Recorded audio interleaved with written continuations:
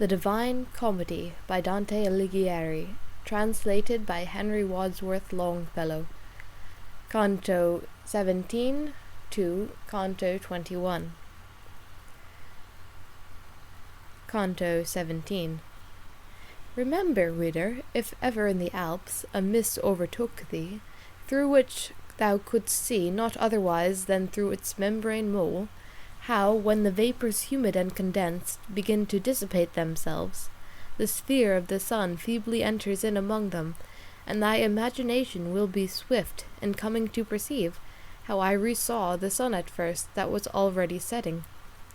Thus to the faithful footsteps of my master mating mine own, I issued from that cloud to raise already dead on the low shores. O thou imagination that dost steal us so from without sometimes, that man perceives not, although around may sound 1,000 trumpets. Who moveth thee, if sense impel thee not? Moves thee a light which in the heaven takes form by self or by a will that downward guides it? Of her impiety who changed her form into the bird that most delights in singing, and my imagining appeared the trace. And hereupon my mind was so withdrawn within itself that from without there came nothing that then might be received by it. Then reigned within my lofty fantasy one crucified, disdainful, and ferocious in countenance, and even thus was dying. Around him were the great Ahasuerus, Esther his wife, and the just Mordecai, who was in word and action so entire. And even as this image burst asunder of its own self in fashion of a bubble, and which the water it was made of fails, there rose up in my vision a young maiden, bitterly weeping, and she said, O Queen, why hast thou wished in anger to be naught? Thou slain thyself, Lavinia, not to lose. Now hast thou lost me. I am she who mourns, mother, at thine ere at another's ruin. As sleep is broken, when upon a sudden new light strikes in upon the eyelids closed, and broken quivers ere it dieth wholly, so this imagining of mine fell down, as soon as the effulgence smote my face, greater by far than what is in our wont. I turned me round to see where I might be, when said a voice, Here is the passage up, which from all other purposes removed me, and made my wish so full of eagerness to look and see who was it that was speaking. It never rests till meeting face to face. But as before the sun, which quells the sight, and in its own excess its figure veils, even so my power was insufficient here. This is a spirit divine, who in the way of going up directs us without asking, and who with his own light himself conceals.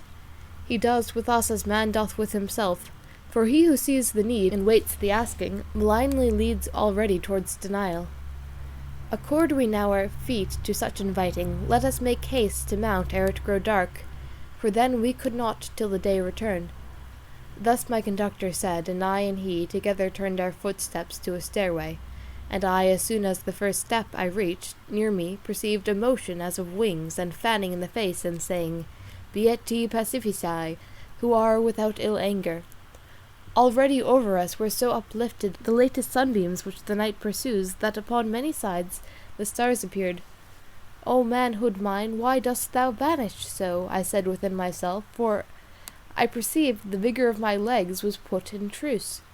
We at the point were where no more ascends the stairway upward, and were motionless, even as a ship which at the shore arrives.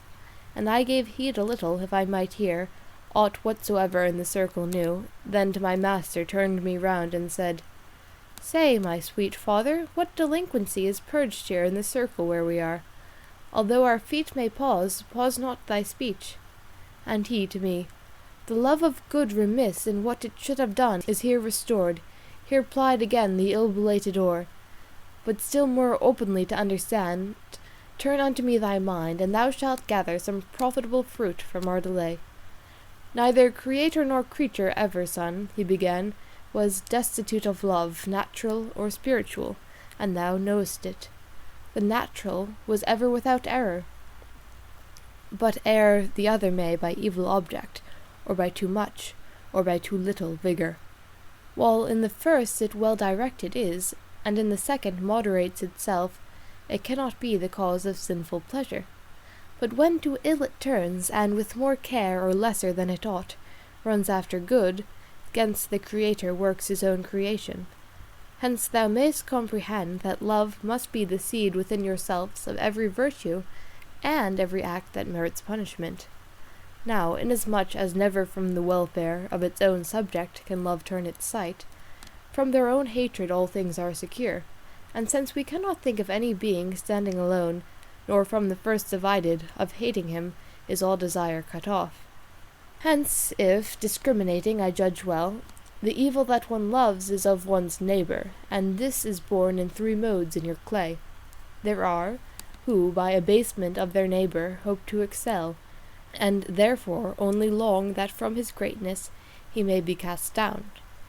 There are, who power, grace, honour, and renown fear they may lose because another rises, thence are so sad that the reverse they love. And there are those whom injury seems to chafe, so that it makes them greedy for revenge, and such must needs shape out another's harm. This 3-fold love is wept for down below. Now of the other will I have thee here, that runneth after good with measure faulty. Each one confusedly a good conceives, wherein the mind may rest and longeth for it. Therefore to overtake it each one strives. If languid love to look on this attract you, or in attaining unto it this cornice, after just penitence torments you for it, there's other good that does not make man happy. 'Tis not felicity, 'tis not the good essence of every good the fruit and root. The love that yields itself too much to this above us is lamented in 3 circles. But how tripartite it may be described, I say not that thou seek it for thyself. End of Canto 17. Canto 18. An end had put unto his reasoning the lofty teacher, and attent was looking into my face if I appeared content. And I, whom a new thirst still goaded on, without was mute, and said within, Perchance the too much questioning I make annoys him. But that true father, who had comprehended the timid wish, that opened not itself, by speaking gave me hardihood to speak. Whence I, My sight is, master, vivified so in thy light that clearly I discern whatever thy speech importeth or describes. Therefore I thee entreat, sweet father dear, to teach me love to which thou dost refer, every good action and its contrary. Direct, he said, towards me the keen eyes of intellect, and clear will be to thee the error of the blind who would be leaders. The soul, who is created apt to love, is mobile unto everything that pleases, soon as by pleasure she is waked to action. Your apprehension from some real thing an image draws, and in yourselves displays it, so that it makes the soul turn unto it. And if, when turned towards it she incline, love is that inclination, it is nature, which is by pleasure bound in you anew. Then, even as the fire doth upward move, by its own form which to ascend is born, where longest in its matter it endures, so come the captive soul into desire, which is a motion spiritual, and never rests, until she doth enjoy the thing beloved. Now may apparent be to thee how hidden the truth is from those people who aver all love in itself a laudable thing, because its matter may perchance appear, to be good, but yet not each impression is good, albeit good may be the wax. Thy words and my sequacious intellect, I answered him, have love revealed to me, but that has made me more impregned with doubt. For if love from without be offered us, and with another foot the soul go not, if right or wrong she go, 'tis not her merit. And he to me, What reason seeth here, myself can tell thee. Beyond that await for Beatrice, since 'tis a work of faith. Every substantial form that segregate from matter is, and with it is united, specific power has in itself collected, which without act is not perceptible, nor shows itself except by its effect, as life does in a plant by the green leaves.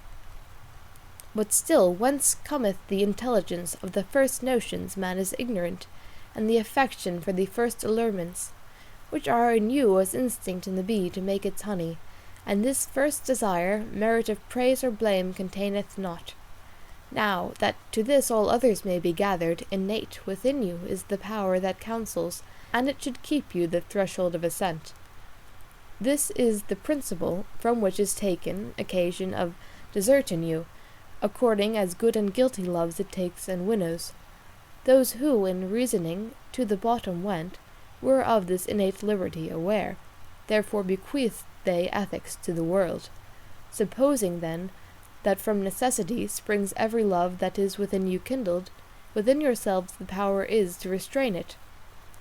The noble virtue Beatrice understands by the free will, and therefore see that thou bear it in mind, if she should speak of it. The moon, belated almost unto midnight, now made the stars appear to us more rare, formed like a bucket, that is all ablaze, and counter to the heavens ran through those paths which the sun sets aflame, where he of Rome sees it twixt Sardes and Corsicans go down.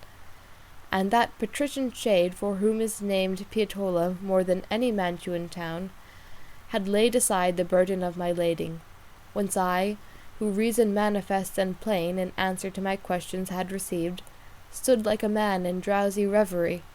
But taken from me was this drowsiness suddenly by a people that behind our backs already had come round to us, and as of old Ismenus and Asopus beside them saw at night the rush and throng, if but the Thebans were in need of Bacchus. So they along that circle curved their step, from what I saw of those approaching us, who by good will and righteous love are ridden. Full soon they were upon us, because running moved onward all that mighty multitude, and two in the advance cried out, lamenting, Mary in haste unto the mountain ran, and Caesar, that he might subdue Ilerda, thrust at Marseilles, and then ran into Spain. Quick, quick, so that the time may not be lost by little love. Forthwith the others cried, For ardour and well-doing freshens grace. O folk, in whom an eager fervour now supplies perhaps delay and negligence, put by you in well-doing through lukewarmness. This one who lives, and truly I lie not, would fain go up, if but the sun relight us. So tell us where the passage nearest is. These were the words of him who was my guide, and some one of those spirits said, Come on behind us, and the opening shalt thou find. So full of longing are we to move onward that we cannot. Therefore pardon us if thou for churlishness our justice take. I was San Zeno's abbot at Verona, under the empire of good Barbarossa, of whom still sorrowing Milan holds discourse. And he has one foot in the grave already, who shall ere long lament that monastery, and sorry be of having there had power, because his son, in his whole body sick, and worse in mind, and who was evil born, he put into the place of its true pastor. If more he said, or silent was, I knew not. He had already passed so far behind us, but this I heard, and to retain it pleased me. And he, who was in every need my succour, said, Turn thee hitherward. See two of them come fastening upon slothfulness their teeth.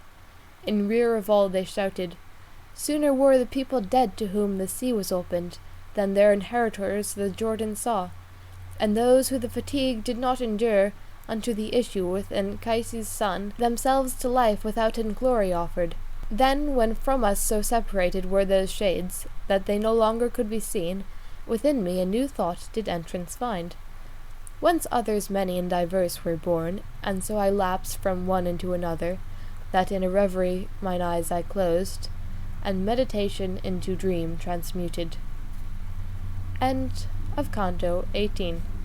Canto 19. It was the hour when the diurnal heat no more can warm the coldness of the moon, vanquished by earth or peradventure Saturn, when geomancers their Fortuna Major see in the orient before the dawn, rise by a path that long remains not dim. There came to me in dreams a stammering woman, squint in her eyes and in her feet distorted, with hands dissevered and of sallow hue. I looked at her, and as the sun restores the frigid members, which the night benumbs, even thus my gaze did render voluble her tongue, and made her all erect thereafter, in little while, and the lost countenance, as love desires it so, in her did colour. When in this wise she had her speech unloosed, she gan to sing so that with difficulty could I have turned my thoughts away from her.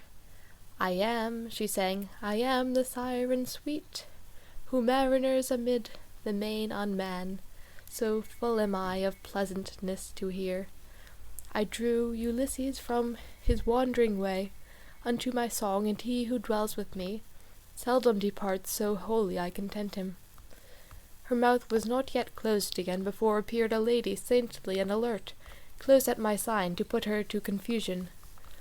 Virgilius, oh Virgilius, who is this?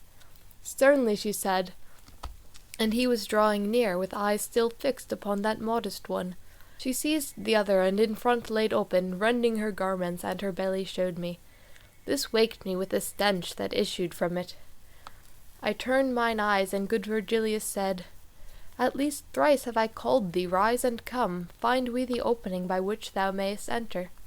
I rose, and full already of high day were all the circles of the sacred mountain.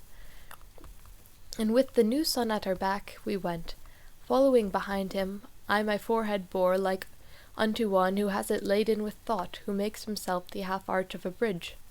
When I heard say, Come, here the passage is, spoke in a manner gentle and benign, such as we hear not in this mortal region. With open wings, which of a swan appeared, upward he turned us, who thus spake to us, between the two walls of the solid granite. He moved his pinions afterward, and fanned us, affirming those collegiant to be blessed, for they shall have their souls with comfort filled. What aileth thee that eye to earth thou gazest? To me my guide began to say, we both somewhat beyond the angel having mounted. And I, with such misgiving makes me go, a vision new which bends me to itself, so that I cannot from the thought withdraw me. Didst thou behold, he said, that old enchantress whose soul above us henceforth is lamented? Didst thou behold how man is freed from her? Suffice it thee, and smite earth with thy heels, thine eyes lift upward to the lure that whirls the eternal king with revolutions vast. Even as the hawk that first his feet surveys, then turns him to the coal and stretches forward, the desire of food that draws him thither, such I became, and such as far as cleaves the rock to give away to him who mounts, went on to where the circling doth begin. On the 5th circle I had come forth. People I saw upon it who were weeping, stretched prone upon the ground, all downward turned. Adhicit pavimento anima mea, I heard them say with sighing so profound that hardly could the words be understood. O ye elect of God, whose sufferings, justice, and hope both render less severe, direct ye us toward the high ascents. If ye are come secure from this prostration, and wish to find the way most speedily, let your right hands be evermore outside.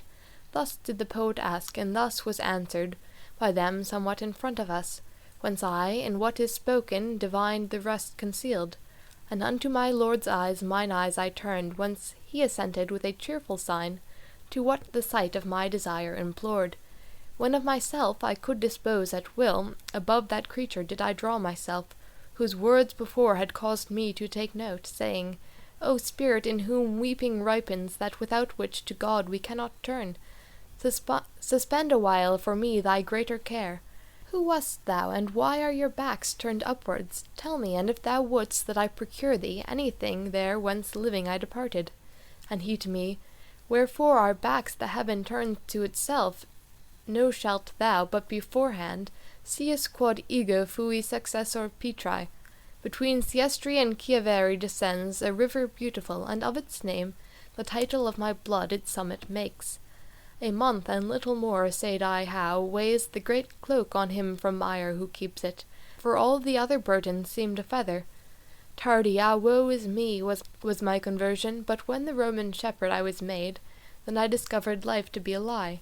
I saw that there the heart was not at rest, nor farther in that life could one ascend, whereby the love of this was kindled in me. Until that time a wretched soul, and parted from God was I, and wholly avaricious. Now, as thou seest, I here am punished for it. What avarice does is here made manifest, in the purgation of these souls converted, and no more bitter pain than the mountain has, even as our eye did not uplift itself aloft, being fastened upon earthly things. So justice here has merged it in earth, as avarice had extinguished our affection for every good whereby was action lost. So justice here doth hold us in restraint, bound and imprisoned by the feet and hands, and so long as it pleases the just Lord shall we remain immovable and prostrate. I on my knees had fallen and wished to speak, But even as I began, and he was ware only by listening of my reverence. What cause, he says, has downward bent thee thus? And I to him, for your own dignity standing, my conscience stung me with remorse. Straighten thy legs, and upward raise thee, brother. He answered, Ere naught, fellow servant am I, with thee and with the others to one power. If ever that holy evangelic sound, which saith nec nubent, thou hast heard, well canst thou see why in this wise I speak. Now go, no longer will I have thee linger, because thy stay doth incommode my weeping, with which I ripen that which thou hast said. On earth I have a grandchild named Alighieri, good in herself, unless indeed our house malevolent may make her by example, and she alone remains to me on earth. End of Canto 19. Canto 20. Ill strives the will against a better will. Therefore, to pleasure him against my pleasure, I drew the sponge not saturate from water. Onward I moved, and onward moved my leader, through vacant places, skirting still the rock, as on a wall close to the battlements. For they that through their eyes pour drop by drop the melody which all the world pervades, on the other side too near the verge approach. Accursed mayst thou be, thou old she-wolf, more than all the other beasts hast prey, because of hunger infinitely hollow.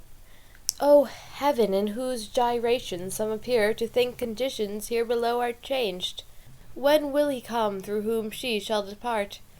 Onward we went with footsteps slow and scarce, and I attentive to the shades I heard, piteously weeping and bemoaning them, and I by peradventure heard Sweet Mary uttered in front of us amid the weeping, even as a woman does who is in childbirth, and in continuance. How poor thou wast is manifested by that hostelry where thou didst lay thy sacred burden down.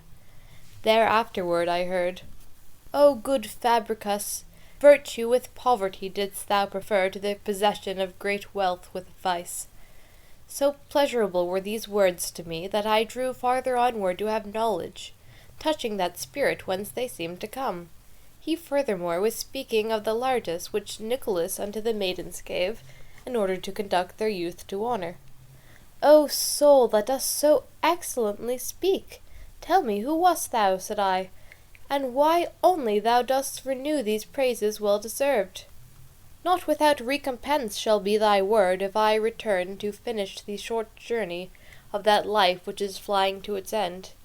And he, I tell thee, not for any comfort I may expect from earth, but that so much grace shines in thee, or ever thou art dead.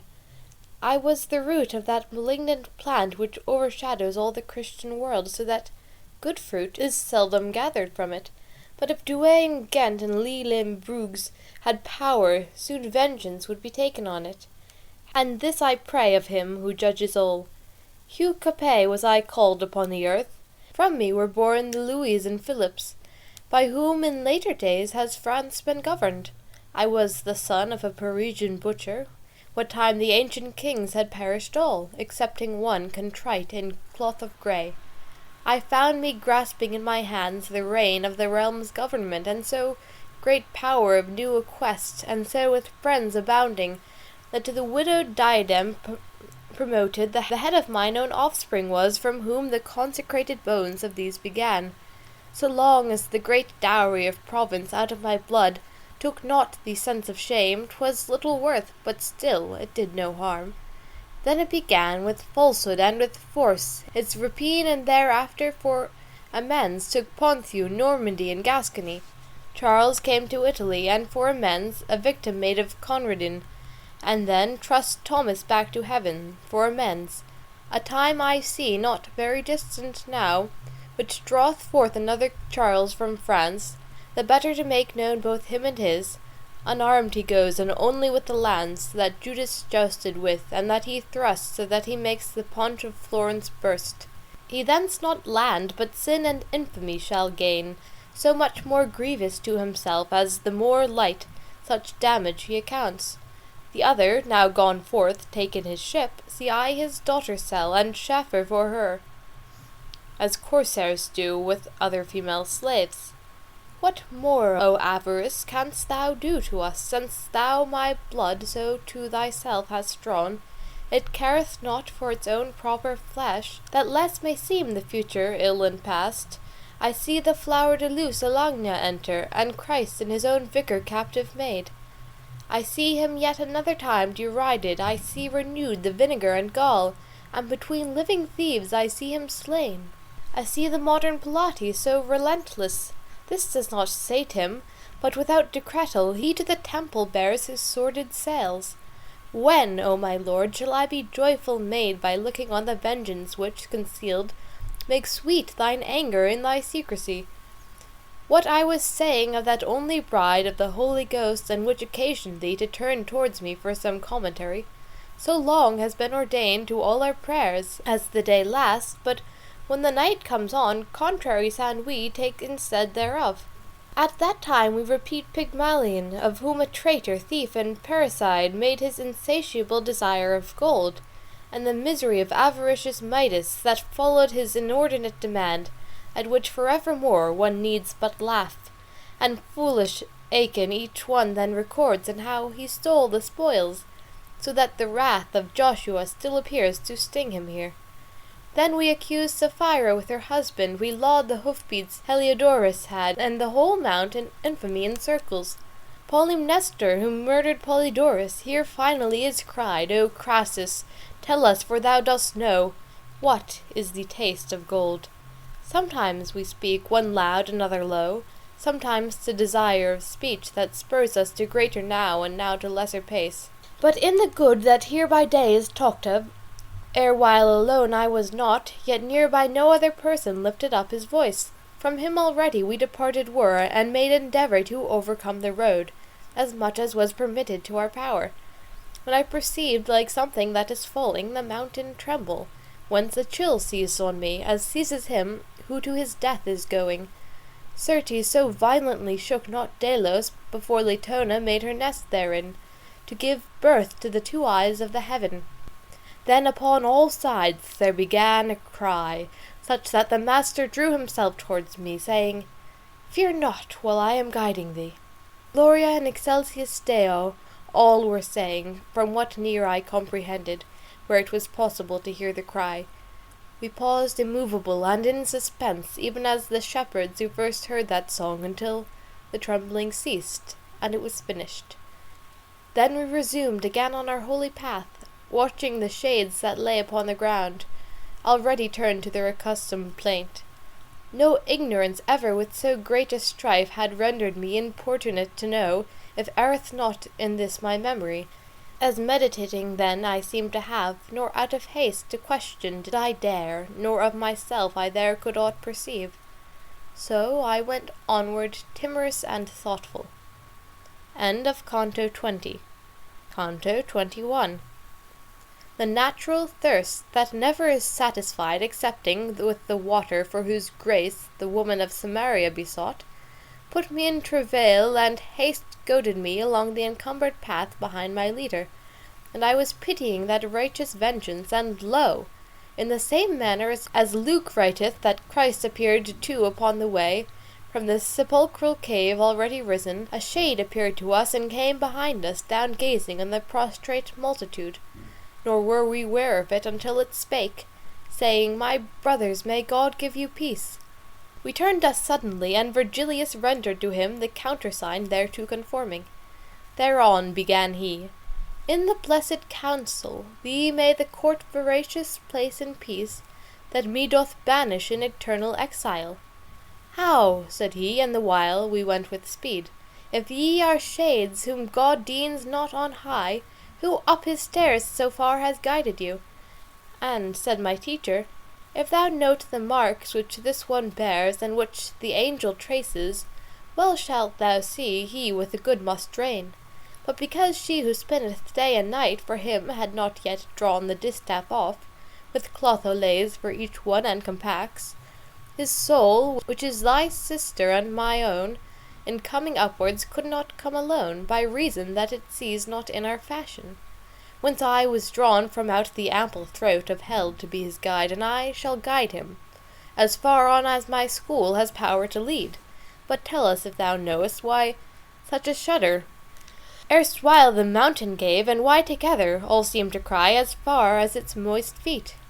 In asking he so hit the very eye of my desire, that merely with the hope my thirst became the less unsatisfied. Naught is there, he began, that without order may the religion of the mountain feel, nor aught that may be foreign to its custom. Frees it here from every permutation, from what from itself heaven in itself receiveth, can be of this the cause, and naught beside. Because that neither rain, nor hail, nor snow, nor dew, nor hoar frost any higher falls than the short little stairway of 3 steps, dense clouds do not appear, nor rarefied, nor coruscation, nor the daughter of Themis, that often upon earth her region shifts. No arid vapour any farther rises than to the top of the 3 steps I spake of, whereon the vicar of Peter has his feet. Lower down perchance it trembles less or more, but for the wind that in the earth is hidden, I know not how, up here it never trembled. It trembles here whenever any soul feels itself pure, so that it soars or moves to mount aloft, and such a cry attends it. Of purity the will alone gives proof, which, being wholly free to change its convent, takes by surprise the soul, and helps it fly. First it wills well, but the desire permits not, which divine justice with the self-same will there was to sin upon the torment sets. And I, who have been lying in this pain 500 years and more, but just now felt a free volition for a better seat. Therefore thou heardst the earthquake and the pious spirits along the mountain rendering praise unto the Lord, that soon he sped them upwards. So said he to him, and since we enjoy as much in drinking as the thirst is great, I could not say how much it did me good. And the wise leader, now I see the net that snares you here, and how ye are set free, why the earth quakes, and wherefore ye rejoice. Now who thou wast be pleased, that I may know, and why so many centuries thou hast here been lying, let me gather from thy words. In days when the good Titus, with the aid of the supremest king, avenged the wounds whence issued forth the blood by Judas sold, under the name that most endures and honours was I on earth, that spirit made reply. Greatly renowned, but not with faith as yet. My vocal spirit was so sweet, that Rome me a Thelusian drew unto herself, where I deserved to deck my brows with myrtle. Satius the people name me still on earth. I sang of Thebes, and then of great Achilles, but on the way fell with my second burden. The seeds unto my ardour were the sparks of that celestial flame which heated me, whereby more than 1,000 have been fired. Of the Aeneid speak I, which to me a mother was, and was my nurse in song. Without this weight I not a drachma's weight. And to have lived upon the earth that time Virgilius lived, I would accept one son more than I must ere issuing from my ban. These words towards me made Virgilius turn with looks that in their silence said, Be silent, but yet the power that wills cannot do all things. For tears and laughter are such pursuivants unto the passion from which each springs forth, and the most truthful least the will they follow. I only smiled as one who gives the wink, whereat the shade was silent, and it gazed into mine eyes where most expression dwells. And, as thou mayst consummate a labour so great, it said, why did thy face just now display to me the lightning of a smile? Now am I caught on this side and on that. One keeps me silent, one to speak conjures me, wherefore I sigh, and I am understood. Speak, said my master, and be not afraid of speaking, but speak out, and say to him what he demands with such solicitude. Whence I, Thou peradventure marvellest, O antique spirit, at the smile I gave, but I will have more wonder seize upon thee. This one, who guides on high these eyes of mine, is that Virgilius, from whom thou didst learn to sing aloud of men and of the gods. If other cause thou my smile imputedst, abandon it as false, and trust it was those words which thou hast spoken concerning him. Already he was stooping to embrace my teacher's feet, but he said to him, Brother, do not, for shade thou art, and shade beholdest. And he uprising, Now canst thou the sum of love which warms me to thee comprehend, when this our vanity I disremember, treating a shadow as substantial thing. End of Canto 21. Purgatorio, Cantos 22 to 27. Canto 22. Already was the angel left behind us, the angel who to the 6th round had turned us, having erased one mark from off my face. And those who have in justice their desire had said to us, Beati, in their voices, with Sitio, and without more ended it. And I, more light than through the other passes, went onward so, that without any labour I followed upward the swift-footed spirits.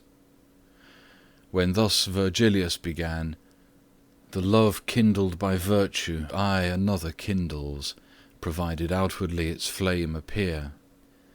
Hence from the hour that Juvenal descended among us into the infernal limbo, who made apparent to me thy affection, my kindliness towards thee was as great as ever bound one to an unseen person, so that these stairs will now seem short to me. But tell me, and forgive me as a friend, if too great confidence let loose the rein, and as a friend now hold discourse with me. How was it possible within thy breast for avarice to find place, mid so much wisdom as thou wast filled with by thy diligence? These words excited Statius at first somewhat to laughter. Afterward he answered, Each word of thine is love's dear sign to me.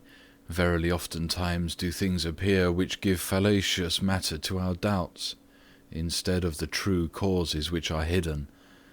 Thy question shows me thy belief to be that I was niggard in the other life, it may be from the circle where I was. Therefore know thou that avarice was removed too far from me, and this extravagance thousands of lunar periods have punished. And were it not that I my thoughts uplifted, when I the passage heard where thou exclaimest, as if indignant unto human nature, To what impellest thou not, O cursed hunger of gold, the appetite of mortal men? Revolving I should fear the dismal joustings. Then I perceived the hands which spread too wide their wings in spending, and repented me as well of that as of my other sins. How many with shorn hair shall rise again because of ignorance, which from this sin cuts off repentance living and in death?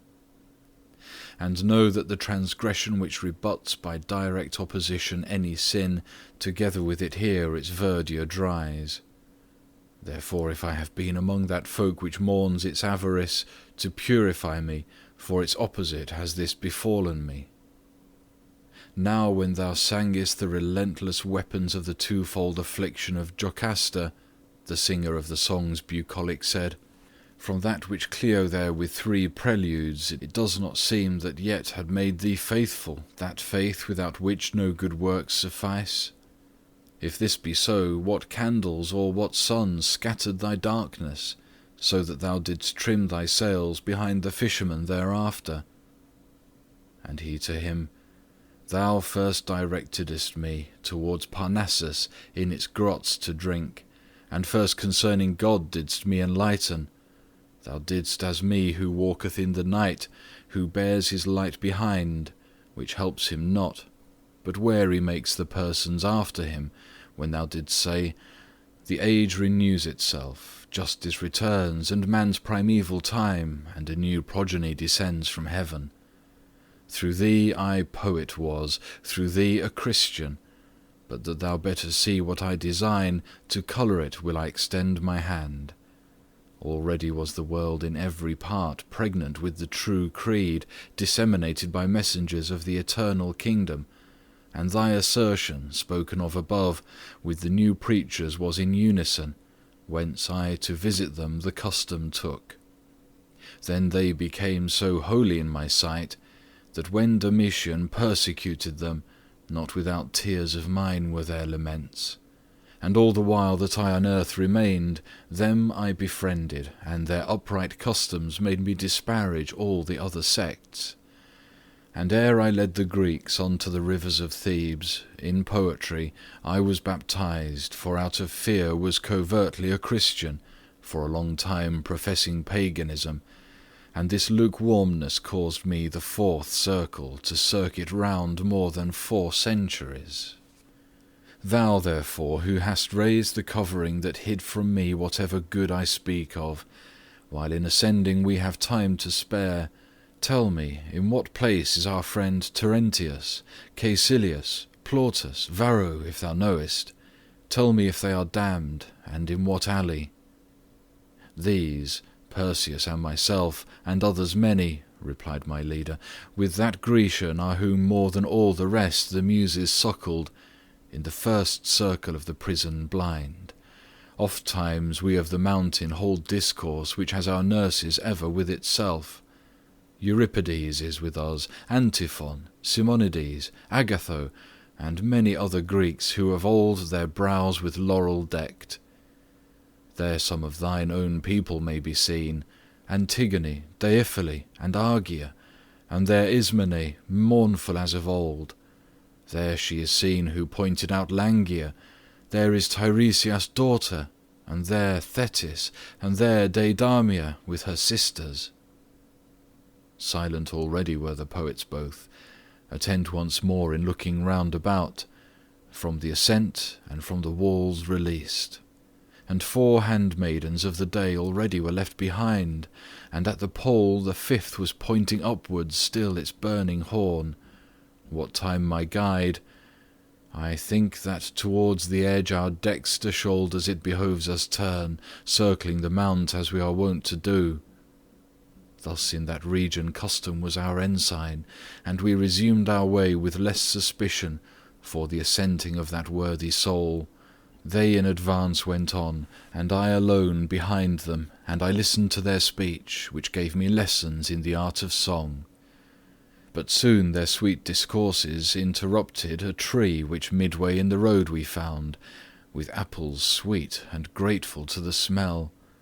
And even as a fir tree tapers upward from bough to bough, so downwardly did that, I think in order that no one might climb it. On that side where our pathway was enclosed, fell from the lofty rock a limpid water, and spread itself abroad upon the leaves. The poets twain unto the tree drew near, and from among the foliage a voice cried, Of this food ye shall have scarcity. Then said, More thoughtful Mary was of making the marriage feast complete and honourable, than of her mouth which now for you responds. And for their drink the ancient Roman women with water were content, and Daniel disparaged food, and understanding won. The primal age was beautiful as gold, acorns it made with hunger savorous, and nectar every rivulet with thirst. Honey and locusts were the aliments that fed the Baptist in the wilderness, whence he is glorious and so magnified, as by the Evangel is revealed to you.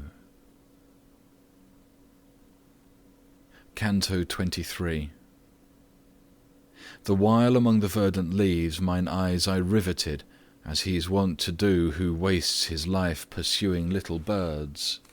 My more than father said unto me, Son, come now, because the time that is ordained us more usefully should be apportioned out. I turned my face, and no less soon my steps unto the sages, who were speaking so they made the going of no cost to me. And lo, were heard a song and a lament, Labia mea Domine, in fashion such that delight and dolence it brought forth. O my sweet father, what is this I hear? Began I, and he answered, Shades that go perhaps the not unloosing of their debt. In the same way that thoughtful pilgrims do, who unknown people on the road o'ertaking turn themselves round to them, and do not stop, even thus behind us with a swifter motion coming and passing onward, gazed upon us a crowd of spirits, silent and devout. Each in his eyes was dark and cavernous, pallid in face, and so emaciate that from the bones the skin did shape itself. I do not think that so to merest rind could Erysichthon have been withered up by famine, when most fear he had of it.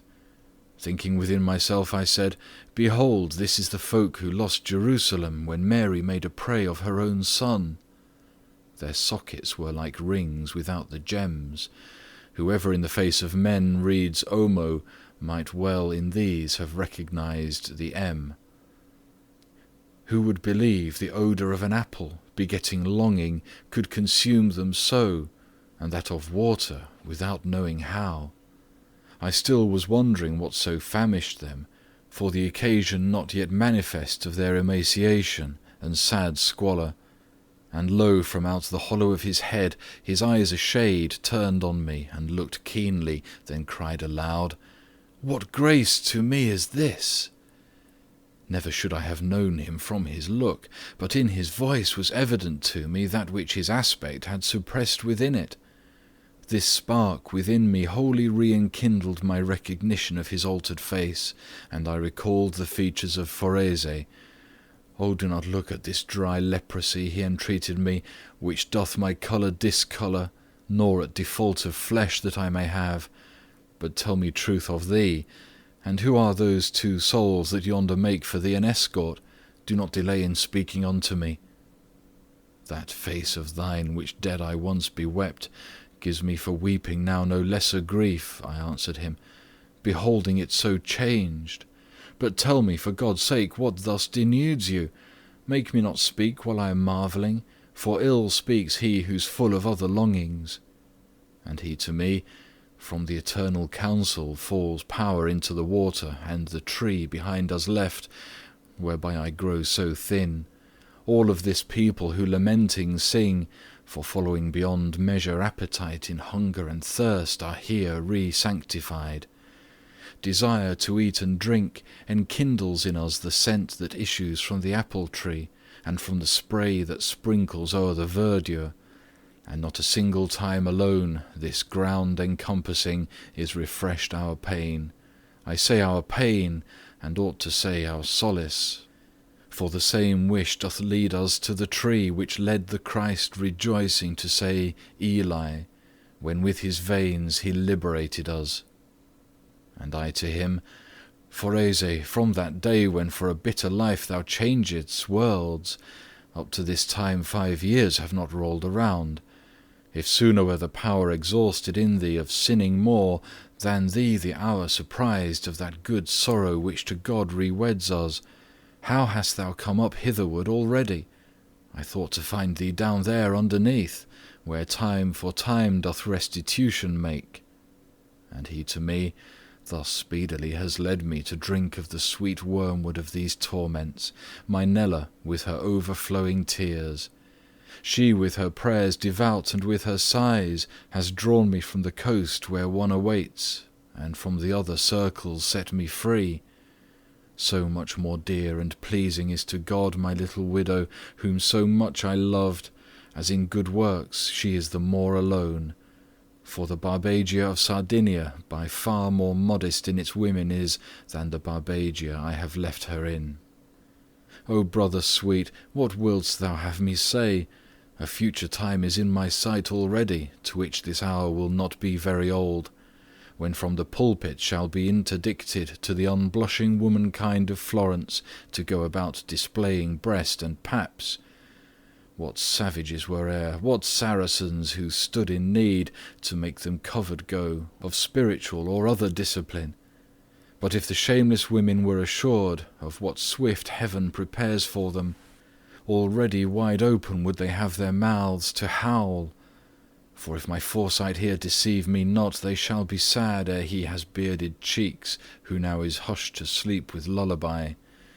O brother, now no longer hide thee from me. See that not only I, but all these people are gazing there, where thou dost veil the sun. Whence I told him, If thou bring back to mind what thou with me hast been, and I with thee, the present memory will be grievous still. Out of that life he turned me back who goes in front of me, 2 days agone, when round the sister of him yonder showed herself. And to the sun I pointed. Through the deep night of the truly dead has this one led me, with his true flesh that follows after him. Thence his encouragements have led me up, ascending and still circling round the mount that you doth straiten, whom the world made crooked. He says that he will bear me company, till I shall be where Beatrice will be. There it behoves me to remain without him. This is Virgilius, who thus says to me, and him I pointed at. The other is that shade for whom just now shook every slope your realm, that from itself discharges him. Canto 24. Nor speech the going, nor the going that slackened, but talking we went bravely on, even as a vessel urged by a good wind. And shadows that appeared things doubly dead, from out the sepulchres of their eyes betrayed wonder at me, aware that I was living. And I, continuing my colloquy, said, Peradventure he goes up more slowly than he would do, for other people's sake. But tell me, if thou knowest, where is Piccarda? Tell me if any one of note I see among this folk that gazes at me so. My sister, who twixt beautiful and good, I know not which was more, triumphs rejoicing already in her crown on high Olympus. So said he first, and then, 'Tis not forbidden to name each other here, so milked away is our resemblance by our dieting. This, pointing his finger, is Buona Giunta of Lucca, and that face beyond him there, more peaked than the others, has held the holy church within his arms. From Tours was he, and purges by his fasting Bolsena's eels and the Vernaccia wine. He named me many others one by one, and all contented seemed at being named, so that for this I saw not one dark look. I saw for hunger bite the empty air Ubaldin dalla Pila, and Boniface, who with his crook had pastured many people. I saw Messer Marchese, who had leisure once at Forli for drinking with less dryness, and he was one who ne'er felt satisfied, but as he does who scans, and then doth prize one more than others, did I him of Lucca, who seemed to take most cognizance of me. He murmured, and I know not what gen tooke, from that place heard I, where he felt the wound of justice that doth macerate them so. O soul, I said, that seemest so desirous to speak with me, do so that I may hear thee, and with thy speech appease thyself and me. A maid is born, and wears not yet the veil, began he, who to thee shall pleasant make my city, howsoever men may blame it. Thou shalt go on thy way with this prevision. If by my murmuring thou hast been deceived, true things hereafter I will declare to thee. But say if him I here behold, who forth evoked the new invented rhymes, beginning, ladies that have intelligence of love, and I to him, one am I who, whenever love doth inspire me, note, and in that measure which he within me dictates, singing go. O brother, now I see, said he, the knot which me, the notary, and Gittone held short of the sweet new style that now I hear. I do perceive full clearly how your pens go closely following after him who dictates, which with our own forsooth came not to pass, and he who sets him forth to go beyond, no difference sees from one style to another, and as if satisfied he held his peace. Even as the birds that winter towards the Nile sometimes into a phalanx form themselves, then fly in greater haste and go in file. In such wise all the people who were there, turning their faces, hurried on their steps, both by their leanness and their wishes light. And as a man who weary is with trotting lets his companions onward go, and walks, until he vents the panting of his chest, so did Forese let the holy flock pass by, and came with me behind it, saying, When will it be that I again shall see thee? How long, I answered, I may live, I know not, yet my return will not so speedy be, but I shall sooner in desire arrive, because the place where I was set to live from day to day of good is more depleted, and until dismal ruin seems ordained. Now go, he said, for him most guilty of it at a beast's tail behold I dragged along towards the valley where is no repentance. Faster at every step the beast is going, increasing evermore until it smites him and leaves the body vilely mutilated. Not long those wheels shall turn, and he uplifted his eyes to heaven, ere shall be clear to thee that which my speech no farther can declare. Now stay behind, because the time so precious is in this kingdom that I lose too much by coming onward thus abreast with thee. As sometimes issues forth upon a gallop a cavalier from out a troop that ride, and seeks the honour of the first encounter, so he with greater strides departed from us, and on the road remained I with those two, who were such mighty marshals of the world. And when before us he had gone so far, mine eyes became to him such pursuivants as was my understanding to his words, appeared to me with laden and living boughs another apple tree, and not far distant, from having but just then turned thitherward. People I saw beneath it lift their hands, and cry I know not what towards the leaves, like little children, eager and deluded, who pray, and he they pray to doth not answer, but to make very keen their appetite, holds their desire aloft, and hides it not. Then they departed as if undeceived, and now we came unto the mighty tree, which prayers and tears so manifold refuses. Pass farther onward without drawing near, the tree of which Eve ate is higher up, and out of that one has this tree been raised. Thus said I know not who among the branches, whereat Virgilius, Statius, and myself went crowding forward on the side that rises. Be mindful, said he, of the accursed ones formed of the cloud-rack, who inebriate combated Theseus with their double breasts. And of the Jews who showed them soft in drinking, whence Gideon would not have them for companions when he towards Midian the hills descended. Thus, closely pressed to one of the two borders, on we passed, hearing sins of gluttony, followed forsooth by miserable gains. Then set at large upon the lonely road, 1,000 steps and more we onward went, in contemplation, each without a word. What go ye thinking thus, ye three alone? Said suddenly a voice, whereat I started, as terrified and timid beasts are wont.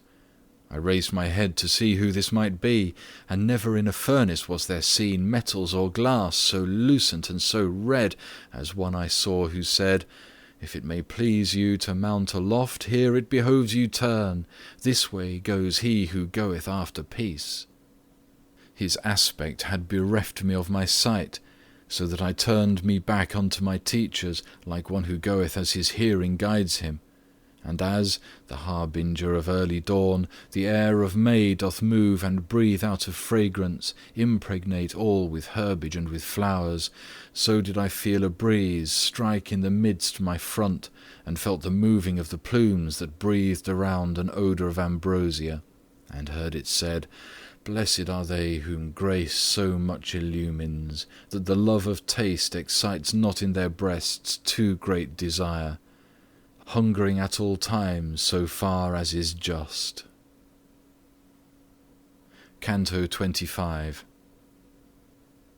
Now was it the ascent no hindrance brooked, because the sun had his meridian circle to Taurus left, and night to Scorpio.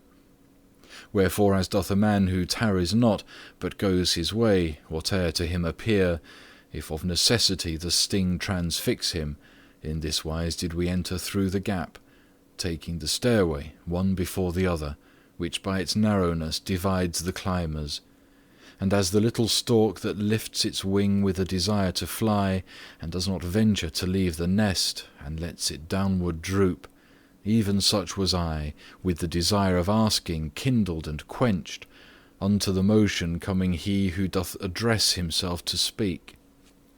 Not for our pace, though rapid it might be, my father sweet forbore, but said, Let fly the bow of speech thou to the barb hast drawn. With confidence I opened then my mouth, and I began, How can one meagre grow there where the need of nutriment applies not? If thou wouldst call to mind how Meleager was wasted by the wasting of a brand, this would not, said he, be to thee so sour.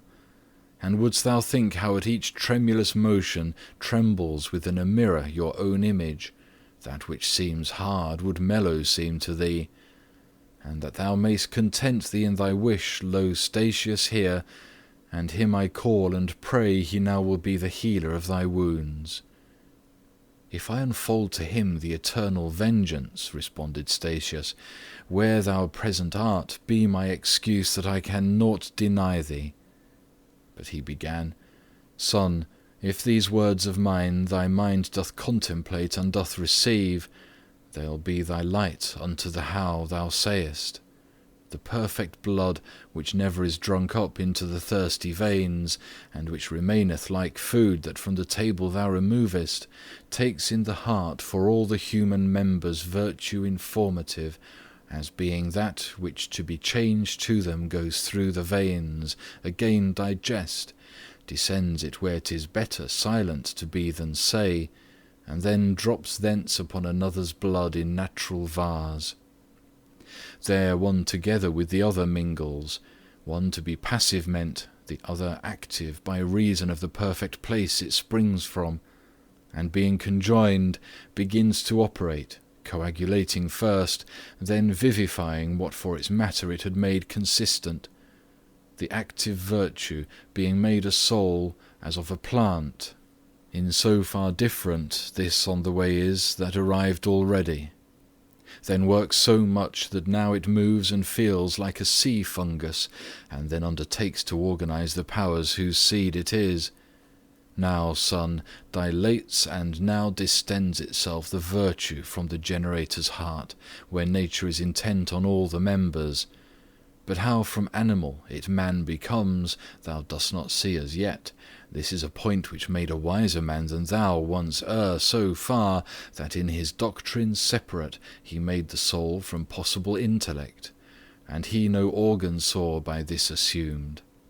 Open thy breast unto the truth that's coming, and know that, just as soon as in the fetus the articulation of the brain is perfect, the primal motor turns to it well pleased, and so great art of nature, and inspires a spirit new with virtue all replete, which what it finds there active doth attract into its substance, and becomes one soul, which lives and feels and of itself revolves. And that thou less may wonder at my word, behold the sun's heat which becometh wine, joined to the juice that from the vine distills. Whenever lachesis has no more thread, it separates from the flesh, and virtually bears with itself the human and divine. The other faculties are voiceless all, the memory, the intelligence, and the will in action far more vigorous than before. Without a pause it falleth of itself in marvellous way on one shore or the other, there of its roads it first is cognizant. Soon as the place there circumscribeth it, the virtue informative rays round about as, and as much as, in the living members. And even as the air, when full of rain, by alien rays that are therein reflected, with divers colours shows itself adorned, so there the neighbouring air doth shape itself into that form which doth impress upon it virtually the soul that has stood still, and then in manner of the little flame, which followeth the fire where'er it shifts, after the spirit followeth its new form. Since afterwards it takes from this its semblance, it is called shade, and thence it organizes thereafter every sense, even to the sight. Thence it is that we speak, and thence we laugh. Thence it is that we form the tears and sighs that on the mountain thou mayhap hast heard. According as impresses our desires and other affections, so the shade is shaped, and this is cause of what thou wonderest at. And now unto the last of all the circles had we arrived, and to the right hand turned, and were attentive to another care. There the embankment shoots forth flames of fire, and upward doth the cornice breathe a blast that drives them back and from itself sequesters. hence we must needs go on the open side, and one by one, and I did fear the fire on this side, and on that the falling down. My leader said, Along this place one ought to keep upon the eyes a tightened rein, seeing that one so easily might err. Summe Deus clementiae, in the bosom of the great burning chanted then I heard, which made me no less eager to turn round, and spirits saw I walking through the flame, wherefore I looked to my own steps and theirs, apportioning my sight from time to time. After the close which to that hymn is made, aloud they shouted, Virum non cognosco, then recommenced the hymn with voices low. This also ended, cried they, to the wood Diana ran, and drove forth Hellas therefrom, who had of Venus felt the poison. Then to their song returned they, then the wives they shouted, and the husbands who were chaste, as virtue and the marriage vow imposes. And I believe that them this mode suffices, for all the time the fire is burning them. With such care is it needful, and such food, that the last wound of all should be closed up. Canto 26. While on the brink, thus one before the other, we went upon our way, oft the good master said, Take thou heed, suffice it that I warn thee. On the right shoulder smote me now the sun, that raying out already the whole west, changed from its azure aspect into white. And with my shadow did I make the flame appear more red, and even to such a sign shades saw I many, as they went give heed. This was the cause that gave them a beginning to speak of me, and to themselves began they to say, That seems not a factitious body. Then towards me as far as they could come came certain of them, always with regard not to step forth where they would not be burned. O thou who goest, not from being slower but reverent perhaps behind the others, answer me, who in thirst and fire am burning. Nor to me only is thine answer needful, for all these have greater thirst for it than for cold water, Ethiop or Indian. Tell us how is it that thou makest thyself a wall unto the sun, as if thou hadst not entered as yet into the net of death? Thus one of them addressed me, and I straight should have revealed myself, were I not bent on other novelty that then appeared. For through the middle of the burning road there came a people face to face with these, which held me in suspense with gazing at them. There see I hastening upon either side each of the shades, and kissing one another without a pause, content with brief salute. Thus in the middle of their brown battalions, muzzle to muzzle, one ant meets another, perchance to spy their journey or their fortune.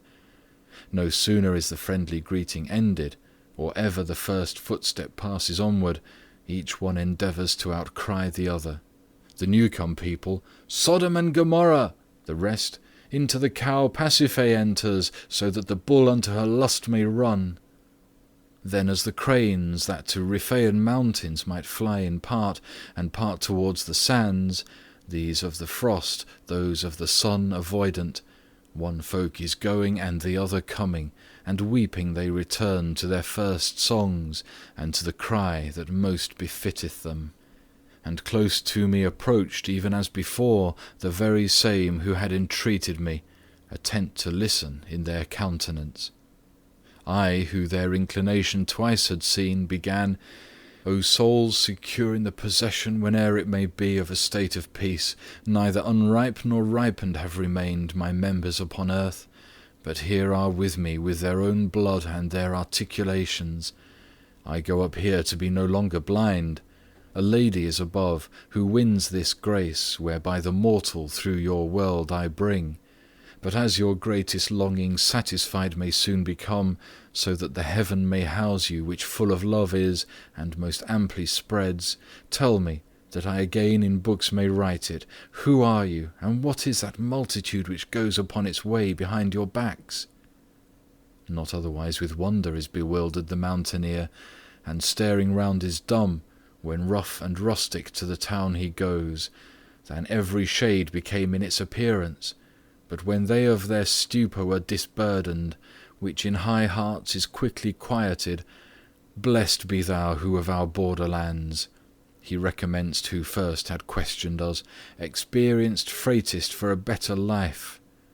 The folk that comes not with us have offended in that which once Caesar, triumphing, heard himself called in contumely Queen.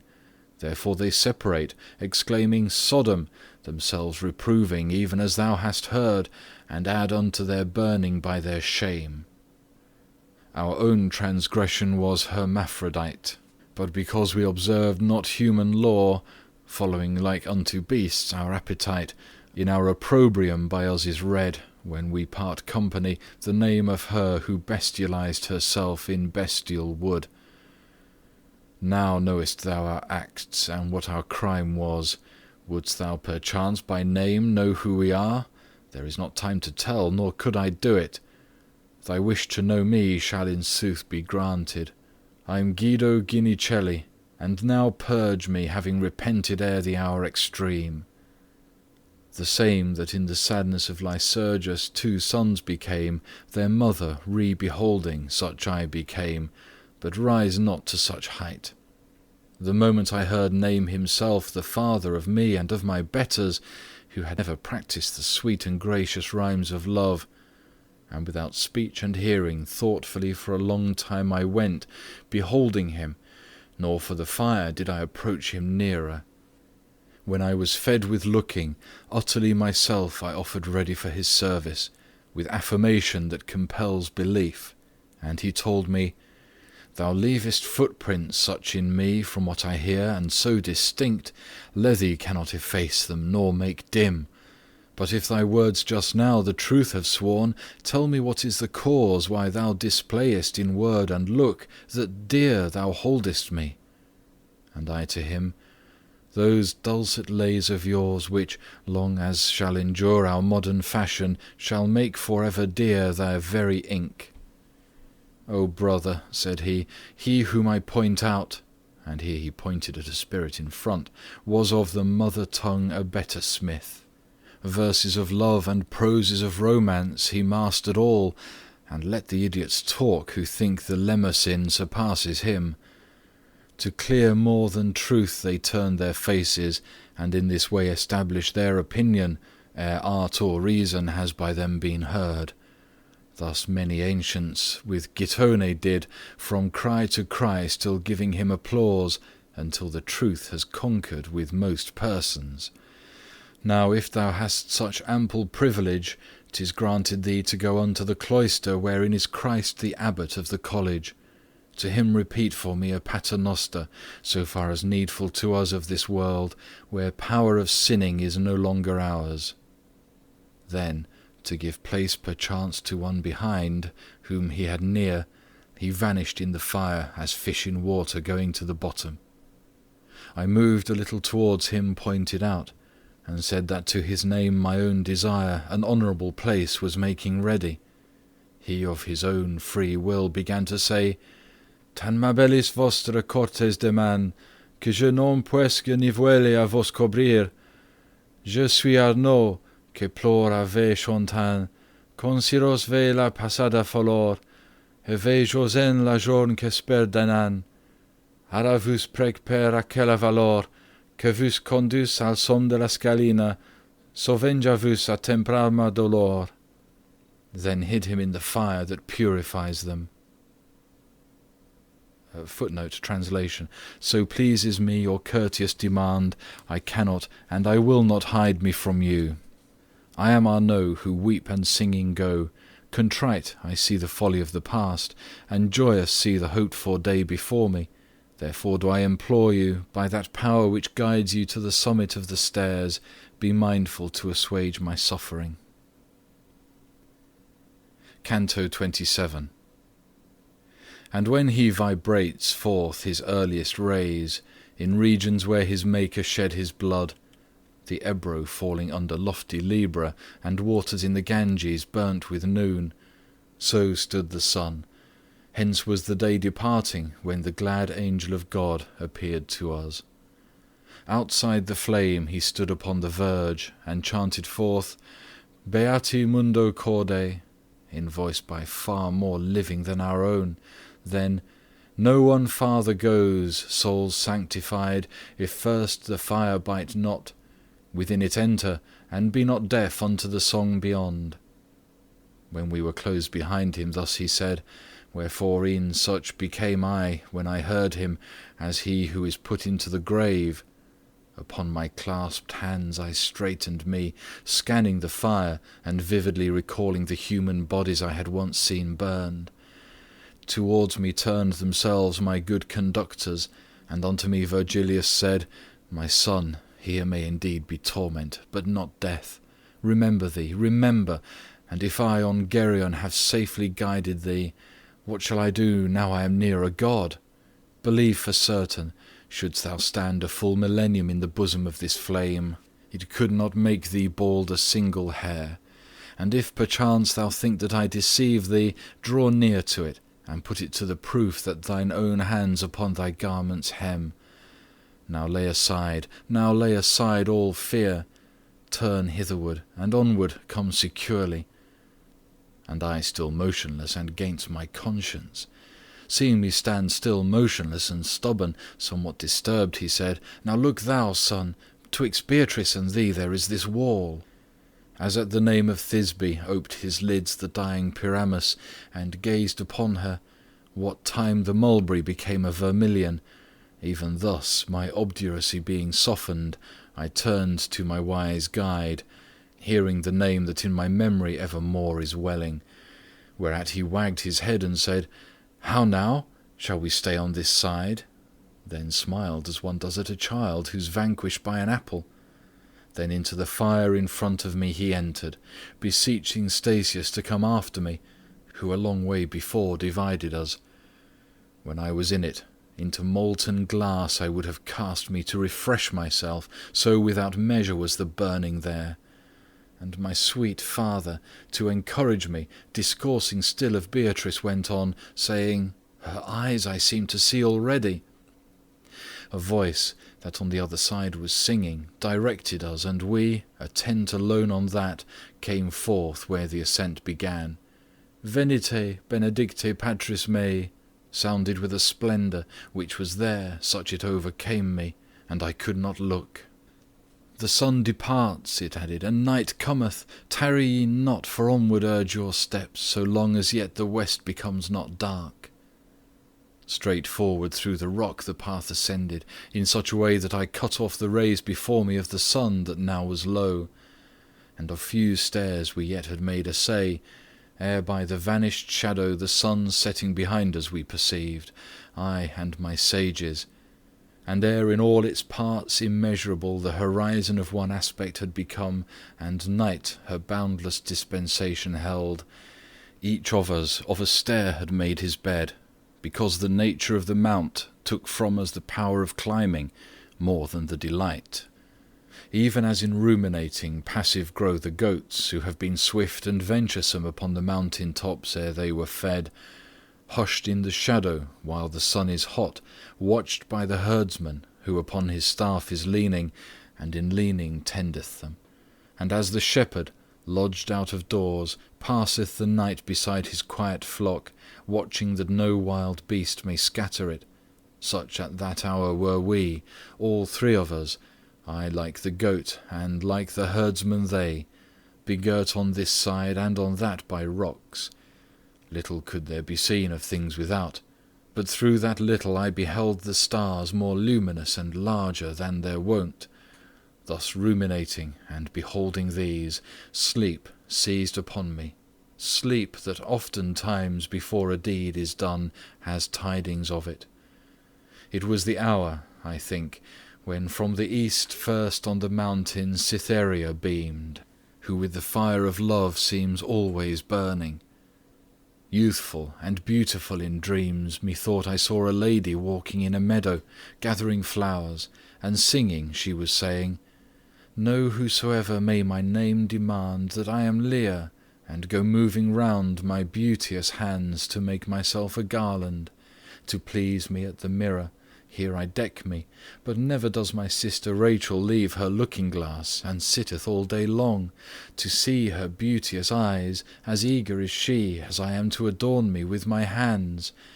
Her seeing and me doing satisfies. And now before the Antelucan splendours that unto pilgrims the more grateful rise, as home returning less remote they lodge, the darkness fled away on every side, and slumber with it, whereupon I rose, seeing already the great masters risen. That apple sweet which through so many branches the care of mortals goeth in pursuit of, to-day shall put in peace thy hungerings. Speaking to me, Virgilius of such words as these made use, and never were there guerdons that could in pleasantness compare with these. Such longing upon longing came upon me, to be above, that at each step thereafter for flight I felt in me the pinions growing, when underneath us was the stairway all run o'er, and we were on the highest step. Virgilius fastened upon me his eyes, and said, The temporal fire and the eternal sun thou hast seen, and to a place art come whereof myself no farther I discern. By intellect and art I here have brought thee. Take thine own pleasure for thy guide henceforth. Beyond the steep ways and the narrow art thou. Behold the sun that shines upon thy forehead. Behold the grass, the flowerlets, and the shrubs which of itself alone this land produces. Until rejoicing come the beauteous eyes which weeping cause me to come unto thee, thou canst sit down, and thou canst walk among them. Expect no more or word or sign from me. Free and upright and sound is thy free will, and error were it not to do its bidding. Thee o'er thyself I therefore crown and mitre. End of Canto 27 of Purgatorio. Purgatorio, Canto 28 to 33. Purgatorio, Canto 28. Eager already to search in and round the heavenly forest, dense and living green, which tempered to the eyes the newborn day, withouten more delay I left the bank, taking the level country slowly, slowly over the soil that everywhere breathes fragrance. A softly breathing air that no mutation had in itself upon the forehead smote me no heavier blow than of a gentle wind. Whereat the branches, lightly tremulous, did all of them bow downward toward that side where its first shadow casts the holy mountain, yet not from their upright direction swayed, so that the little birds upon their tops should leave the practice of each art of theirs, but with full ravishment the hours of prime, singing, received they in the midst of leaves that ever bore a burden to their rhymes, such as from branch to branch goes gathering on through the pine forest on the shores of Chiasse when Aeolus unlooses the sirocco. Already my slow steps had carried me into the ancient wood so far that I could not perceive where I had entered it. And lo, my further course a stream cut off, which toward the left hand with its little waves bent down the grass on which its margin sprang.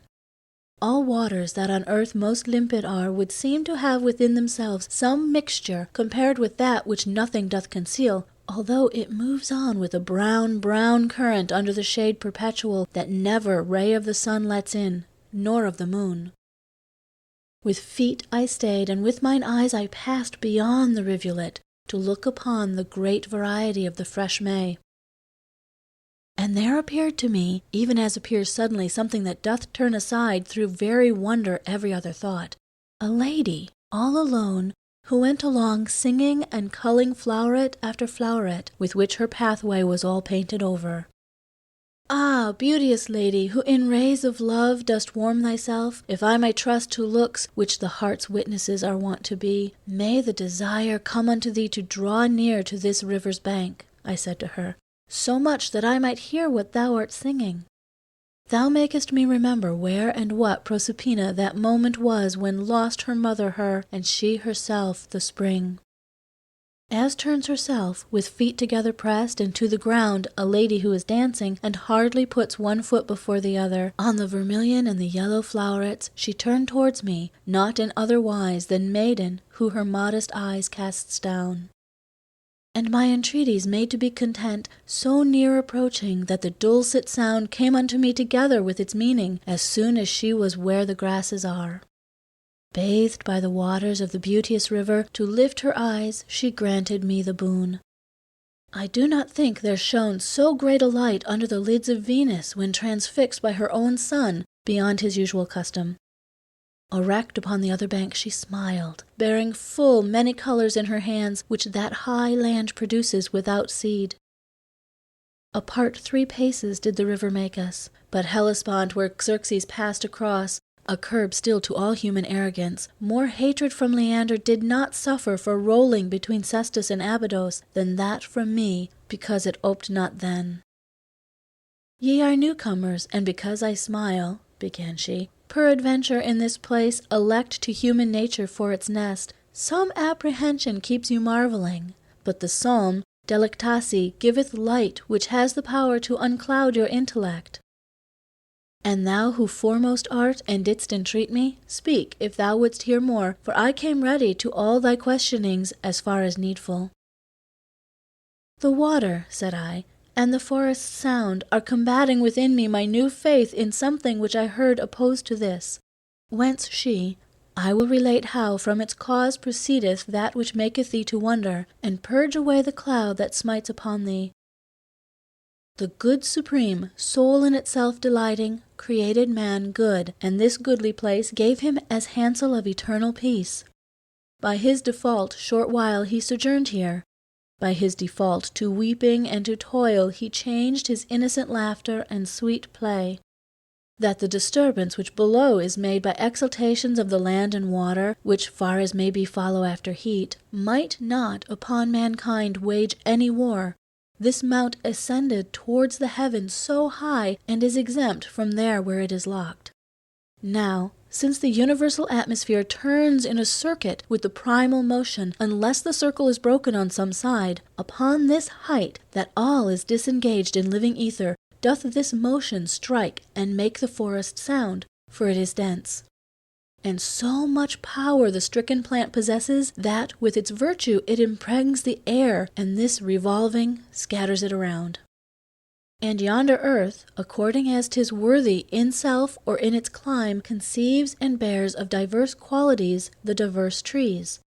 It should not seem a marvel then on earth, this being heard, whenever any plant without seed manifest there taketh root. And thou must know, this holy tableland in which thou art is full of every seed, and fruit has in it never gathered there. The water which thou seest springs not from vein restored by vapor that the cold condenses, like to a stream that gains or loses breath, but issues from a fountain, safe and certain, which, by the will of God, as much regains as it discharges, open on 2 sides. Upon this side with virtue it descends, which takes away all memory of sin. On that, every good deed done restores it. Here Lethe, as upon the other side Unui it is called, and worketh not if first on either side it be not tasted. This every other savour doth transcend, and notwithstanding slaked so far may be thy thirst, that I reveal to thee no more. I'll give thee a corollary still in grace, nor think my speech will be to thee less dear if it spread out beyond my promise to thee. Those who in ancient times have feigned in song the age of gold and its felicity dreamed of this place perhaps upon Parnassus. Here was the human race in innocence. Here evermore was spring, and every fruit. This is the nectar of which each one speaks. And then backward did I turn me wholly round unto my poets, and saw that with a smile they had been listening to these closing words. Then to the beautiful lady turned mine eyes. End of Canto 28. Purgatorio, Canto 29. Singing like unto an enamoured lady, she, with the ending of her words, continued, Beati quorum tecta sunt peccata. And even as nymphs that wandered all alone among the sylvan shadows, sedulous, one to avoid and one to see the sun, she then against the stream moved onward, going along the bank, and I abreast of her, her little steps with little steps attending. Between her steps and mine were not 100, when equally the margins gave a turn in such a way that to the east I faced. Nor even thus our way continued far before the lady wholly turned herself unto me, saying, Brother, look and listen. And lo, a sudden lustre ran across on every side athwart the spacious forest, such that it made me doubt if it were lightning. But since the lightning ceases as it comes, and that, continuing, brightened more and more, within my thought I said, What thing is this? And a delicious melody there ran along the luminous air, whence holy zeal made me rebuke the hardihood of Eve. For there, where earth and heaven obedient were, the woman only, and but just created, could not endure to stay neath any veil, underneath which, had she devoutly stayed, I sooner should have tasted those delights ineffable, and for a longer time. While mid such manifold first fruits I walked of the eternal pleasure all enwrapped, and still solicitous of more delights, in front of us, like an enkindled fire, became the air beneath the verdant boughs, and the sweet sound as singing now was heard. O Virgin sacrosanct, if ever hunger, vigils, or cold for you I have endured, the occasion spurs me their reward to claim. Now Helicon must needs pour forth for me, and with her choir Urania must assist me to put in verse things difficult to think. A little further on, 7 trees of gold, in semblance the long space still intervening between ourselves and them, did counterfeit. But when I had approached so near to them, the common object, which the sense deceives, lost not by distance any of its marks. The faculty that lends discourse to reason did apprehend that they were candlesticks, and in the voices of the song Hosanna. Above them flamed the harness beautiful, far brighter than the moon in the serene of midnight at the middle of her month. I turned me round with admiration filled to the good Virgilius, and he answered me with visage no less full of wonderment. Then back I turned my face to those high things, which moved themselves towards us so sedately they had been distanced by new-wedded brides. The lady chid me.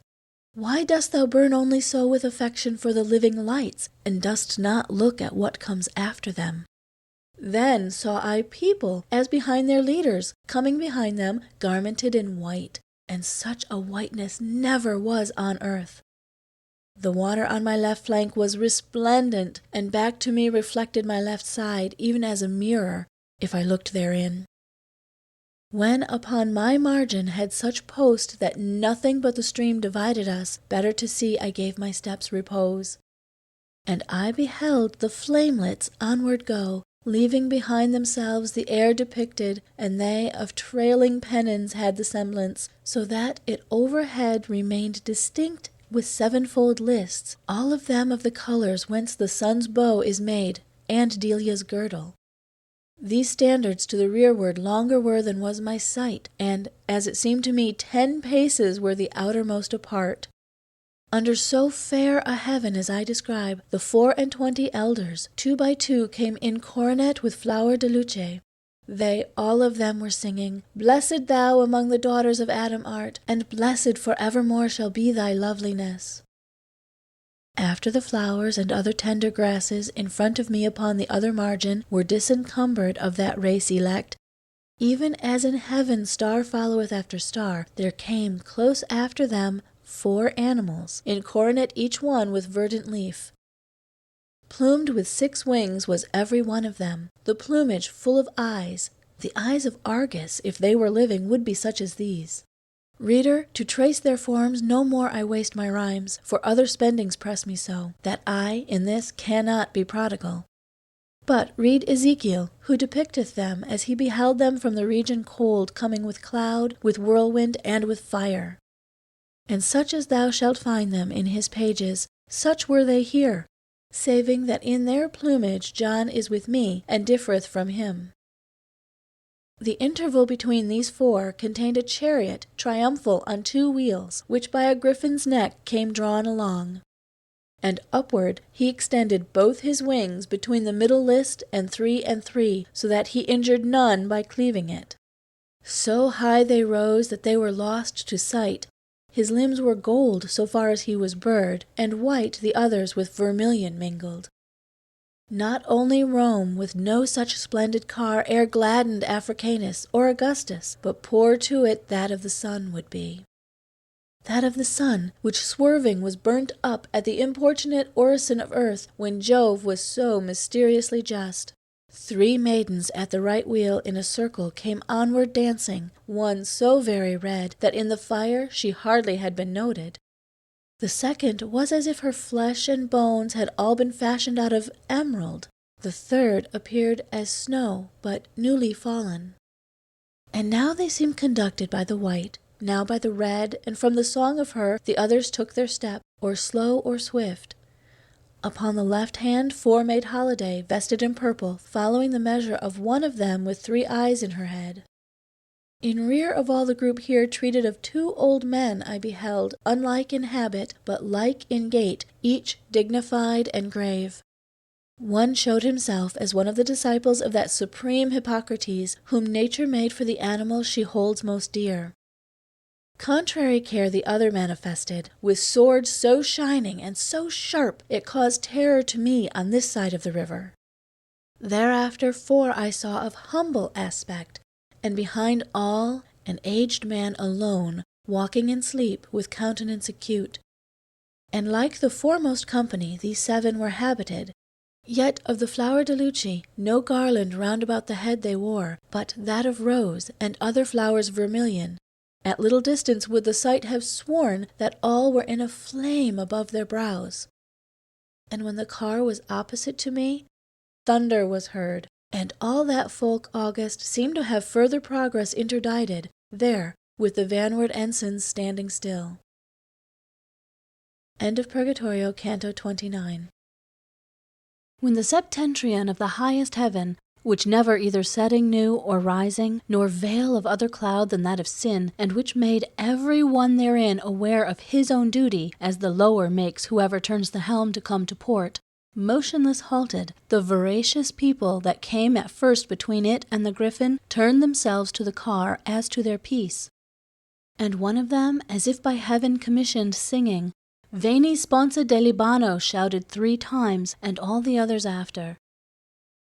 Even as the blessed at the final summons shall rise up quickened, each one from his cavern, uplifting light the reinvested flesh, so upon that celestial chariot 100 rose, ad vocem tantae senis, ministers and messengers of life eternal. They all were saying, Benedictus qui venis, and scattering flowers above and round about, manibus odate lilia plenis. Ere now have I beheld, as day began, the eastern hemisphere all tinged with rose, and the other heaven with fair serene adorned, and the sun's face uprising, overshadowed, so that by tempering influence of vapors for a long interval the eye sustained it. Thus, in the bosom of a cloud of flowers, which from those hands angelical ascended, and downward fell again inside and out, over her snow-white veil with olive synced appeared a lady, under a green mantle, vested in colour of the living flame.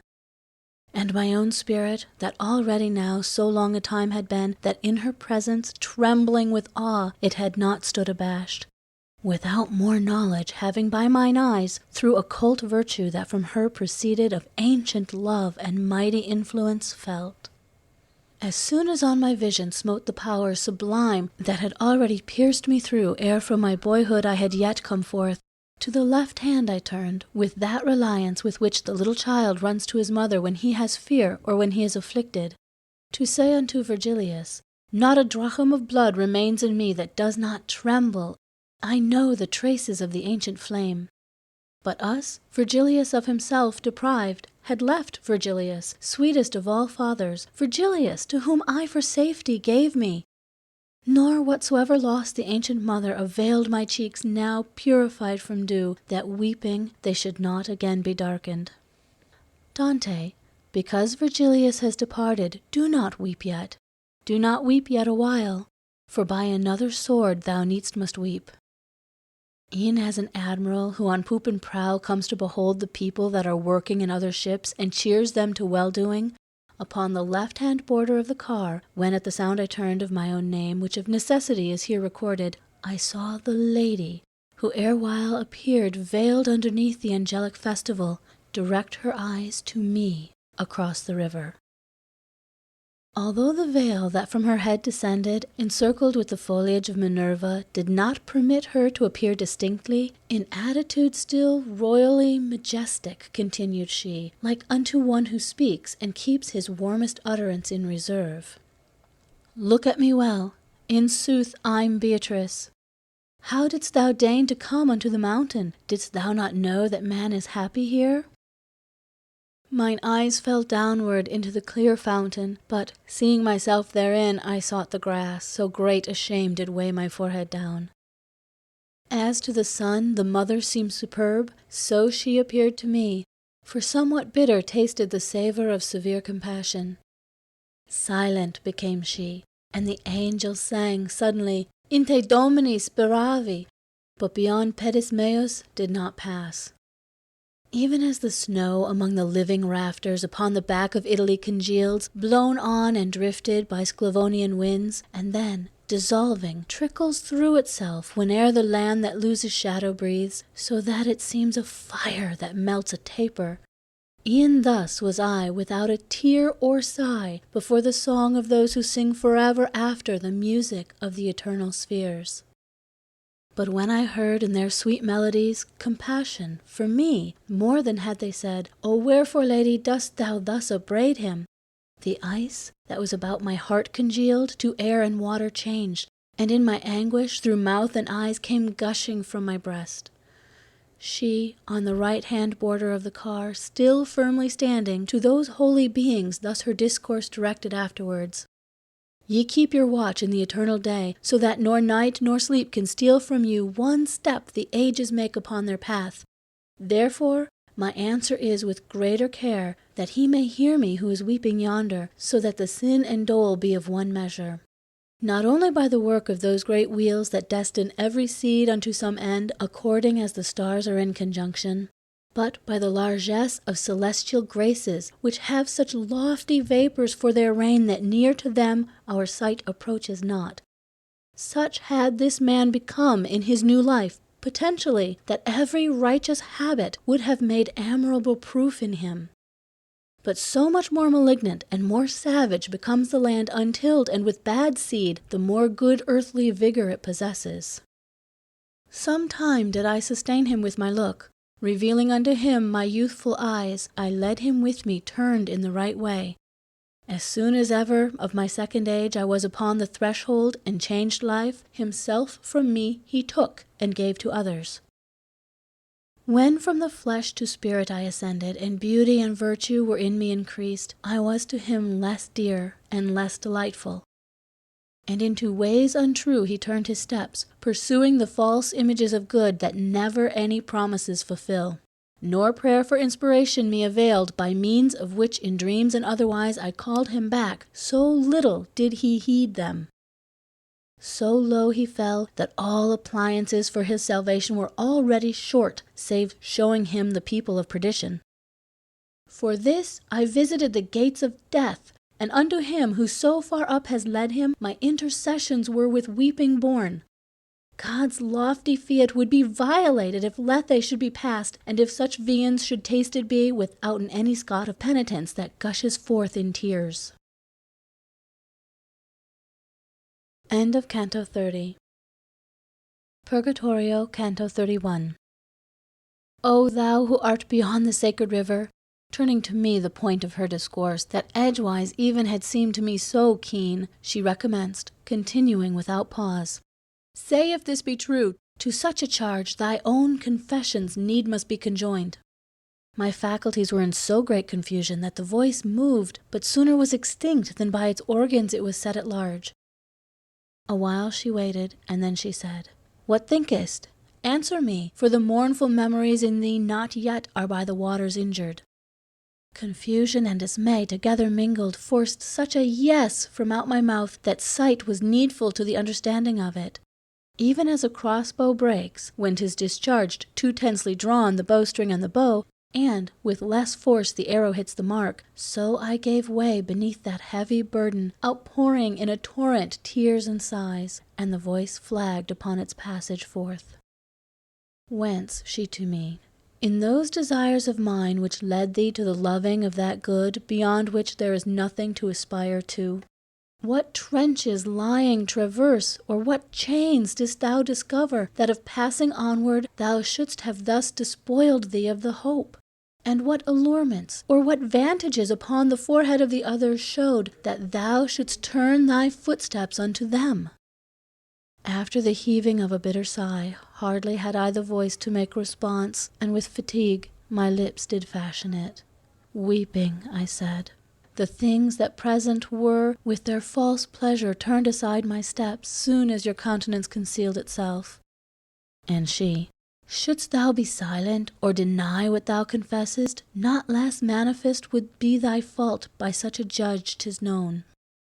But when from one's own cheeks comes bursting forth the accusal of the sin, in our tribunal against the edge the wheel doth turn itself.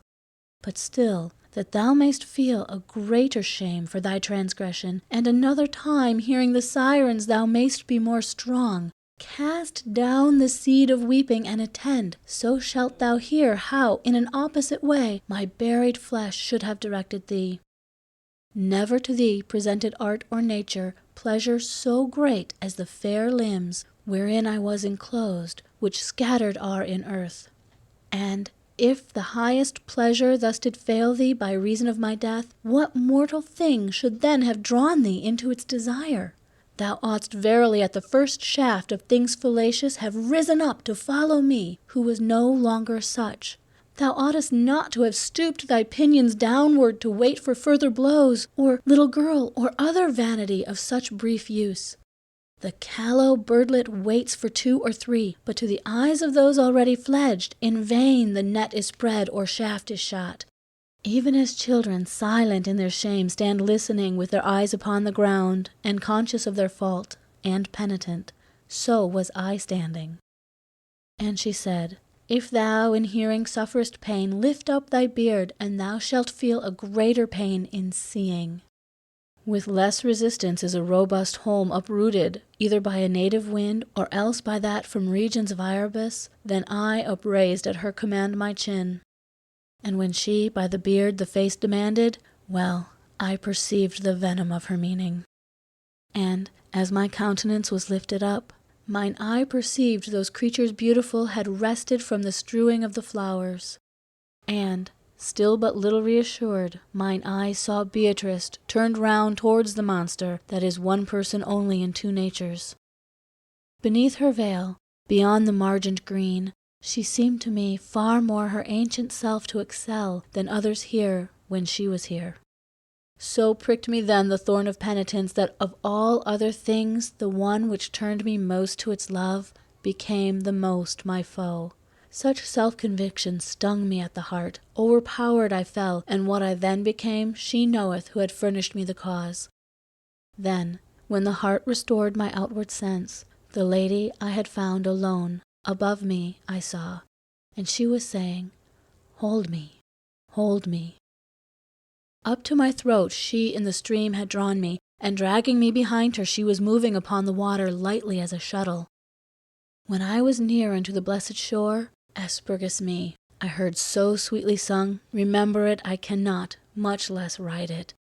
The beautiful lady opened wide her arms, embraced my head, and plunged me underneath, where I was forced to swallow of the water. Then forth she drew me, and all dripping brought into the dance of the 4 beautiful, and each one with her arm did cover me. We here are nymphs, and in the heaven are stars. Ere Beatrice descended to the world, we as her handmaidens were appointed her.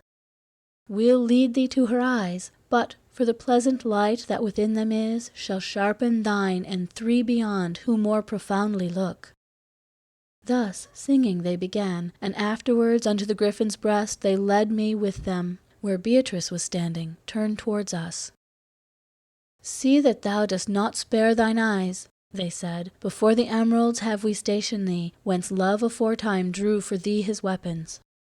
1,000 longings, hotter than the flame, fastened my eyes upon those eyes relucent, that still upon the griffin steadfast stayed. As in the glass the sun, not otherwise within them was the twofold monster shining, now with one, now with the other nature. Think, reader, if within myself I marveled when I beheld the thing itself stand still, and in its image it transformed itself. While with amazement filled and jubilant my soul was tasting of the food that, while it satisfies us, makes us hunger for it. Themselves revealing of the highest rank and bearing did the other three advance, singing to their angelic saraband, "Turn, Beatrice, O turn thy holy eyes," such was their song, "unto thy faithful one who has to see thee taken so many steps. In grace, do us the grace that thou unveil thy face to him, so that he may discern the second beauty which thou dost conceal. O splendor of the living light eternal, who underneath the shadow of Parnassus has grown so pale, or drunk so at its cistern, he would not seem to have his mind encumbered, striving to paint thee as thou didst appear where the harmonious heaven o'ershadowed thee, when in the open air thou didst unveil."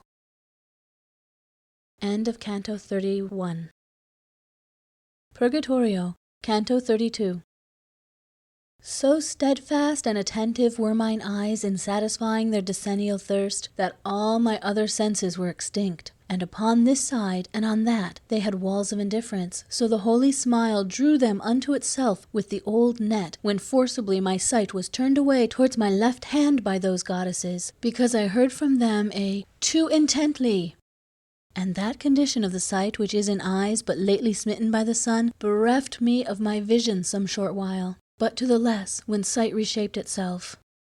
I say to the less in reference to the greater splendor from which I perforce had withdrawn. I saw upon its right wing wheeled about the glorious host returning with the sun and with the sevenfold flames upon their faces.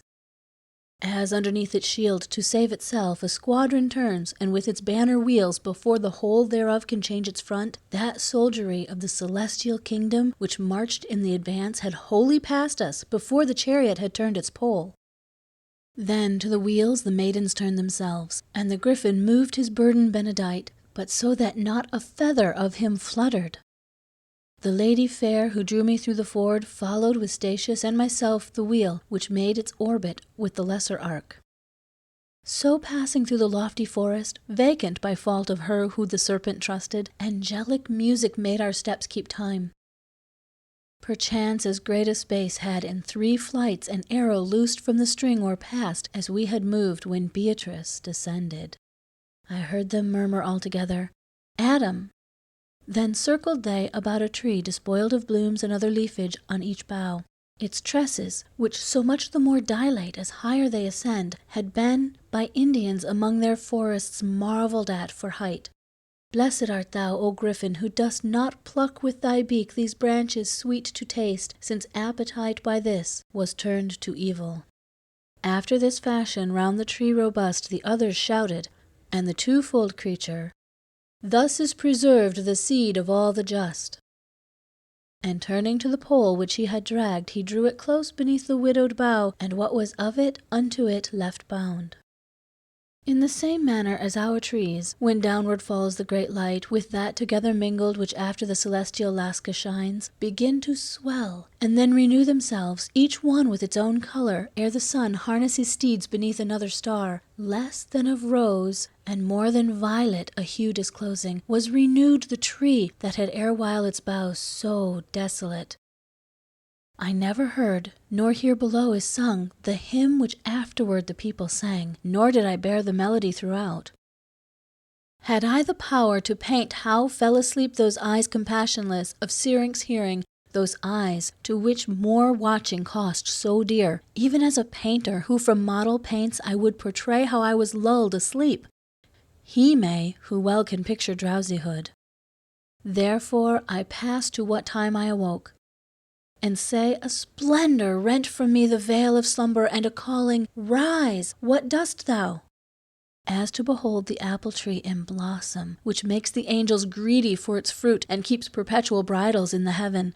Peter and John and James conducted were, and overcome, recovered at the word by which still greater slumbers have been broken, and saw their school diminished by the loss not only of Elias, but of Moses, and the apparel of their master changed. So I revived, and saw that piteous one above me standing, who had been conductress aforetime of my steps beside the river. And all in doubt I said, Where's Beatrice? And she, Behold her seated underneath the leafage new upon the root of it. Behold the company that circles her. The rest behind the griffin are ascending with more melodious song and more profound.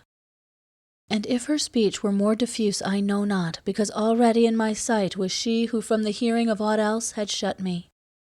Alone she sat upon the very earth, left there as guardian of the chariot which I had seen the biform monster fasten. And circling her, a cloister made themselves the 7 nymphs, with those lights in their hands which are secure from Achelon to Auster. Short while shalt thou be here a forester, and thou shalt be with me for evermore a citizen of that Rome where Christ is Roman. Therefore, for that world's good which liveth ill, fix on the car thine eyes, and what thou seest, having returned to earth, take heed thou write. Thus Beatrice, and I, who at the feet of her commandments all devoted was, my mind and eyes directed where she willed. Never descended with so swift a motion fire from a heavy cloud, when it is raining from out the region which is most remote, as I beheld the bird of Jove descended down through the tree, rending away the bark, as well as blossoms and foliage new. And he with all his might the chariot smote, whereat it reeled like a vessel in a tempest tossed by the waves, now starboard, now larboard. Thereafter saw I leap into the body of the triumphal vehicle a fox that seemed unfed with any wholesome food. But for his hideous sins upbraiding him, my lady put him to as swift a flight as such a fleshless skeleton could bear. Then, by the way that it before had come, into the chariot's chest I saw the eagle descend and leave it feathered with his plumes. And such as issues from a heart that mourns, a voice from heaven there issued, and it said, My little bark, how badly art thou frightened! Methought then that the earth did yawn between both wheels, and I saw rise from it a dragon, who through the chariot upward fixed his tail, and as a wasp that draweth back its sting, drawing unto himself his tail malign, drew out the floor, and went his way rejoicing. That which remained behind, even as with grass a fertile region, with the feathers, offered perhaps with pure intention and benign, reclothed itself, and with them were reclothed the pole and both the wheels, so speedily a sigh doth longer keep the lips apart. Transfigured thus, the holy edifice thrust forward heads upon the parts of it, 3 on the pole and 1 at either corner. The first were horned like oxen, but the 4 had but a single horn upon the forehead, a monster such had never yet been seen. Firm as a rock upon a mountain high, seated upon it, there appeared to me a shameless whore, with eyes swift glancing round, and, as if not to have her taken from him, upright beside her I beheld a giant, and ever and anon they kissed each other. But, because she her wanton roving eye turned upon me, her angry paramour did scourge her from her head unto her feet. Then, full of jealousy and fierce with wrath, he loosed the monster, and across the forest dragged it so far, he made of that alone a shield unto the whore and the strange beast. End of Canto 32. Purgatorio, Canto 33. Deus venerunt gentes, alternating, now 3, now 4, melodious psalmody the maidens in the midst of tears began, and Beatrice, compassionate and sighing, listened to them with such a countenance that scarce more changed was Mary at the cross. But, when the other virgins place had given for her to speak, uprisen to her feet, with colour as of fire, she made response, Modicum et non videbitis me, et iterum, my sisters predilect, modicum et vos videbitis me. Then all the 7 in front of her she placed, and after her by beckoning only moved me and the lady and the sage who stayed. So she moved onward, and I do not think that her 10th step was placed upon the ground when, with her eyes upon mine eyes, she smote, and with a tranquil aspect. "Come more quickly to me," she said, "that, if I speak with thee, to listen to me thou mayst be well placed." As soon as I was with her as I should be, she said to me, "Why, brother, dost thou not venture to question now, in coming with me?" And unto those who are too reverential, speaking in presence of superiors, who drag no living utterance to their teeth, it me befell that without perfect sound began I, "My necessity, Madonna, you know, and that which thereunto is good."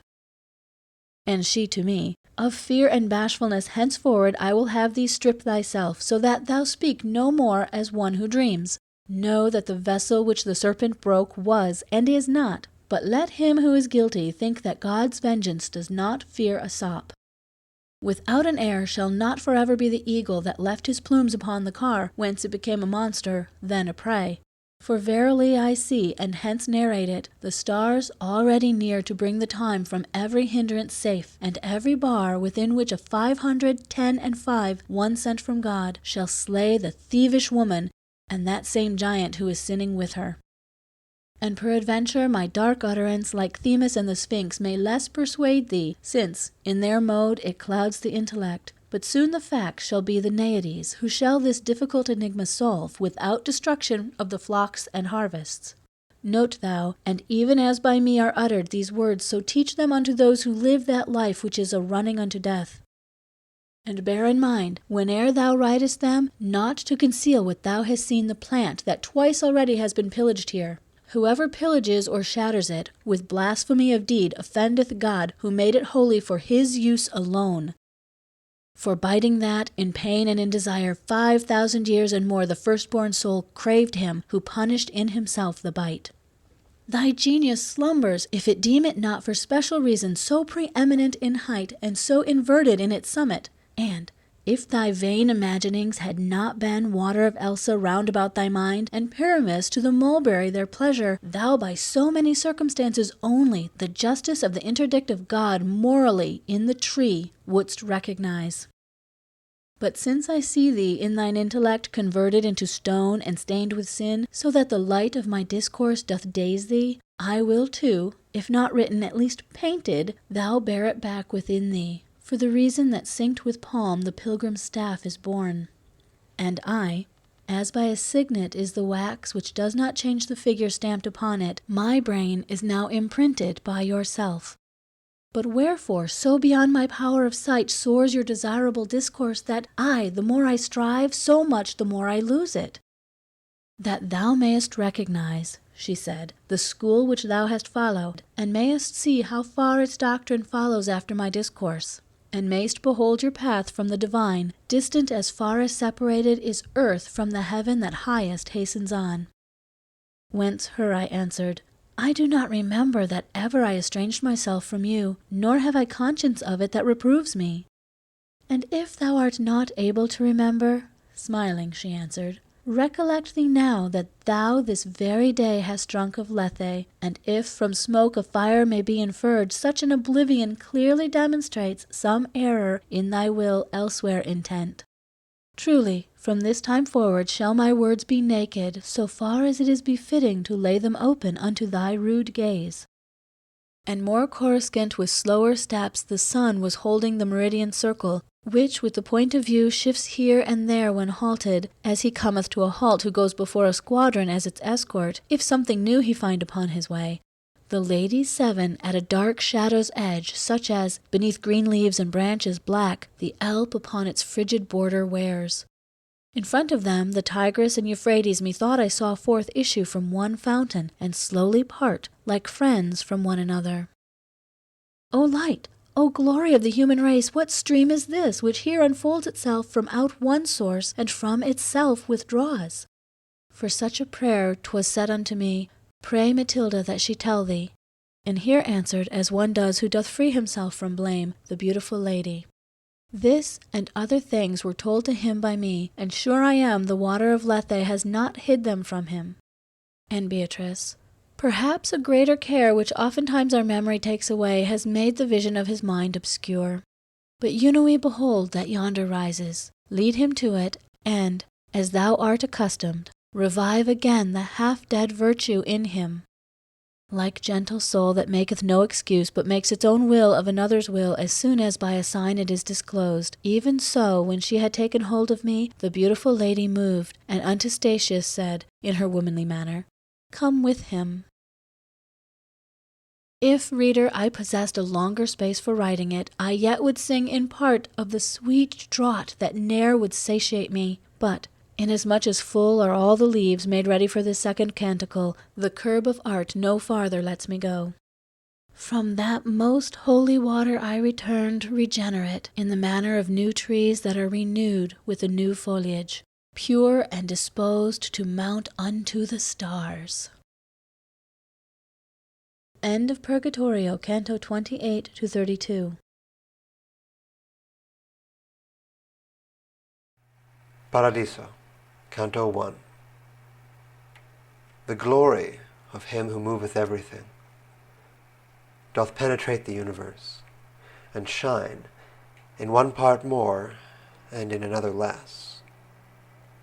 Within that heaven which most his light receives was I, and things beheld which to repeat nor knows, nor can, who from above descends, because in drawing near to its desire, our intellect engulfs itself so far that after it the memory cannot go. Truly, whatever of the holy realm I had the power to treasure in my mind shall now become the subject of my song. O good Apollo, for this last emprise, make of me such a vessel of thy power, as giving the beloved laurel asks. One summit of Parnassus hitherto has been enough for me, but now with both I needs must enter the arena left. Enter into my bosom thou, and breathe, as at the time when Marsyas thou didst draw out of the scabbard of those limbs of his. O power divine, lend'st thou thyself to me, so that the shadow of the blessed realm, stamped in my brain, I can make manifest. Thou'lt see me come unto thy darling tree, and crown myself thereafter with those leaves, of which the theme and thou shall make me worthy. So seldom, Father, do we gather them for triumph, or of Caesar, or of poet, the fault and shame of human inclinations, that the Penean foliage should bring forth joy to the joyous Delphic deity, when any one it makes to thirst for it. A little spark is followed by great flame. Perchance with better voices after me shall prayer be made that Syrah may respond. To mortal men by passages diverse uprises the world's lamp, but by that one which circles four uniteth with three crosses. With better course and with a better star conjoined it issues, and the mundane wax tempers and stamps more after its own fashion. Almost that passage had made morning there and evening here, and there was wholly white that hemisphere and black the other part, when Beatrice, towards the left-hand side, I saw turned round, and gazing at the sun, never did eagle fasten so upon it. And even as a second ray is wont to issue from the first and reascend, like to a pilgrim who would fain return, thus of her action, through the eyes infused in my imagination, mine I made, and sunward fixed mine eyes beyond our wont. There much is lawful, which is here unlawful unto our powers, by virtue of the place made for the human species as its own. Not long I bore it, nor so little while, but I beheld it sparkle round about, like iron that comes molten from the fire, and suddenly it seemed that day to day was added, as if he who has the power had with another sun the heaven adorned. With eyes upon the everlasting wheels stood Beatrice all intent, and I, on her, fixing my vision from above removed. Such that her aspect inwardly became as Glaucus, tasting of the herb that made him peer of the other gods beneath the sea. To represent, transhumanize in words, impossible were. The example, then, suffice him for whom grace the experience reserves. If I was merely what of me thou newly createdst, love who governest the heaven, thou knowest who didst lift me with thy light. When now the wheel, which thou dost make eternal, desiring thee, made me attentive to it, by harmony thou dost modulate and measure, then seemed to me so much of heaven enkindled by the sun's flame, that neither rain nor river e'er made a lake so widely spread abroad. The newness of the sound and the great light kindled in me a longing for their cause, never before with such acuteness felt, whence she, who saw me as I saw myself, to quiet in me my perturbed mind, opened her mouth, ere I did mind to ask, and she began, Thou makest thyself so dull with false imagining, that thou seest not what thou wouldst see if thou hadst shaken it off. Thou art not upon earth, as thou believest, but lightning, fleeing its appropriate sight, ne'er ran as thou, who thitherward returnest. If of my former doubt I was divested by these brief little words more smiled than spoken, I in a new one was the more ensnared, and said, Already did I rest content from great amazement, but am now amazed in what way I transcend these bodies' light. Whereupon she, after a pitying sigh, her eyes directed towards me with that look a mother casts on a delirious child, and she began, All things, whate'er they be, have order among themselves, and this is form that makes the universe resemble God. Here do the higher creatures see the footprints of the eternal power, which is the end, whereto is made the law already mentioned. In the order that I speak of are inclined all natures, by their destinies diverse, more or less near unto their origin. Hence they move onward unto ports diverse, o'er the great sea of being, and each one with instinct given it which bears it on. This bears away the fire towards the moon. This is in mortal hearts the motive power that binds together and unites the earth. Nor only the created things that are without intelligence this bow shoots forth, but those that have both intellect and love. The providence that regulates all this makes with its light the heaven forever quiet, wherein that turns which has the greatest haste.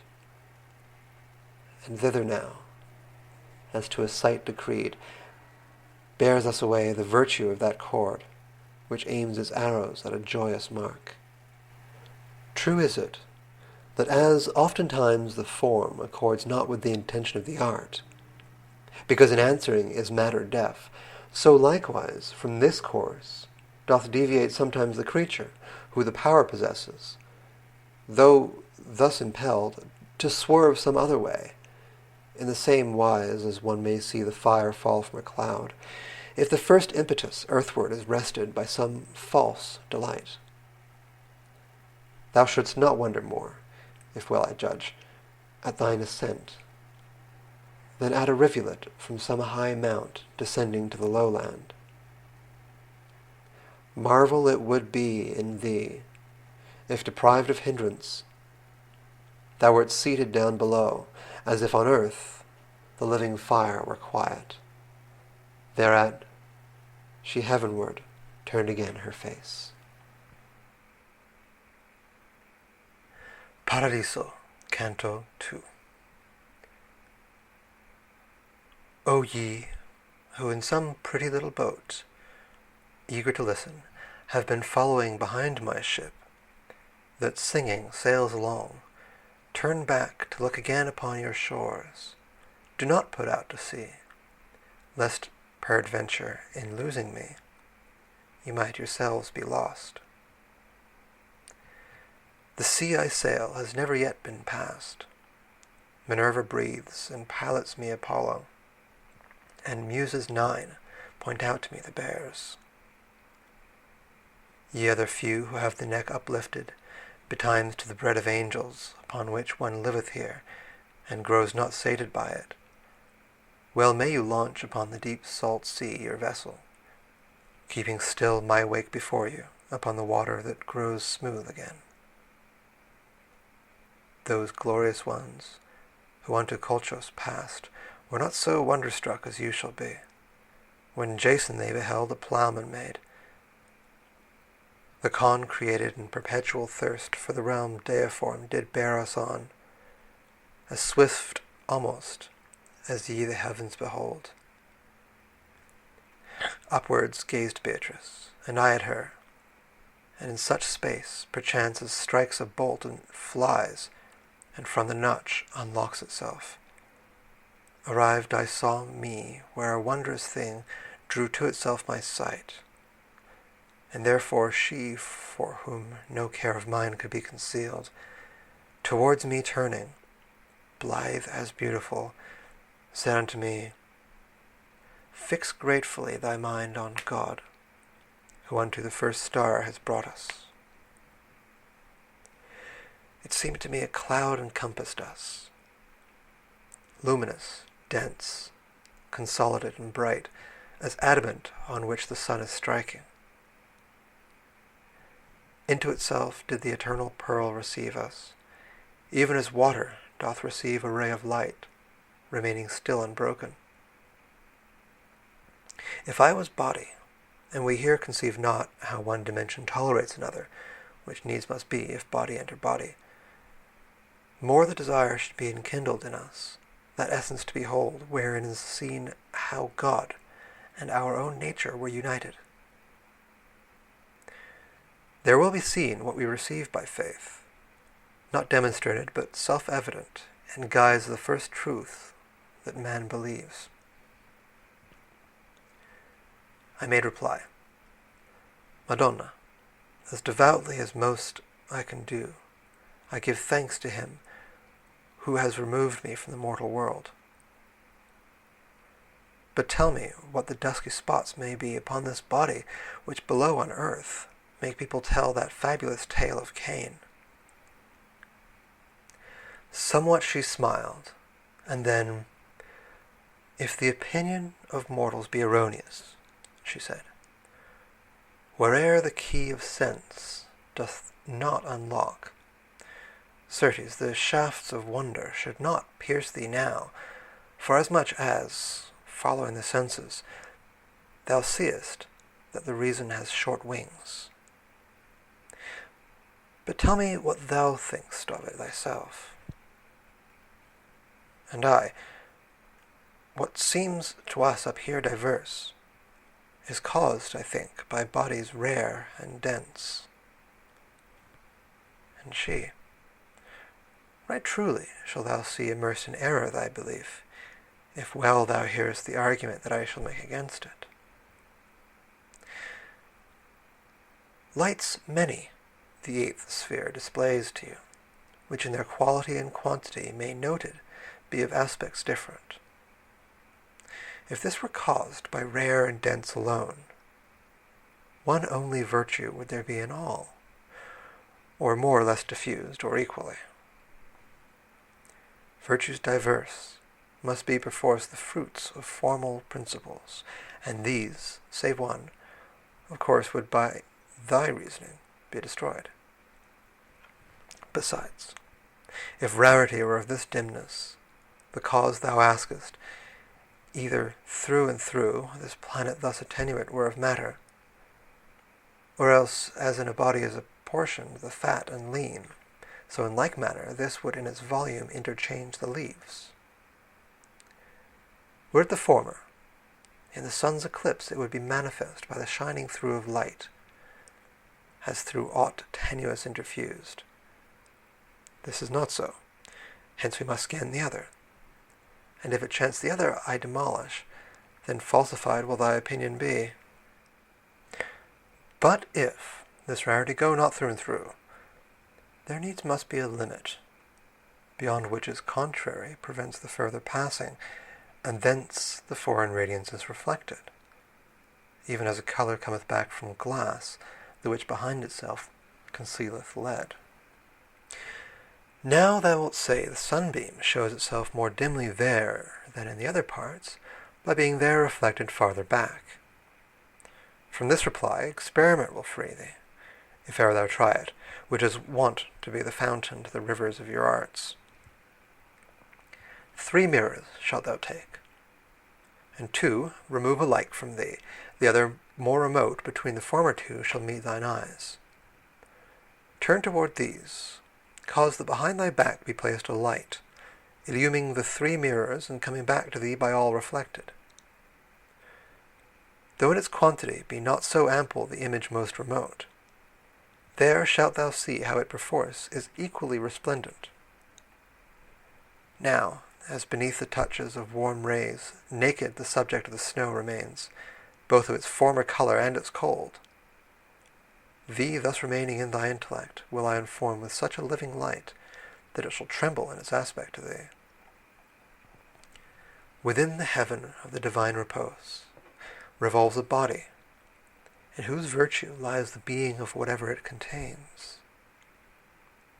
The following heaven, that has so many eyes, divides this being by essences diverse, distinguished from it and by it contained. The other spheres, by various differences, all the distinctions which they have within them, dispose unto their ends and their effects. Thus do these organs of the world proceed, as thou perceivest now, from grade to grade, since from above they take, and act beneath.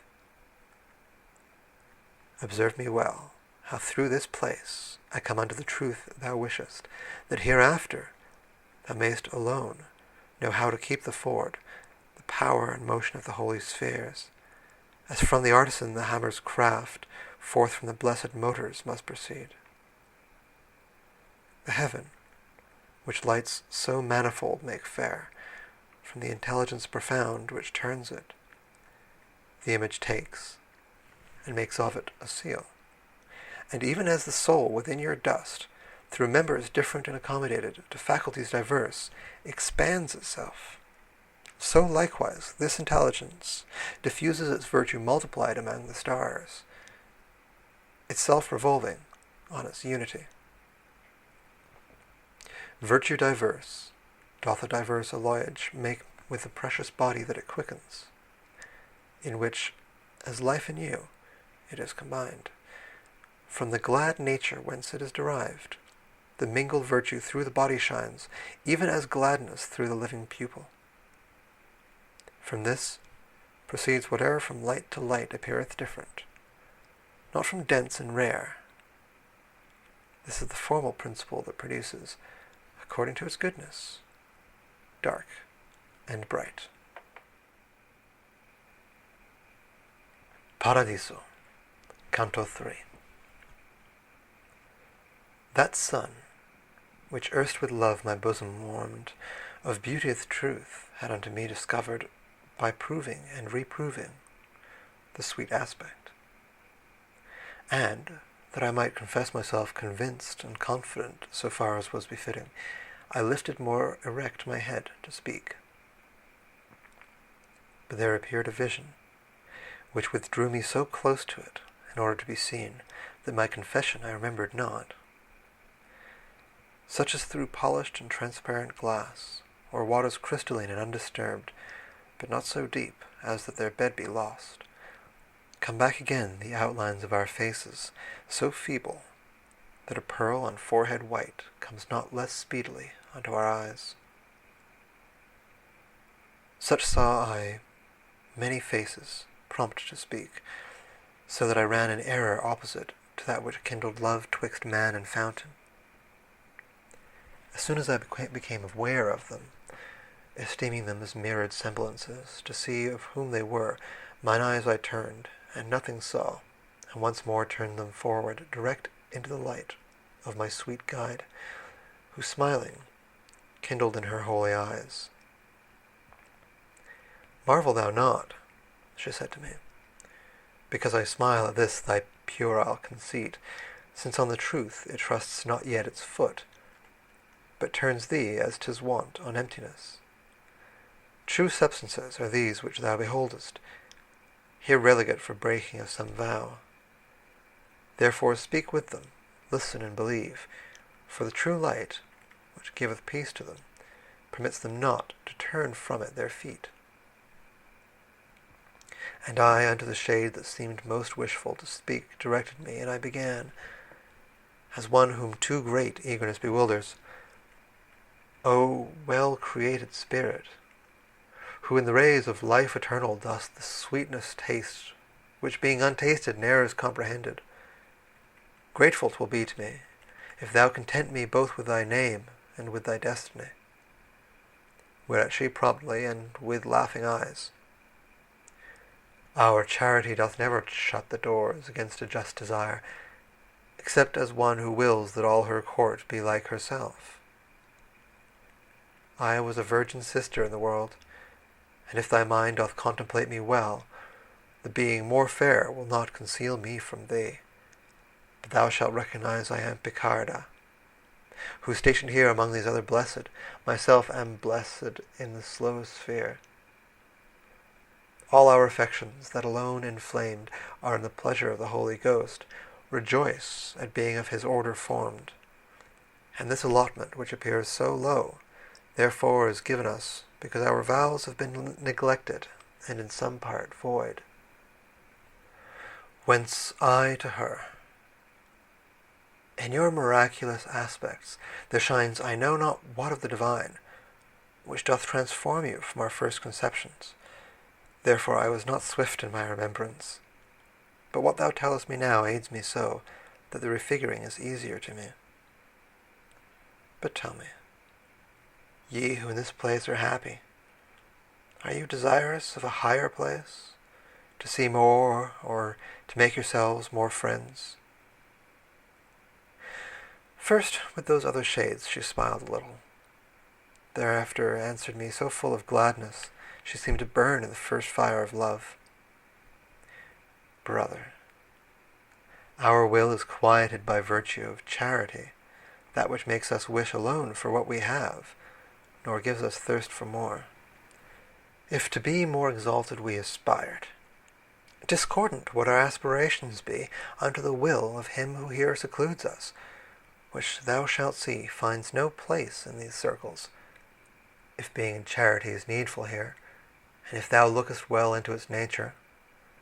Nay, 'tis essential to this blessed existence to keep itself within the will divine, whereby our very wishes are made one, so that as we are station above station throughout this realm, to all the realm 'tis pleasing, as to the king, who makes his will our will, and his will is our peace. This is the sea to which is moving onward whatsoever it doth create, and all that nature makes.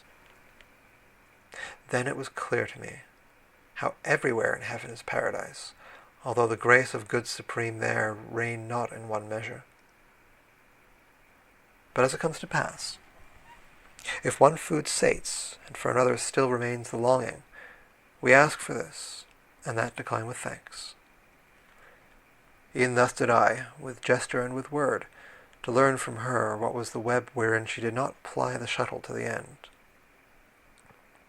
A perfect life, and merit high in heaven, a lady o'er us, said she, by whose rule down in your world they vest and veil themselves, that until death they may both watch and sleep beside that spouse who every vow accepts, which charity conformeth to his pleasure. To follow her in girlhood from the world I fled, and in her habit shut myself, and pledged me to the pathway of her sect. Then men accustomed unto evil more than unto good from the sweet cloister tore me. God knows what afterward my life became. This other splendor, which to thee reveals itself on my right side, and is enkindled with all the illumination of our sphere. What of myself I say applies to her. A nun she was, and likewise from her head was ta'en the shadow of the sacred wimple. But when she too was to the world returned against her wishes and against good usage, of the heart's veil she never was divested. Of great Costanza, this is the effulgence, who from the second will of Suabia brought forth the third and latest puissance. Thus unto me she spake, and then began Ave Maria singing, and in singing vanished, as through deep water something heavy. My sight, that followed her as long a time as it was possible, when it had lost her, turned round unto the mark of more desire, and wholly unto Beatrice reverted. But she, such lightnings flashed into mine eyes, that at the first my sight endured it not, and this in questioning more backward made me. Paradiso, Canto 4. Between two viands equally removed and tempting, a free man would die of hunger ere either he could bring unto his teeth. So would a lamb between the ravenings of two fierce wolves stand fearing both alike, and so would stand a dog between two does. Hence if I held my peace, myself I blame not, impelled in equal measure by my doubts, since it must be so, nor do I commend. I held my peace, but my desire was painted upon my face, and questioning with that more fervent far than by articulate speech. Beatrice did as Daniel had done, relieving Nebuchadnezzar from the wrath which rendered him unjustly merciless, and said, Well see I how attracteth thee one and the other wish, so that thy care binds itself, so that forth it does not breathe. Thou arguest, if goodwill be permanent, the violence of others. For what reason doth it decrease the measure of my merit? Again for doubting furnish the occasion souls seeming to return unto the stars, according to the sentiment of Plato. These are the questions which upon thy wish are thrusting equally, and therefore first will I treat that which hath the most of gall. He of the seraphim, most absorbed in God, Moses and Samuel, and whichever John thou mayest select, I say, and even Mary, have not in any other heaven their seats, than have those spirits that just appeared to thee, nor of existence more or fewer years, but all make beautiful the primal circle, and have sweet life in different degrees, by feeling more or less the eternal breath. They showed themselves here, not because allotted this sphere has been to them, but to give sign of the celestial which is least exalted. To speak thus is adapted to your mind, since only through the sense it apprehendeth what then it worthy makes of intellect. On this account, the Scripture condescends unto your faculties, and feet and hands to God attributes, and means something else. And Holy Church under an aspect human, Gabriel and Michael represent to you, and him who made Tobias whole again. That which Timaeus argues of the soul doth not resemble that which here is seen, because it seems that as he speaks he thinks. He says the soul unto its star returns, believing it to have been severed thence whenever nature gave it as a form. Perhaps his doctrine is of other guise than the words sound, and possibly may be with meaning that is not to be derided. If he doth mean that to these wheels return the honour of their influence and the blame, perhaps his bow doth hit upon some truth. This principle ill understood once warped the whole world nearly, till it went astray invoking Jove and Mercury and Mars.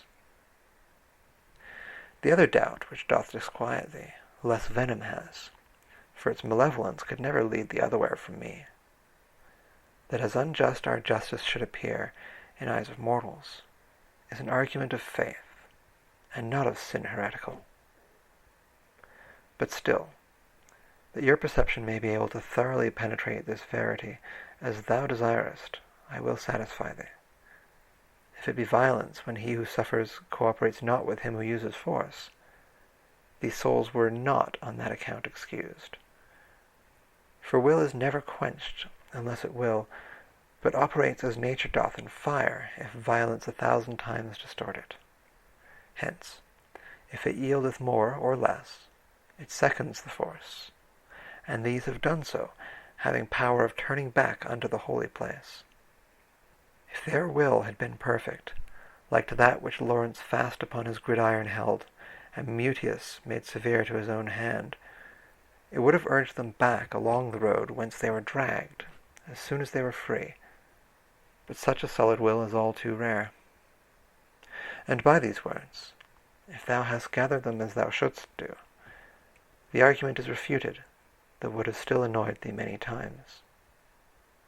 But now another passage runs across before thine eyes, and such that by thyself thou couldst not thread it ere thou wouldst be weary. I have for certain put into thy mind that soul beatified could never lie, for it is near the primal truth, and then thou from Picarda mightst have heard Costanza kept affection for the veil, so that she seemeth here to contradict me.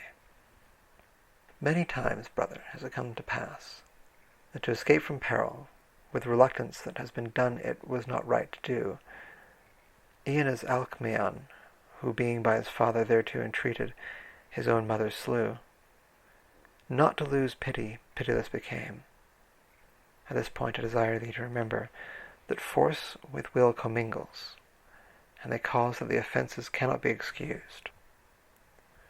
Will absolute consenteth not to evil, but in so far consenteth as it fears, if it refrain, to fall into more harm.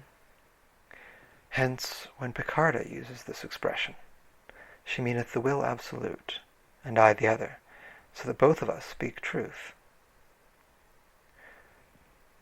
Such was the flowing of the holy river that issued from the fount whence springs all truth. This put to rest my wishes one and all. O love of the first lover, O divine, said I forthwith, whose speech inundates me and warms me so, it more and more revives me. My own affection is not so profound as to suffice in rendering grace for grace. Let him who sees and can thereto respond. Well I perceive that never sated is our intellect unless the truth illume it, beyond which nothing true expands itself. It rests therein as wild beast in his lair, when it attains it, and it can attain it. If not, then each desire would frustrate be. Therefore springs up, in fashion of a shoot, doubt at the foot of truth, and this is nature, which to the top, from height to height, impels us.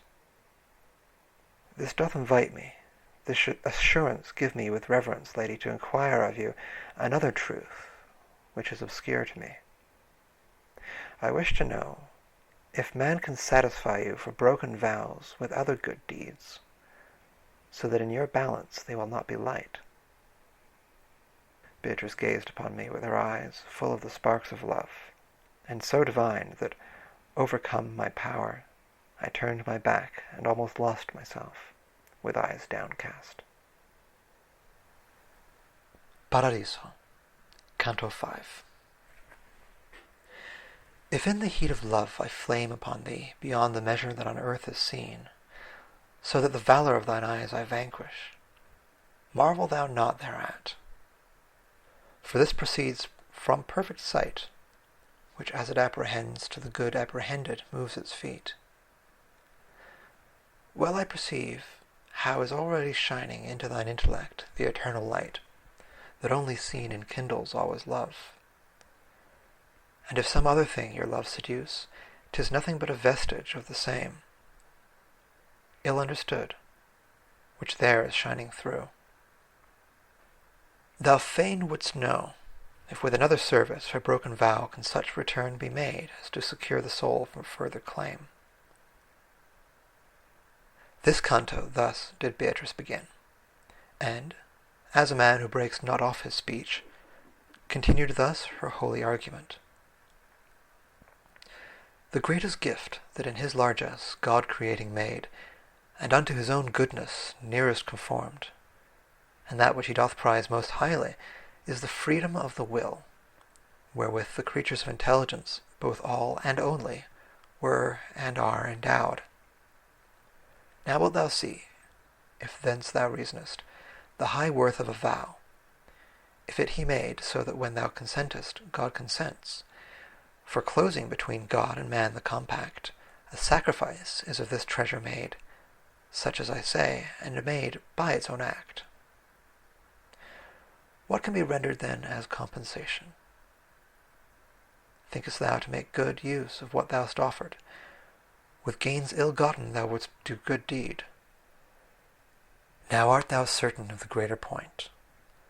But because Holy Church in this dispenses, which seems against the truth which I have shown thee, behooves thee still to sit a while at table, because the solid food which thou hast taken requireth further aid for thy digestion. Open thy mind to that which I reveal, and fix it there within, for 'tis not knowledge, the having heard without retaining it. In the essence of this sacrifice, two things convene together, and the one is that of which 'tis made, the other is the agreement. This last forevermore is cancelled not, unless complied with, and concerning this with such precision as above been spoken. Therefore it was enjoined upon the Hebrews to offer still, though sometimes what was offered might be commuted, as thou oughtst to know. The other, which is known to thee as matter, may well indeed be such that one errs not, if it for other matter be exchanged. But let none shift the burden on his shoulder at his arbitrament, without the turning both of the white and of the yellow key, and every permutation deem as foolish, if in the substitute, the thing relinquished, as the 4 is in 6, be not contained. Therefore, whatever thing has so great weight and value that it drags down every balance, cannot be satisfied with other spending. Let mortals never take a vow in jest.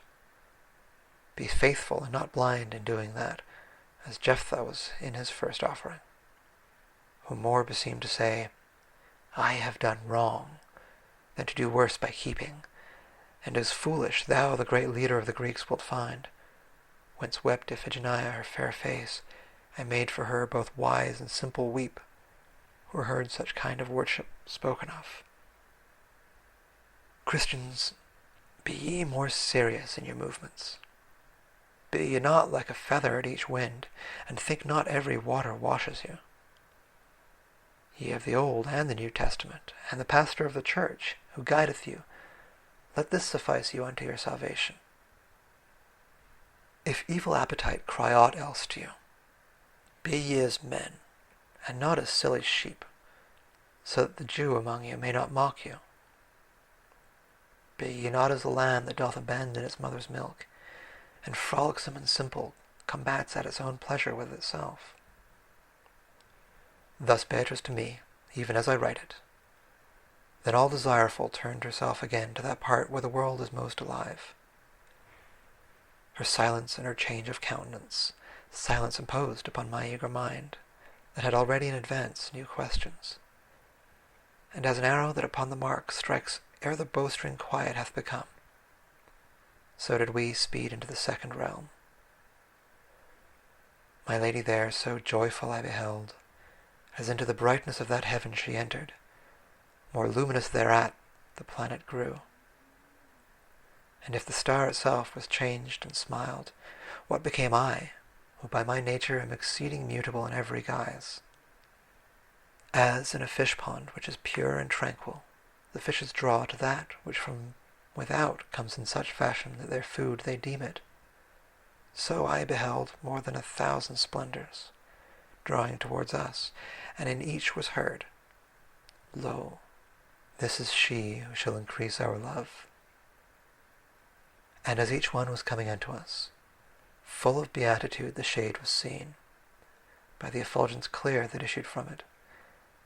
Think, reader, if what here is just beginning, no farther should proceed, how thou wouldst have an agonizing need of knowing more. And of thyself thou'lt see how I, from these, was in desire of hearing their conditions, as they unto mine eyes were manifest. O thou well-born, unto whom grace concedes to see the thrones of the eternal triumph, or ever yet the warfare be abandoned, with light that through the whole of heaven is spread, kindled are we. And hence, if thou desirest to know of us, at thine own pleasure sate thee. Thus, by some one among those holy spirits was spoken. And by Beatrice, speak securely, and believe them even as gods. Well I perceive how thou dost nest thyself in thine own light, and drawest it from thine eyes, because they coruscate when thou dost smile, but know not who thou art, nor why thou hast, spirit august, thy station in the sphere that veils itself to men in alien rays. This said I in direction of the light which first had spoken to me, whence it became by far more lucent than it was before. Even as the sun that doth conceal himself by too much light, when heat has worn away the tempering influence of the vapours dense. By greater rapture thus concealed itself in its own radiance, the figure saintly, and thus close enfolded answered me, in fashion as the following canto sings.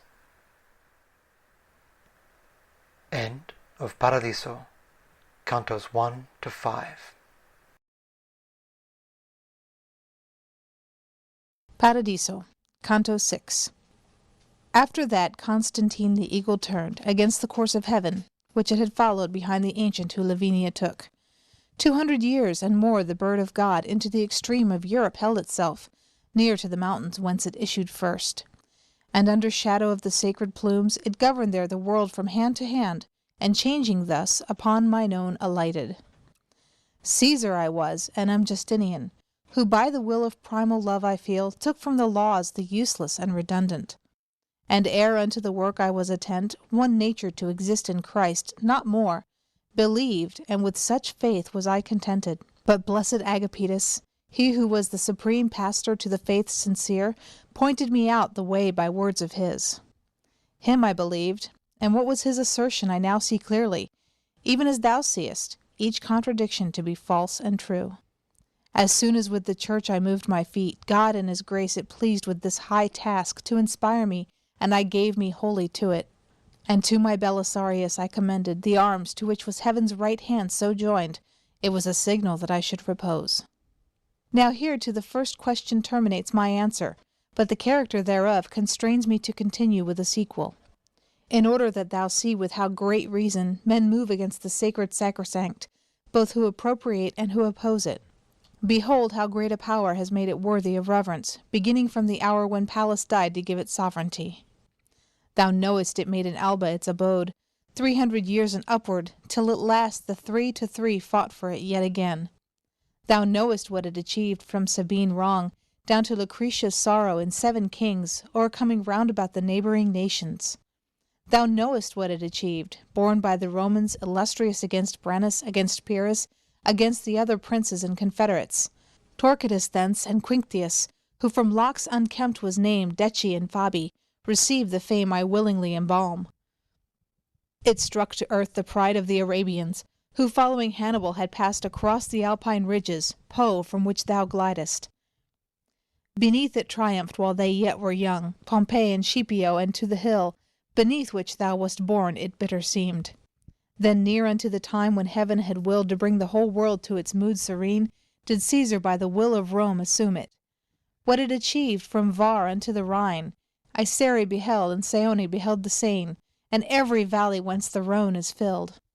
What it achieved when it had left Ravenna, and leapt the Rubicon, was such a flight that neither tongue nor pen could follow it.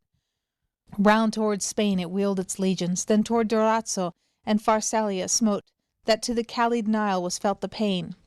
Antandros and the Simios, whence it started, it saw again, and there where Hector lies, and ill for Ptolemy, then roused itself. From thence it came like lightning upon Juba, then wheeled itself again into your west, where the Pompeian clarion it heard. From what it wrought with the next standard-bearer, Brutus and Cassius howl in hell together, and Modena and Perugia dolent were.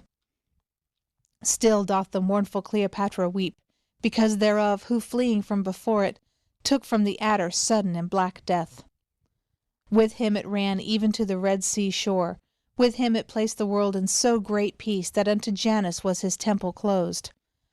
But what the standard that has made me speak, achieved before and after should achieve, throughout the mortal realm that lies beneath it, becometh in appearance mean and dim, if in the hand of the third Caesar seen with eye unclouded and affection pure, because the living justice that inspires me granted it, in the hand of him I speak of, the glory of doing vengeance for its wrath. Now here attend to what I answer thee. Later it ran with Titus to do vengeance upon the vengeance of the ancient sin. And when the tooth of Lombardy had bitten the holy church, then underneath its wings did Charlemagne victorious succour her.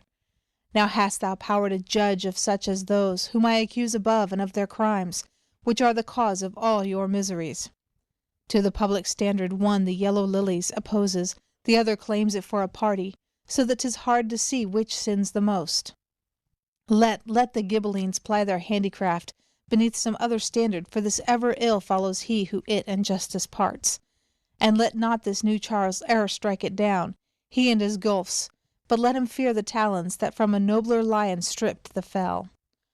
Already oftentimes the sons have wept the father's crime, and let him not believe that God will change his scutcheon for the lilies. This little planet doth adorn itself with the good spirits that have active been, that fame and honour might come after them. And whensoever the desires mount thither, thus deviating must perforce the rays of the true love less vividly mount upward. But in commensuration of our wages, with our desert is portion of our joy, because we see them neither less nor greater. Herein doth living justice sweeten so affection in us that for evermore it cannot warp to any iniquity. Voices diverse make up sweet melodies, so in this life of ours the seats diverse render sweet harmony among these spheres. And in the compass of this present pearl shineth the sheen of Romeo, of whom the grand and beauteous work was ill rewarded. But the Provencals who against him wrought, they have not laugh, and therefore ill goes he who makes his hurt of the good deeds of others. 4 daughters, and each one of them a queen, had Raymond Berenger, and this for him did Romeo, a poor man and a pilgrim. And then the malicious words incited him to summon to a reckoning this just man, who rendered to him 7 and 5 for 10. And he departed poor and stricken in years, and if the world could know the heart he had, in begging bit by bit his livelihood, though much it laud him, it would laud him more. End of Canto 6. Paradiso, Canto 7. O sana sanctus Deus Sabaoth, super lustrans claritate tua felices ignis hora malahoth. In this wise, to his melody returning, this substance upon which a double light doubles itself was seen by me to sing. And to their dance this and the others moved, and in the manner of swift hurrying sparks veiled themselves from me with a sudden distance. Doubting was I, and saying, Tell her, tell her. Within me, tell her, saying, Tell my lady, who slakes my thirst with her sweet effluences. And yet that reverence which doth lord it over the whole of me, only by B and ICE, bowed me again like unto one who drowses. Short while did Beatrice endure me thus, and she began, lighting me with a smile, such as would make one happy in the fire. According to infallible advisement, after what manner a just vengeance justly could be avenged has put thee upon thinking. But I will speedily thy mind unloose, and do thou listen, for these words of mine of a great doctrine will a present make thee. By not enduring on the power that wills, curb for his good, that man who ne'er was born, damning himself, damned all his progeny. Whereby the human species down below lay sick for many centuries in great error, till to descend it pleased the word of God, to where the nature from which its own Maker estranged itself, he joined to him person by the sole act of his eternal love. Now unto what is said direct thy sight. This nature when united to its Maker, such as created was sincere and good, but by itself alone was banished forth from paradise, because it turned aside out of the way of truth and of its life. Therefore the penalty the cross held out, if measured by the nature thus assumed, none ever yet with so great justice stung, and none was ever of so great injustice, considering who the person was that suffered, within whom such a nature was contracted. From one act therefore issued things diverse. To God and to the Jews one death was pleasing. Earth trembled at it, and the heaven was opened. It should no longer now seem difficult to thee, when it is said that a just vengeance by a just court was afterward avenged. But now do I behold thy mind entangled, from thought to thought within a knot, from which with great desire it waits to free itself. Thou sayest, Well, discern I what I hear, but it is hidden from me why God willed for our redemption only this one mode. Buried remaineth, brother, this decree unto the eyes of every one whose nature is in the flame of love not yet adult. Verily, insomuch as at this mark one gazes long and little is discerned, wherefore this mode was worthiest, I will say, goodness divine, from which itself doth spurn all envy, burning in itself so sparkles that the eternal beauties it unfolds. Whate'er from this immediately distills has afterwards no end, for ne'er removed is its impression when it sets its seal. Whate'er from this immediately rains down is wholly free, because it is not subject unto the influences of novel things. The more conformed thereto, the more it pleases, for the blessed ardour that irradiates all things, in that most like itself is most vivacious. With all of these things has advantaged been the human creature, and if one be wanting from his nobility, he needs must fall. 'Tis sin alone which doth disfranchise him, and render him unlike the good supreme, so that he little with its light is blanched. And to his dignity no more returns, unless he fill up where transgression empties, with righteous pains for criminal delights. Your nature, when it sinned so utterly in its own seed out of these dignities, even as out of paradise was driven, nor could itself recover, if thou notest with nicest subtlety, by any way, except by passing one of these two fords. Either that God through clemency alone had pardon granted, or that man himself had satisfaction for his folly made. Fix now thine eye deep into the abyss of the eternal counsel, to my speech, as far as may be fastened steadfastly.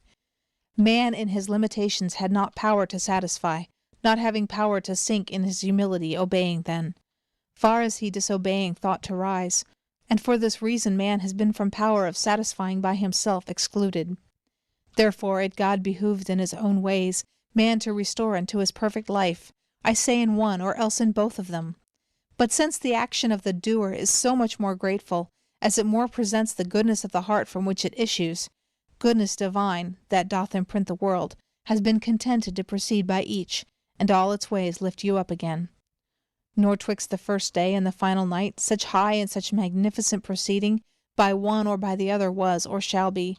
For God more bounteous was himself to give, to make man able to uplift himself, than if he only of himself had pardoned.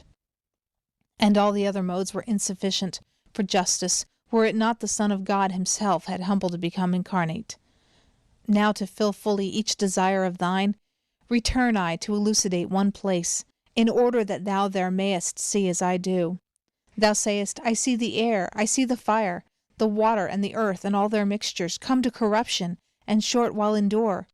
And these things notwithstanding were created. Therefore, if that which I have said were true, they should have been secure against corruption. The angels, brother, and the land sincere in which thou art, created may be called just as they are in their entire existence. But all the elements which thou hast named, and all those things which out of them are made, by a created virtue are informed. Created was the matter which they have, created was the informing influence within these stars that round about them go. The soul of every brute and of the plants by its potential temperament attracts the ray and motion of the holy lights. But your own life immediately inspires supreme beneficence, and enamors it, so with herself it evermore desires her. And thou from this mayest argue furthermore your resurrection, if thou think again how human flesh was fashioned at that time, when the first parents, both of them, were made. End of Canto 7. Paradiso, Canto 8.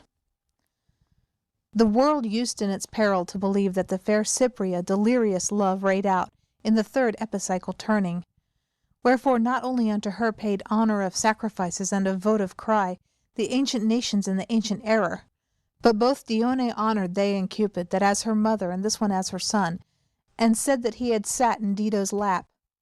And they took from her, whence I beginning took the denomination of the star that woos the sun, now following, now in front. I was not ware of our ascending to it, but of our being in it gave full faith, my lady whom I saw more beauteous grow. And as within a flame a spark is seen, and as within a voice discerned, when one is steadfast and one comes and goes, within that light beheld I other lamps move in a circle, speeding more and less, methinks in measure of their inward vision. From a cold cloud descended never winds, or visible or not so rapidly, they would not laggard and impeded seem. To anyone who had those lights divine seen come towards us, leaving the gyration begun at first in the high seraphim, and behind those that most in front appeared, sounded Hosanna, so that never since to hear again was I without desire. Then unto us more nearly one approached, and it alone began, We all are ready unto thy pleasure, that thou joy in us. We turn around with the celestial princes, one gyre and one gyration and one thirst, in whom thou in the world of old didst say, Ye who intelligent the third heaven are moving, and are so full of love to pleasure thee, a little quiet will not be less sweet.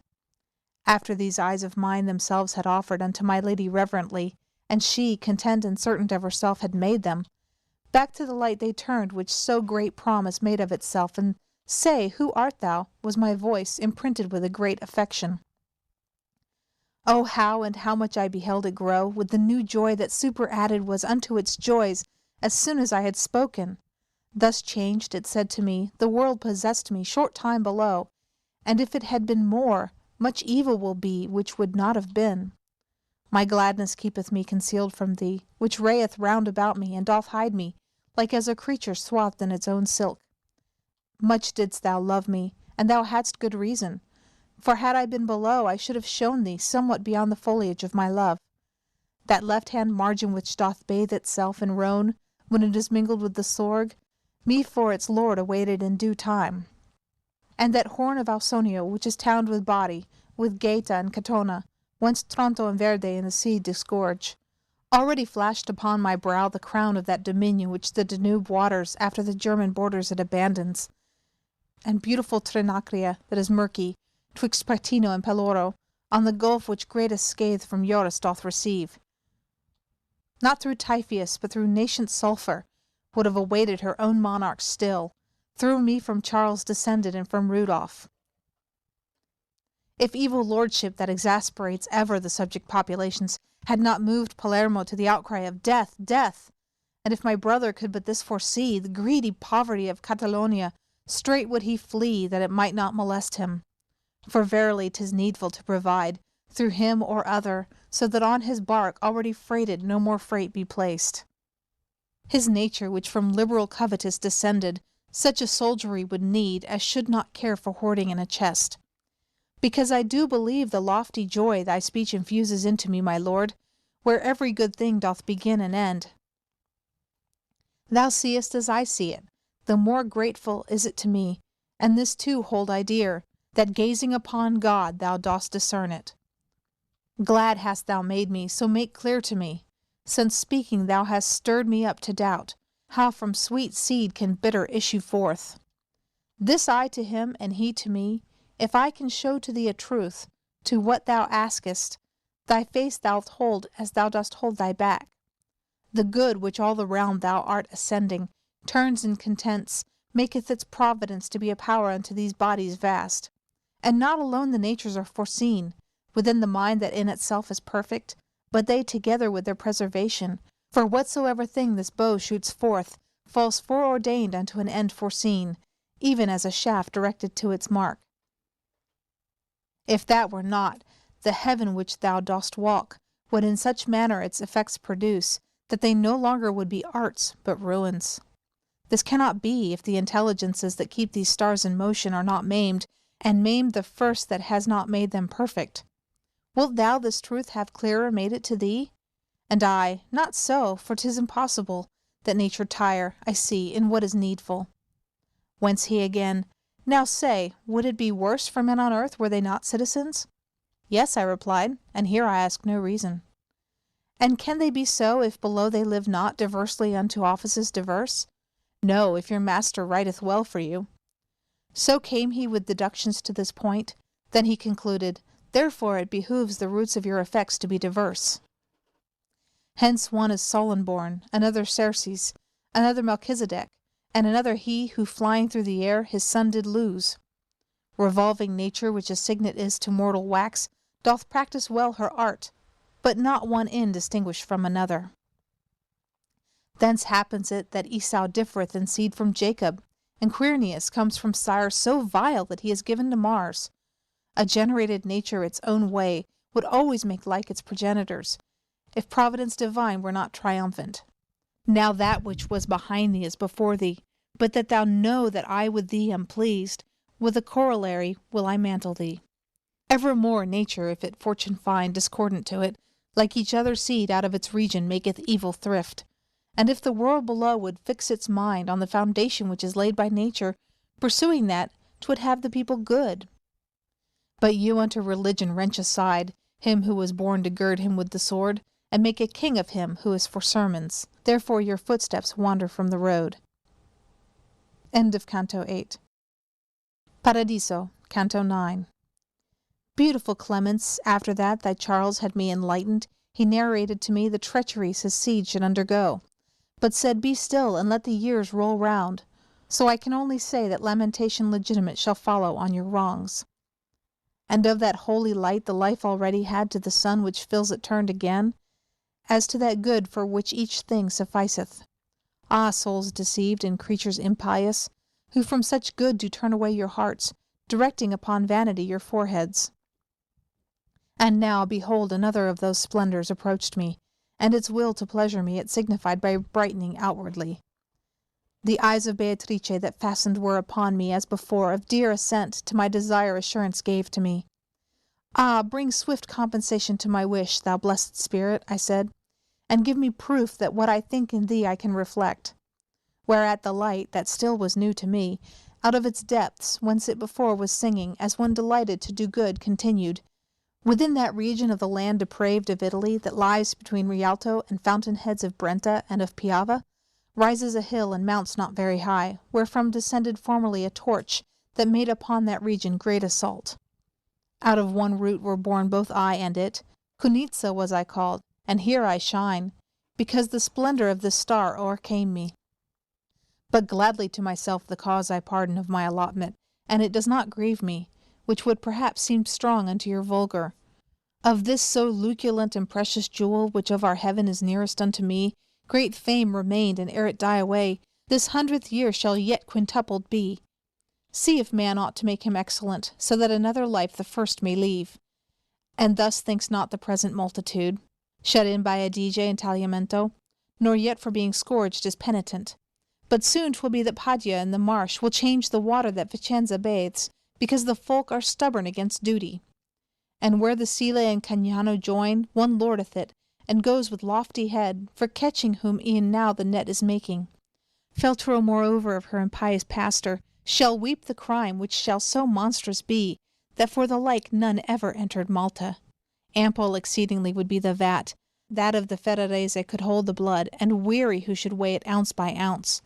Of which this courteous priest shall make a gift, to show himself a partisan, and such gifts will to the living of the land conform. Above us there are mirrors, thrones you call them, from which shines out on us God judicant, so that this utterance seems good to us. Here it was silent, and it had the semblance of being turned elsewhither, by the wheel on which it had entered as it was before. The other joy, already known to me, became a thing transplendent in my sight, as a fine ruby smitten by the sun. Through joy effulgence is acquired above, as here a smile, but down below the shade outwardly darkens, as the mind is sad. God seeth all things, and in him, blessed spirit, thy sight is, said I, so that never will of his can possibly from thee be hidden. Thy voice, then, that forever makes the heavens glad, with the singing of those holy fires which of their 6 wings make themselves a cowl. Wherefore does it not satisfy my longings? Indeed, I would not wait thy questioning if I in thee were as thou art in me. The greatest of the valleys where the water expands itself forthwith its words began, that sea accepted which the earth engarlands. Between discordant shores against the sun extends so far that it meridian makes where it was wont before to make the horizon. I was a dweller on that valley's shore, twixt Ebro and Magra, that with the journey short doth from the Tuscan part the Genoese. With the same sunset and the same sunrise nearly sit Bugia and the city whence I was, that with its blood once made the harbour hot. Folco that people called me, unto whom my name was known, and now with me this heaven imprints itself, as I did once with it. For more the daughter of Belus never burned, offending both Sycius and Creusa, than I, so long as it became my locks. Nor yet that Rodophian, who deluded was by Demophon, nor yet Alcides, when Aeole he in his heart had locked. Yet here is no repenting, but we smile, not at the fault, which comes not back to mind, but at the power which ordered and foresaw. Here we behold the art that doth adorn with such affection, and the good discover, whereby the world above turns that below. But that thou wholly satisfied mayst bear thy wishes hence, which in this sphere are born, still further to proceed behoveth me. Thou fain wouldst know who is within this light, that here beside me thus is scintillating, even as a sunbeam in the limpid water. Then know thou that within there is at rest Rahab, and being to our order joined, with her in its supremest grade 'tis sealed. Into this heaven, where ends the shadowy cone, cast by your world before all other souls, first of Christ's triumph was she taken up. Full meet it was to leave her in some heaven, even as a palm of the high victory, which he acquired with one palm and the other. Because she favored the first glorious deed of Joshua upon the Holy Land, that little stirs the memory of the Pope.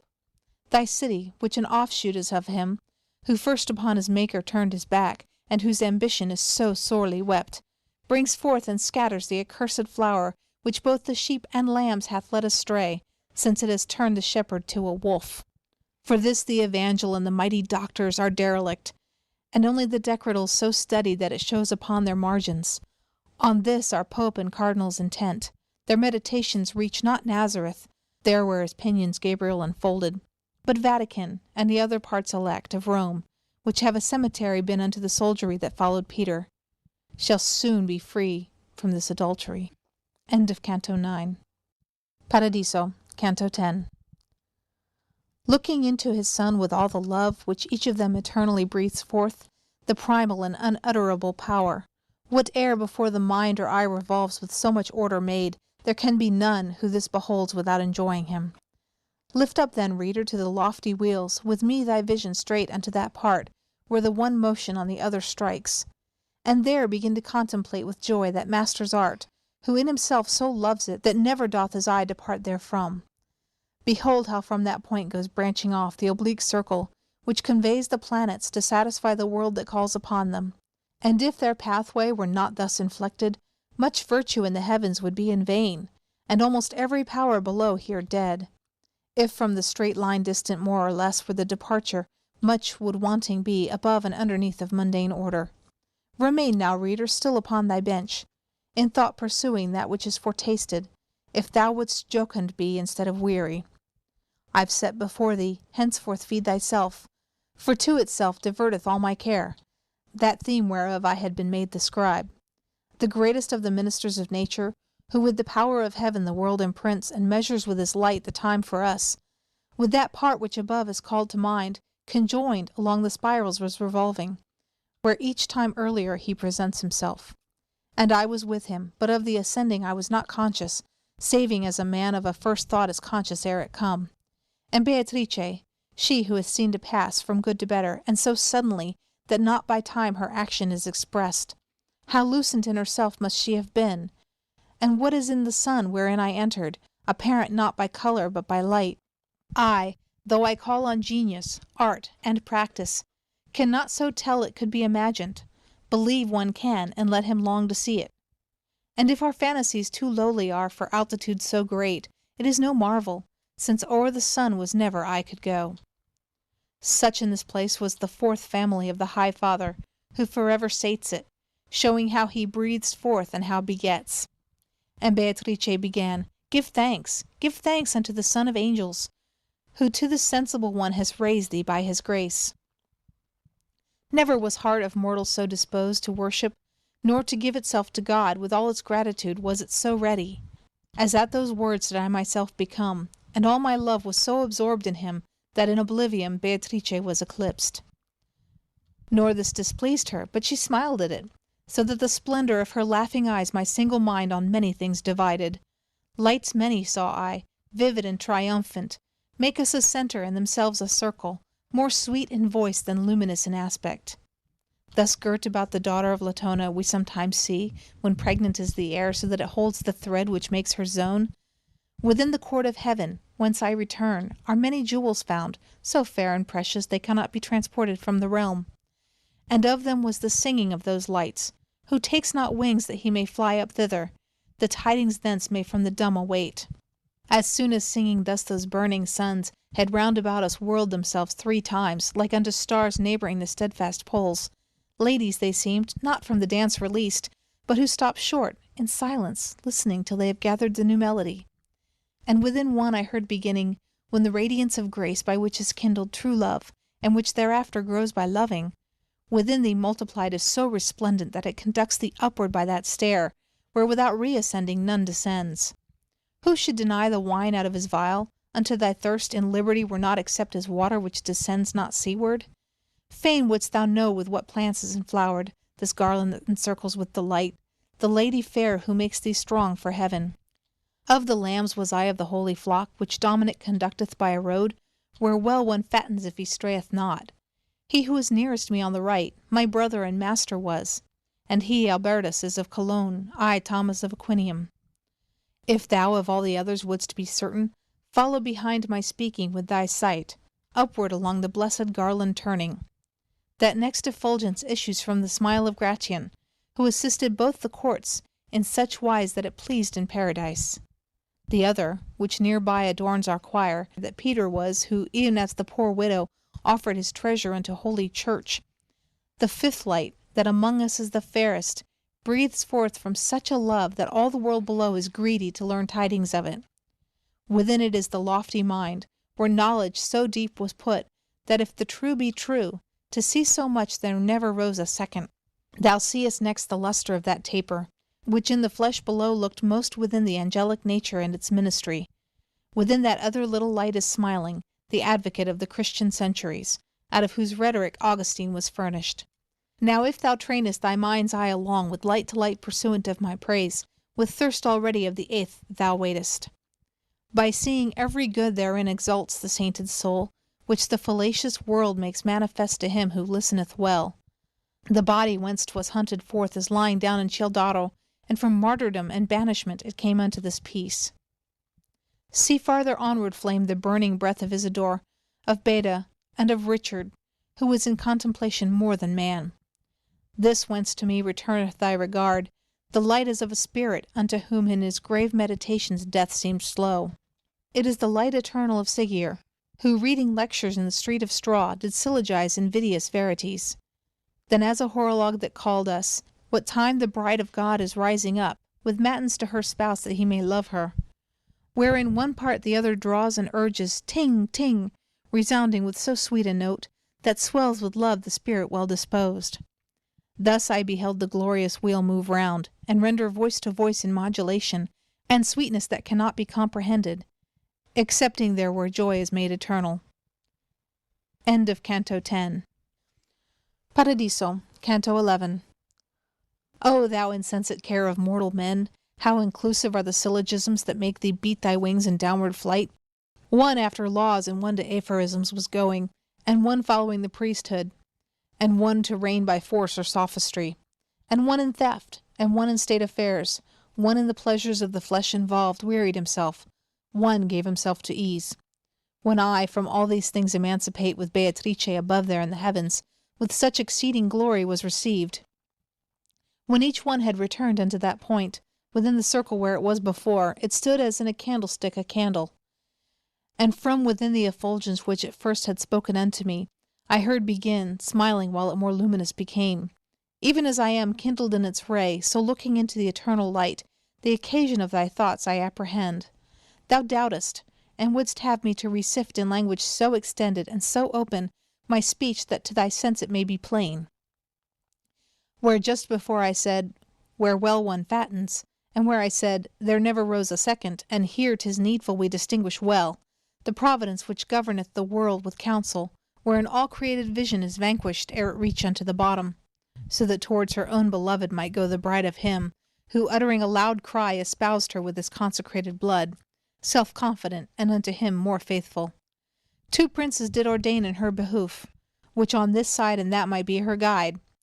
The one was all seraphical in ardour, the other by his wisdom upon earth a splendour was of light cherubical. One will I speak of, for both is spoken. In praising one, whichever may be taken, because unto one end their labours were. Between Tupino and the stream that falls, down from the hill elect of the blessed Ubald, a fertile slope of lofty mountain hangs, from which Perugia feels the cold and heat, through Porta Sole, and behind it weep Gualdo and Nocera their grievous yoke.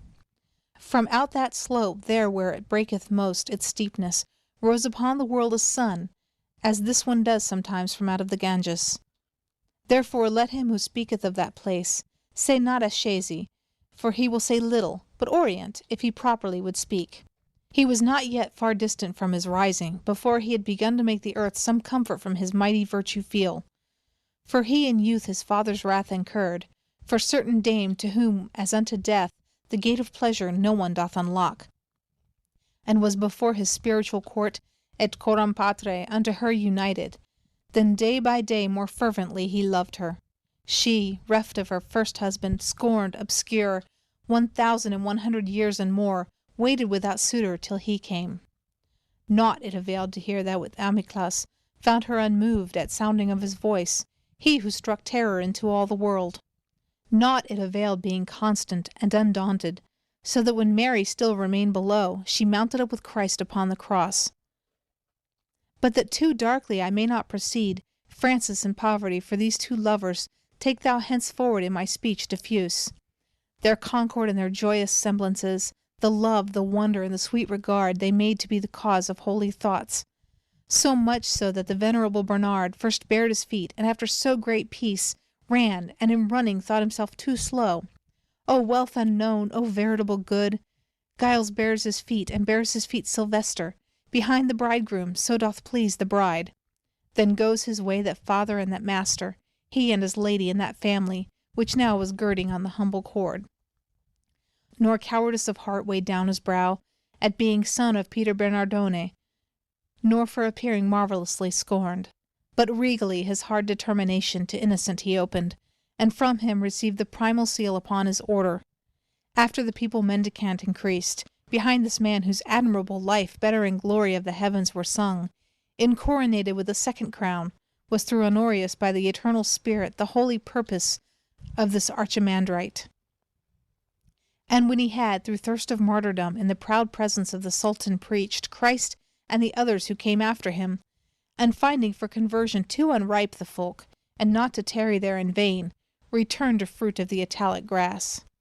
On the rude rock twixt Tiber and the Arno, from Christ did he receive the final seal, which during 2 whole years his members bore, when he, who chose unto him so much good, was pleased to draw him up to the reward that he had merited by being lowly. Unto his friars, as to the rightful heirs, his most dear lady did he recommend, and bade that they should love her faithfully. And from her bosom the illustrious soul wished to depart, returning to its realm, and for its body wished no other bier. Think now what man was he, who was a fit companion over the high seas, to keep the bark of Peter to its proper bearings? And this man was our patriarch, hence whoever doth follow him as he commands can see that he is laden with good merchandise. But for new pasturage his flock has grown so greedy, that it is impossible they be not scattered over fields diverse, and in proportion as his sheep remote and vagabond go farther off from him, more void of milk return they to the fold. Verily some there are that fear a hurt, and keep close to the shepherd, but so few that little cloth doth furnish forth their hoods. Now if my utterance be not indistinct, if thine own hearing hath attentive been, if thou recall to mind what I have said, in part contented shall thy wishes be, for thou shalt see the plant that's chipped away, and the rebuke that lieth in the words, where well one fattens, if he strayeth not. End of Canto 11. End of Paradiso, Canto 6 to Canto 11. Paradiso, Canto 12 to Canto 16. Canto 12. Soon as the blessed flame had taken up the final word to give it utterance, began the holy millstone to revolve, and in its gyre had not turned wholly round before another in a ring enclosed it, and motion joined to motion, song to song.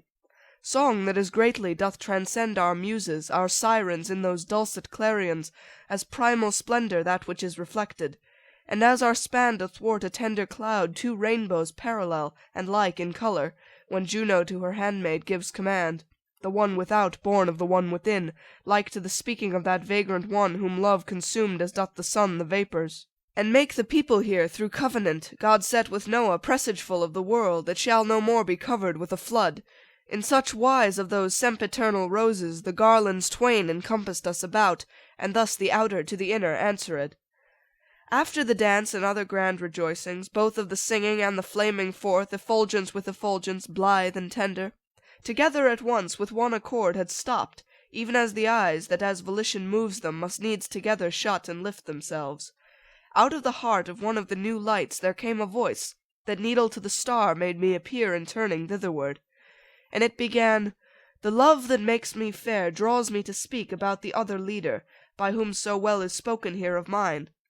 'Tis right where one is to bring in the other, that as they were united in their warfare, together likewise may their glory shine. The soldiery of Christ, which it had cost so dear to arm again behind the standard, moved slow and doubtful and in numbers few, when the Emperor who reigneth evermore provided for the host that was in peril, through grace alone, and not that it was worthy. And as was said, he to his bride brought succour, with champions twain, at whose deed, at whose word, the straggling people were together drawn. Within that region where the sweet west wind rises to open the new leaves, wherewith Europe is seen to clothe herself afresh, not far off from the beating of the waves behind which in his long career the sun sometimes conceals himself from every man, is situate the fortunate Calahorra, under protection of the mighty shield in which the lion subject is and sovereign. Therein was born the amorous paramour of Christian faith, the athlete consecrate, kind to his own and cruel to his foes. And when it was created was his mind replete with such a living energy, that in his mother her it made prophetic. As soon as the espousals were complete, between him and the faith at holy font, where they with mutual safety dowered each other, the woman who for him had given assent saw in a dream the admirable fruit that issue would from him and from his heirs, and that he might be construed as he was, a spirit from this place went forth to name him, with his possessive whose he wholly was. Dominic was he called, and him I speak of, even as of the husbandman whom Christ elected to his garden to assist him. Envoy and servant sooth he seemed of Christ, for the first love made manifest in him was the first counsel that was given by Christ. Silent and wakeful many a time was he, discovered by his nurse upon the ground, as if he would have said, For this I came. O thou his father, Felix verily, O thou his mother, verily Joanna, if this interpreted means as is said. Not for the world which people toil for now, in following Ostiense and Taddeo, but through his longing after the true manna. He in short time became so great a teacher that he began to go about the vineyard, which fadeth soon if faithless be the dresser, and of the sea that once was more benignant unto the righteous poor, not through itself but him who sits there and degenerates, not to dispense or 2 or 3 for 6, not any fortune of first vacancy, non decimas quae sunt pauperum Dei. He asked for, but against the errant world, permission to do battle for the seed, of which these 24 plants surround thee. Then with the doctrine and the will together, with office apostolical he moved, like torrent, which some lofty vein outpresses, and in among the shoots heretical his impetus with greater fury smote, wherever the resistance was the greatest. Of him were made thereafter divers runnels, whereby the garden Catholic is watered, so that more living its plantations stand.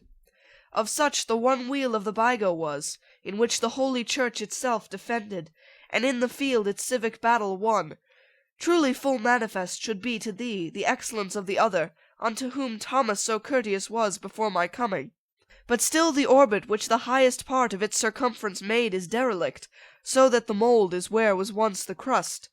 His family that had straightforward moved with feet upon his footprints are turned round so that they set the point upon the heel. And soon aware they will be of the harvest of this bad husbandry, when shall the tares complain the granary is taken from them. Yet say I, he who searcheth leaf by leaf, our volume through, would still some page discover where he could read, I am as I am wont. 'Twill not be from Casal nor Aquasparta, from whence come such unto the written word that one avoids it and the other narrows. Bonaventura of Bagnoregio's life am I, who always in great offices postponed considerations sinister. Here are Illuminato and Agostino, who of the first barefooted beggars were, that with the cord the friends of God became. Hugh of St. Victor is among them here, and Peter Mangiador, and Peter of Spain, who down below in volumes 12 is shining. Nathan the seer, and Metropolitan Chrysostom, and Anselmus, and Donatus, who deigned to lay his hand to the first art. Here is Rabanus, and beside me here shines the Calabrian abbot Joachim, he with the spirit of prophecy endowed. To celebrate so great a paladin have moved me the impassioned courtesy and the discreet discourses of Friar Thomas, and with me they have moved this company. Canto 13. Let him imagine who would well conceive what now I saw, and let him, while I speak, retain the image as a steadfast rock. The 15 stars that in their diverse regions the sky enliven with a light so great that it transcends all clusters of the air.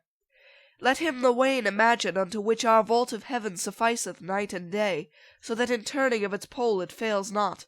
Let him the mouth imagine of the horn, that in the point beginneth of the axis round about which the primal wheel revolves, to have fashioned of themselves 2 signs in heaven, like unto that which Minos' daughter made, the moment when she felt the frost of death, and one to have its rays within the other, and both to whirl themselves in such a manner that one should forward go, the other backward. And he will have some shadowing forth of that true constellation and the double dance that circled round the point at which I was, because it is as much beyond our wont as swifter than the motion of the Chiana moveth the heaven that all the rest outspeeds. There sang they neither Bacchus nor Apollo, but in the divine nature persons 3, and in one person the divine and human. The singing and the dance fulfilled their measure, and unto us those holy lights gave need, growing in happiness from care to care. Then broke the silence of those saints concordant, the light in which the admirable life of God's own mendicant was told to me, and said, Now that one straw is trodden on, now that its seed is garnered up already, sweet love invites me to thresh out the other. Into that bosom thou believest whence was drawn the rib to form the beauteous cheek, whose taste to all the world is costing dear, and into that which by the lance transfixed before and since such satisfaction made that it weighs down the balance of all sin. Whate'er of light it has to human nature been lawful to possess was all infused by the same power that both of them created, and hence at what I said above dost wonder, when I narrated that no second had the good which in the 5th light is enclosed. Now ope thine eyes to what I answer thee, and thou shalt see thy creed and my discourse fit in the truth as centre in a circle. That which can die, and that which dieth not, are nothing but the splendour of the idea which by his love our Lord brings into being. Because that living light, which from its fount effulgent flows, so that it disunites not from him, nor from the love in them enshrined, though its own goodness reunites its rays in 9 subsistences, as in a mirror, itself eternally remaining one. Thence it descends to the last potencies, downward from act to act, becoming such that only brief contingencies it makes. And these contingencies I hold to be things generated, which the heaven produces by its own motion, with seed and without.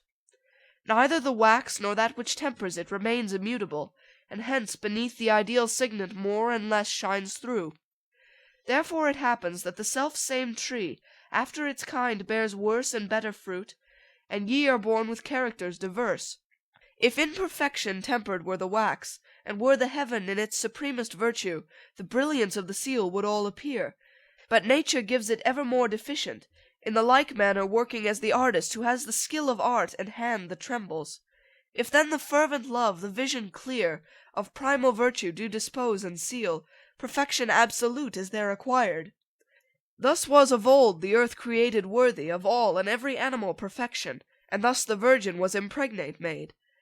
So that thine own opinion I commend, that human nature never yet has been nor will be what it was in those 2 persons.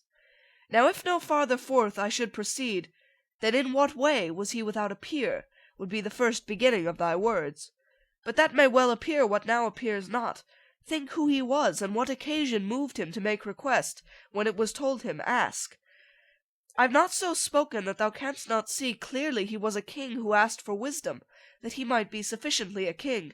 'Twas not to know the number in which are the motors here above, or if necesse with a contingent ere necesse make, non si est dare primo motum esse, or if in semicircle can be made triangle so that it have no right angle. Whence if thou notest this and what I said, a regal prudence is that peerless seeing in which the shaft of my intention strikes. And if on rose thou turnest thy clear eyes, thou'lt see that it has reference alone to kings who are many, and the good are rare.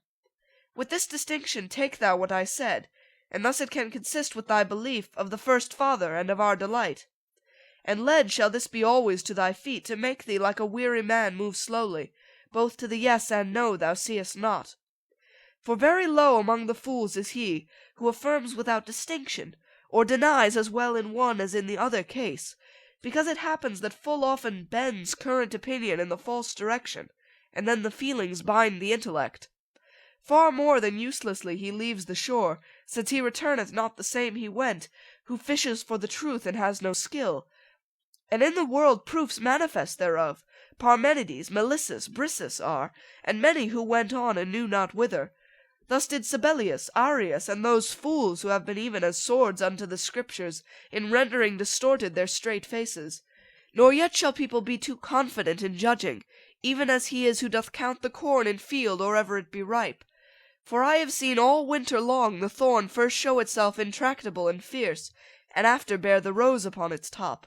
And I have seen a ship direct and swift run o'er the sea throughout its course entire, to perish at the harbour's mouth at last. Let not Dame Bertha nor Sir Martin think, seeing one steal another offering make, to see them in the arbitrament divine. For one may rise and fall, the other may. Canto 14. From centre unto rim, from rim to centre, in a round vase the water moves itself, as from without 'tis struck, or from within. Into my mind upon a sudden dropped what I am saying at the moment when silent became the glorious life of Thomas, because of the resemblance that was born of his discourse and that of Beatrice, whom after him it pleased thus to begin. This man has need, and does not tell you so, nor with the voice, nor even in his thought, of going to the root of one truth more. Declare unto him if the light wherewith blossoms your substance shall remain with you eternally the same that it is now. And if it do remain, say in what manner, after ye are again made visible, it can be that it injure not your sight. As by a greater gladness urged and drawn, they who are dancing in a ring sometimes uplift their voices, and their motions quicken, so at that orison devout and prompt, the holy circles a new joy displayed in their revolving and their wondrous song. Whoso lamenteth him that here we die that we may live above, has never there seen the refreshment of the eternal reign. The one and two and three whoever liveth, and reigneth ever in three and two and one, not circumscribed, in all things circumscribing. 3 several times was chanted by each one among those spirits, with such melody that for all merit it were just reward. And in the lustre most divine of all, the lesser ring, I heard a modest voice, such as perhaps the angel's was to Mary, answer, As long as the festivity of paradise shall be, so long our love shall radiate round about us such a vesture. Its brightness is proportioned to the ardour to the vision, and the vision equals what grace it has above its worth. When glorious and sanctified our flesh is reassumed, then shall our persons be more pleasing by their being all complete. For will increase whate'er bestows on us of light gratuitous the good supreme, light which enables us to look on him. Therefore the vision must perforce increase the ardour which from that is kindled, increase the radiance which from this proceeds. But even as a coal that sends forth flame, and by its vivid whiteness overpowers it, so that its own appearance it maintains, thus the effulgence that surrounds us now shall be o'erpowered in aspect by the flesh, which still today the earth doth cover up. Nor can so great a splendour weary us, for strong will be the organs of the body to everything which hath the power to please us. So sudden and alert appeared to me both one and the other choir to say Amen, that well they showed desire for their dead bodies, nor sole for them perhaps, but for the mothers, the fathers, and the rest who had been dear or ever they became eternal flames. And lo, all round about of equal brightness arose a lustre over what was there, like a horizon that is clearing up. And as at rise of early eve begins along the welkin new appearances, so that the sight seems real and unreal, it seemed to me that new subsistences began there to be seen, and make a circle outside the other two circumferences. O very sparkling of the Holy Spirit, how sudden and incandescent it became unto mine eyes, that vanquished bore it not.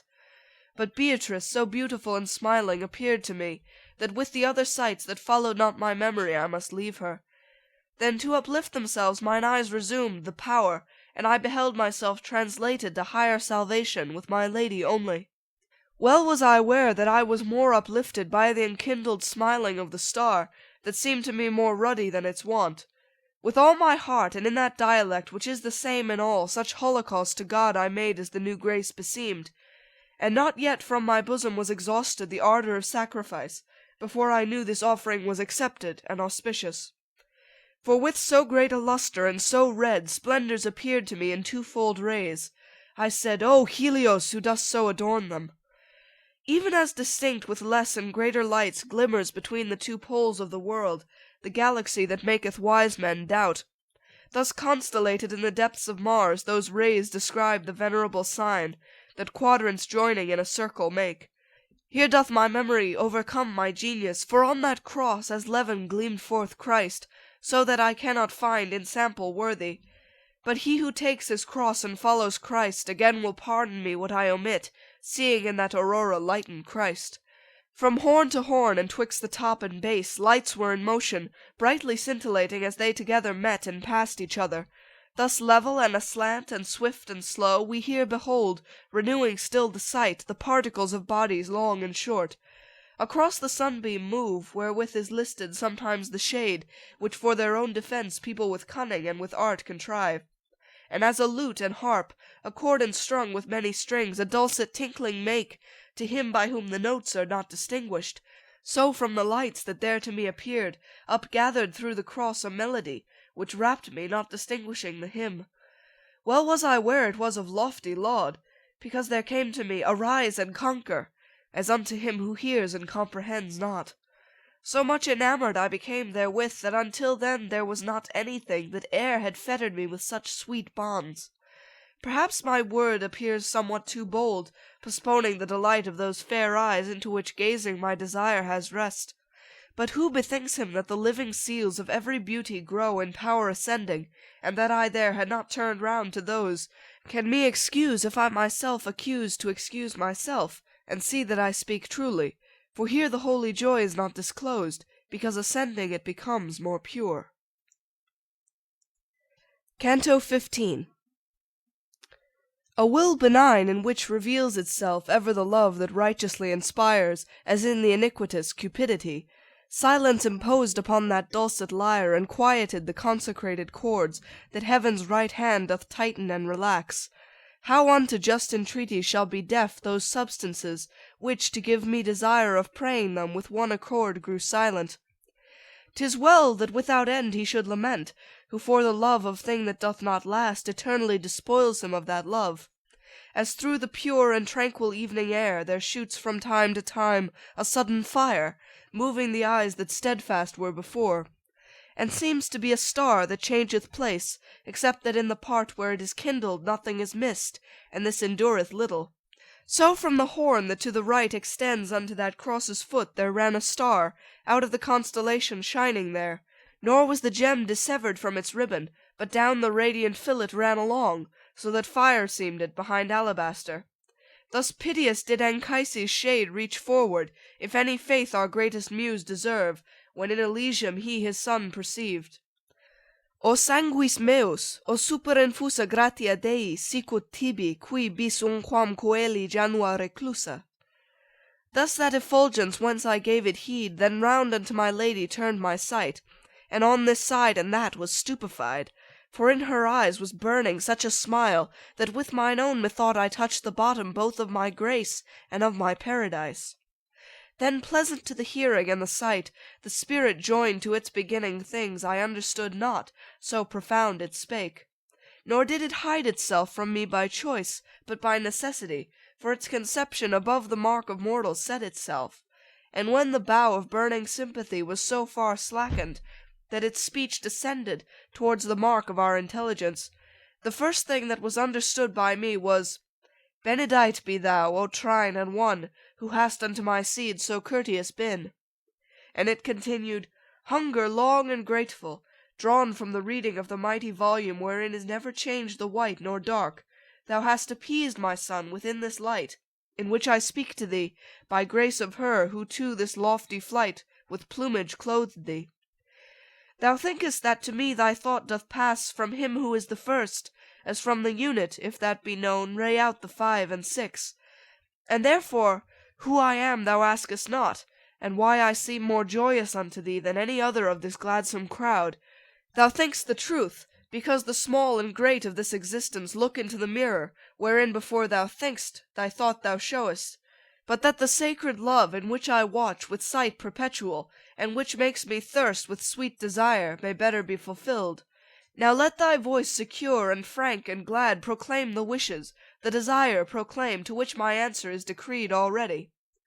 To Beatrice I turned me, and she heard before I spake, and smiled to me a sign, that made the wings of my desire increase. Then in this wise began I. Love and knowledge, when on you dawned the first equality, of the same weight for each of you became. For in the sun which lighted you and burned with heat and radiance, they so equal are that all similitudes are insufficient. But among mortals will and argument, for reason that to you is manifest, diversely feathered in their pinions are. Whence I, who mortal am, feel in myself this inequality, so give not thanks save in my heart for this paternal welcome. Truly do I entreat thee, living topaz, set in this precious jewel as a gem, that thou wilt satisfy me with thy name. O leaf of mine, in whom I pleasure took, e'en while awaiting I was thine own root. Such a beginning he in answer made me. Then said to me, That one from whom is named thy race, and who 100 years and more has circled round the mount on the first cornice, a son of mine and thy great-grandsire was. Well it behoves thee that the long fatigue thou shouldst for him make shorter with thy works. Florence within the ancient boundary, from which she taketh still her tierce and nons, abode in quiet, temperate, and chaste. No golden chain she had, nor coronal, nor lady shod with sandal shoon, nor girdle that caught the eye more than the person did. Not yet the daughter at her birth struck fear into the father, for the time and dower did not o'errun this side or that the measure. No houses had she void of families, nor yet had thither come Sardanapalus, to show what in a chamber can be done. Not yet surpassed had Montemallo been by your Useletojo, which surpassed shall in its downfall be as in its rise. Belincion Berti saw I go begirt with leather and with bone, and from the mirror his dame depart without a painted face. And him of Nerli saw, and him of Vecchio, contented with their simple suits of buff, and with the spindle and the flax their dames. O fortunate women! And each one was certain of her own burial place, and none as yet for sake of France was in her bed deserted. One o'er the cradle kept her studious watch, and in her lullaby the language used that first delights the fathers and the mothers. Another, drawing tresses from her distaff, told o'er among her family the tales of Trojans and of Thessaly and Rome. As great a marvel then would have been held a Lapo Saltarello, a Cianghela, as Cincinnatus or Cornelia now.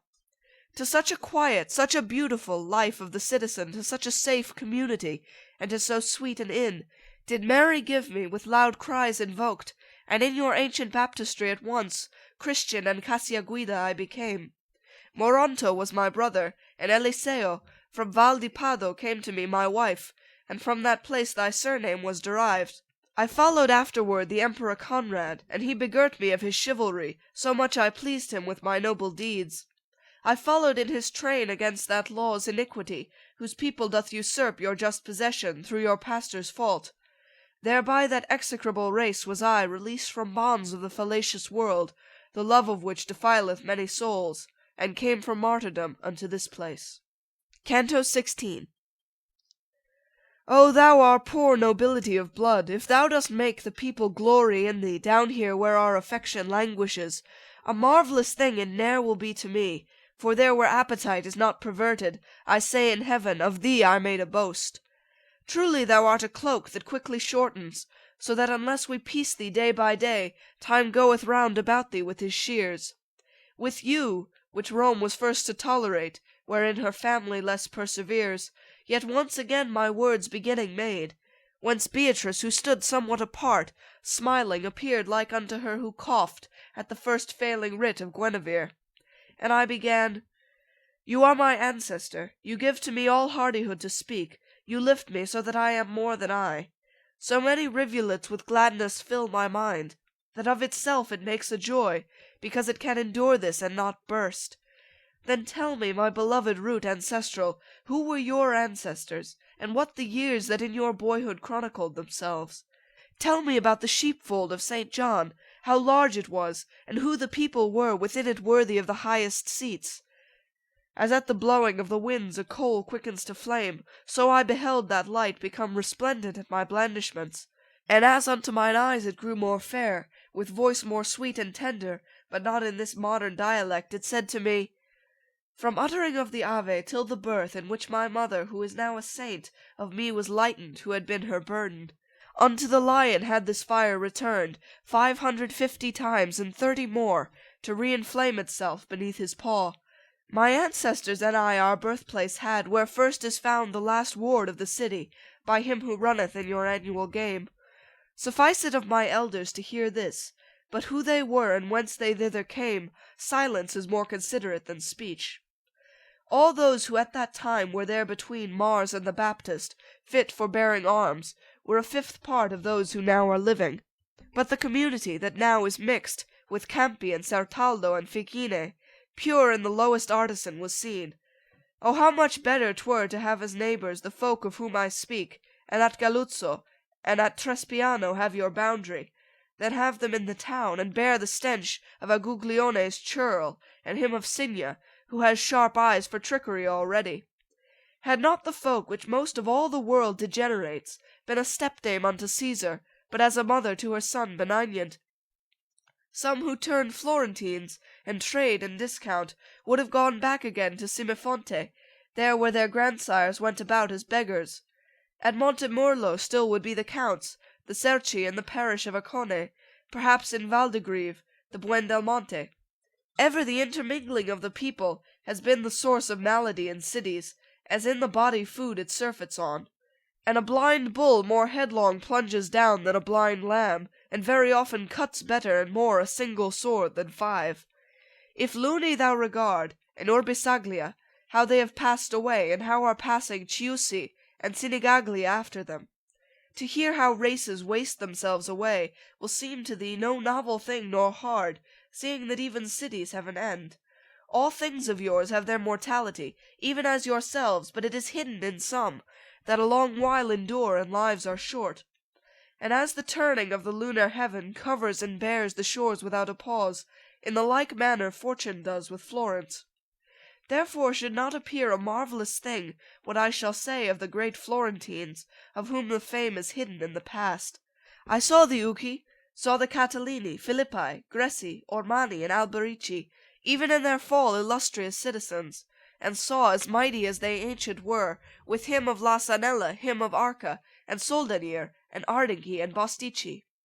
Near to the gate that is at present laden with a new felony of so much weight that soon it shall be jetsam from the bark, the Ravignani were from whom descended the County Guido, and whoe'er the name of the great Bellincione since hath taken.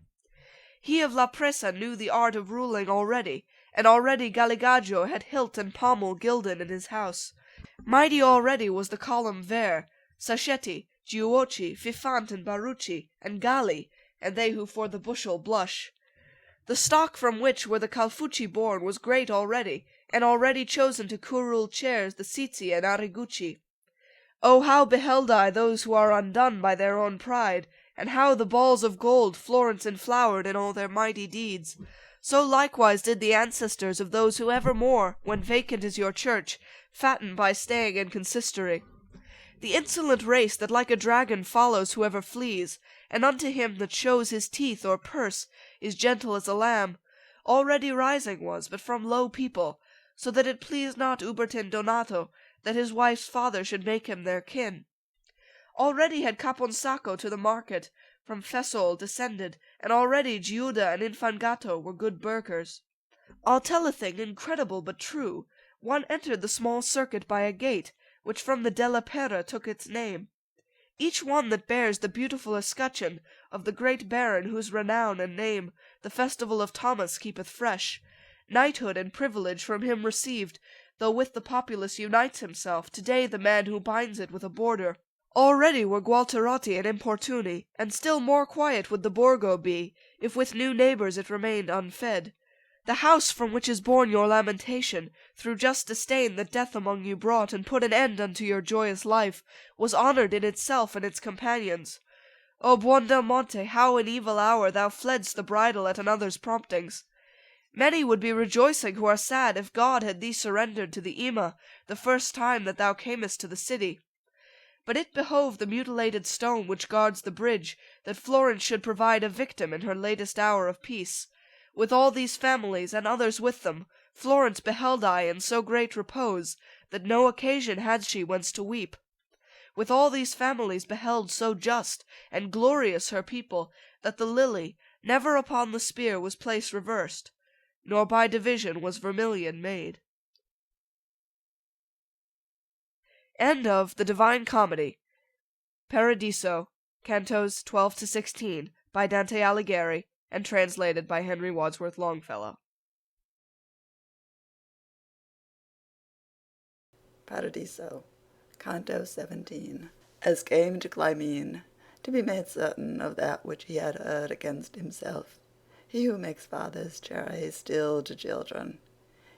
Even such was I, and such was I perceived by Beatrice, and by the holy light, that first on my account had changed its place. Therefore my lady said to me, Send forth the flame of thy desire, so that it issue imprinted well with the internal stamp. Not that our knowledge may be greater made by speech of thine, but to accustom thee to tell thy thirst, that we may give thee drink.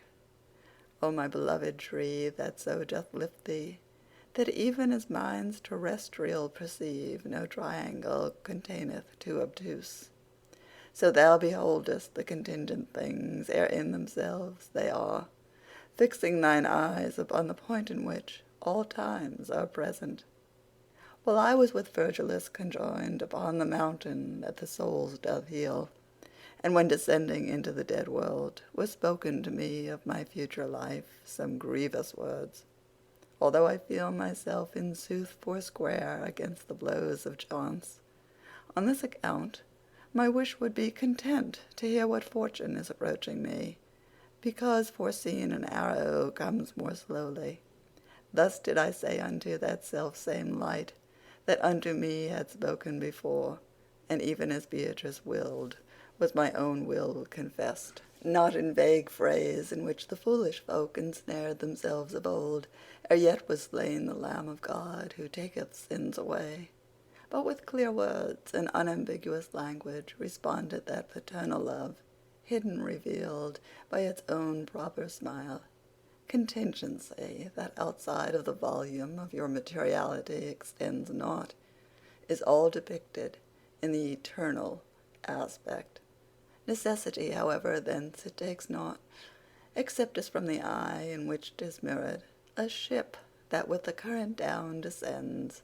From thence, e'en as there cometh to the ear sweet harmony from an organ, comes in sight to me the time that is preparing for thee. As forth from Athens went Hippolytus, by reason of his stepdame false and cruel, so thou from Florence must perforce depart. Already this is willed, and this is sought for, and soon it shall be done by him who thinks it, where every day the Christ is bought and sold.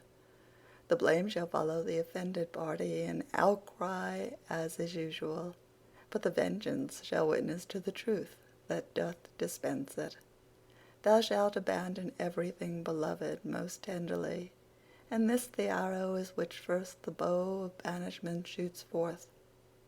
Thou shalt have proof how savoureth of salt the bread of others, and how hard a road the going down and up another's stairs.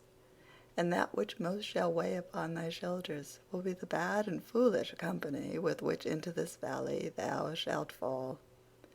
For all ingrate, all mad and impious will they become against thee, but soon after they, and not thou, shall have the forehead scarlet.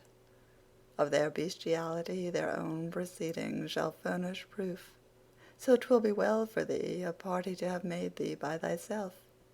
Thine earliest refuge and thine earliest inn shall be the mighty Lombard's courtesy, who on the ladder bears the holy bird, who such benign regard shall have for thee that twixt you twain in doing and in asking, that shall be first which is with others last. With him shalt thou see one who at his birth has by this star of strength been so impressed that notable shall his achievements be. Not yet the people are aware of him through his young age, since only 9 years yet around about him have these wheels revolved. But ere the Gascon cheat the noble Henry, some sparkles of his virtue shall appear, in caring not for silver nor for toil. So recognized shall his magnificence become hereafter, that his enemies will not have power to keep mute tongues about it. On him rely, and on his benefits. By him shall many people be transformed, changing condition rich and mendicant, and written in thy mind thou hence shalt bear of him, but shalt not say it, and things said he incredible to those who shall be present. Then added, Son, these are the commentaries on which was said to thee, behold the snares that are concealed behind few revolutions. Yet should I not thy neighbours thou shouldst envy, because thy life into the future reaches beyond the punishment of their perfidies. When by silence showed that sainted soul that it had finished putting in the woof into that web which I had given it warped, began I, even as he who yearneth after, being in doubt, some counsel from a person who seeth and uprightly wills and loves. Well see I, Father mine, how spurreth on the time towards me such a blow to deal me, as heaviest is to him who most gives way. Therefore with foresight it is well I arm me, that if the dearest place be taken from me, I may not lose the others by my songs. Down through the world of infinite bitterness, and o'er the mountains from which beauteous summit the eyes of my own lady lifted me, and afterward through heaven from light to light, I have learned that which, if I tell again, will be a saviour of strong herbs to many. And if I am a timid friend to truth, I fear lest I may lose my life with those who will hereafter call this time the olden. The light in which was smiling my own treasure, which there I had discovered, flashed at first as in the sunshine doth a golden mirror, then made reply, a conscience overcast or with its own or with another's shame will taste forsooth the tautness of thy word, but ne'ertheless, all falsehood laid aside, make manifest thy vision utterly, and let them scratch wherever is the itch. For if thine utterance shall offensive be at the first taste, a vital nutriment 'twill leave thereafter when it is digested. This cry of thine shall do as doth the wind, which smiteth most the most exalted summits, and that is no slight argument of honour. Therefore are shown to thee within these wheels, upon the mount and in the dolorous valley, only the souls that unto fame are known, because the spirit of the hearer rests not, nor doth confirm its faith by an example, which has the root of it unknown and hidden, or other reason that is not apparent. Paradiso, Canto 18.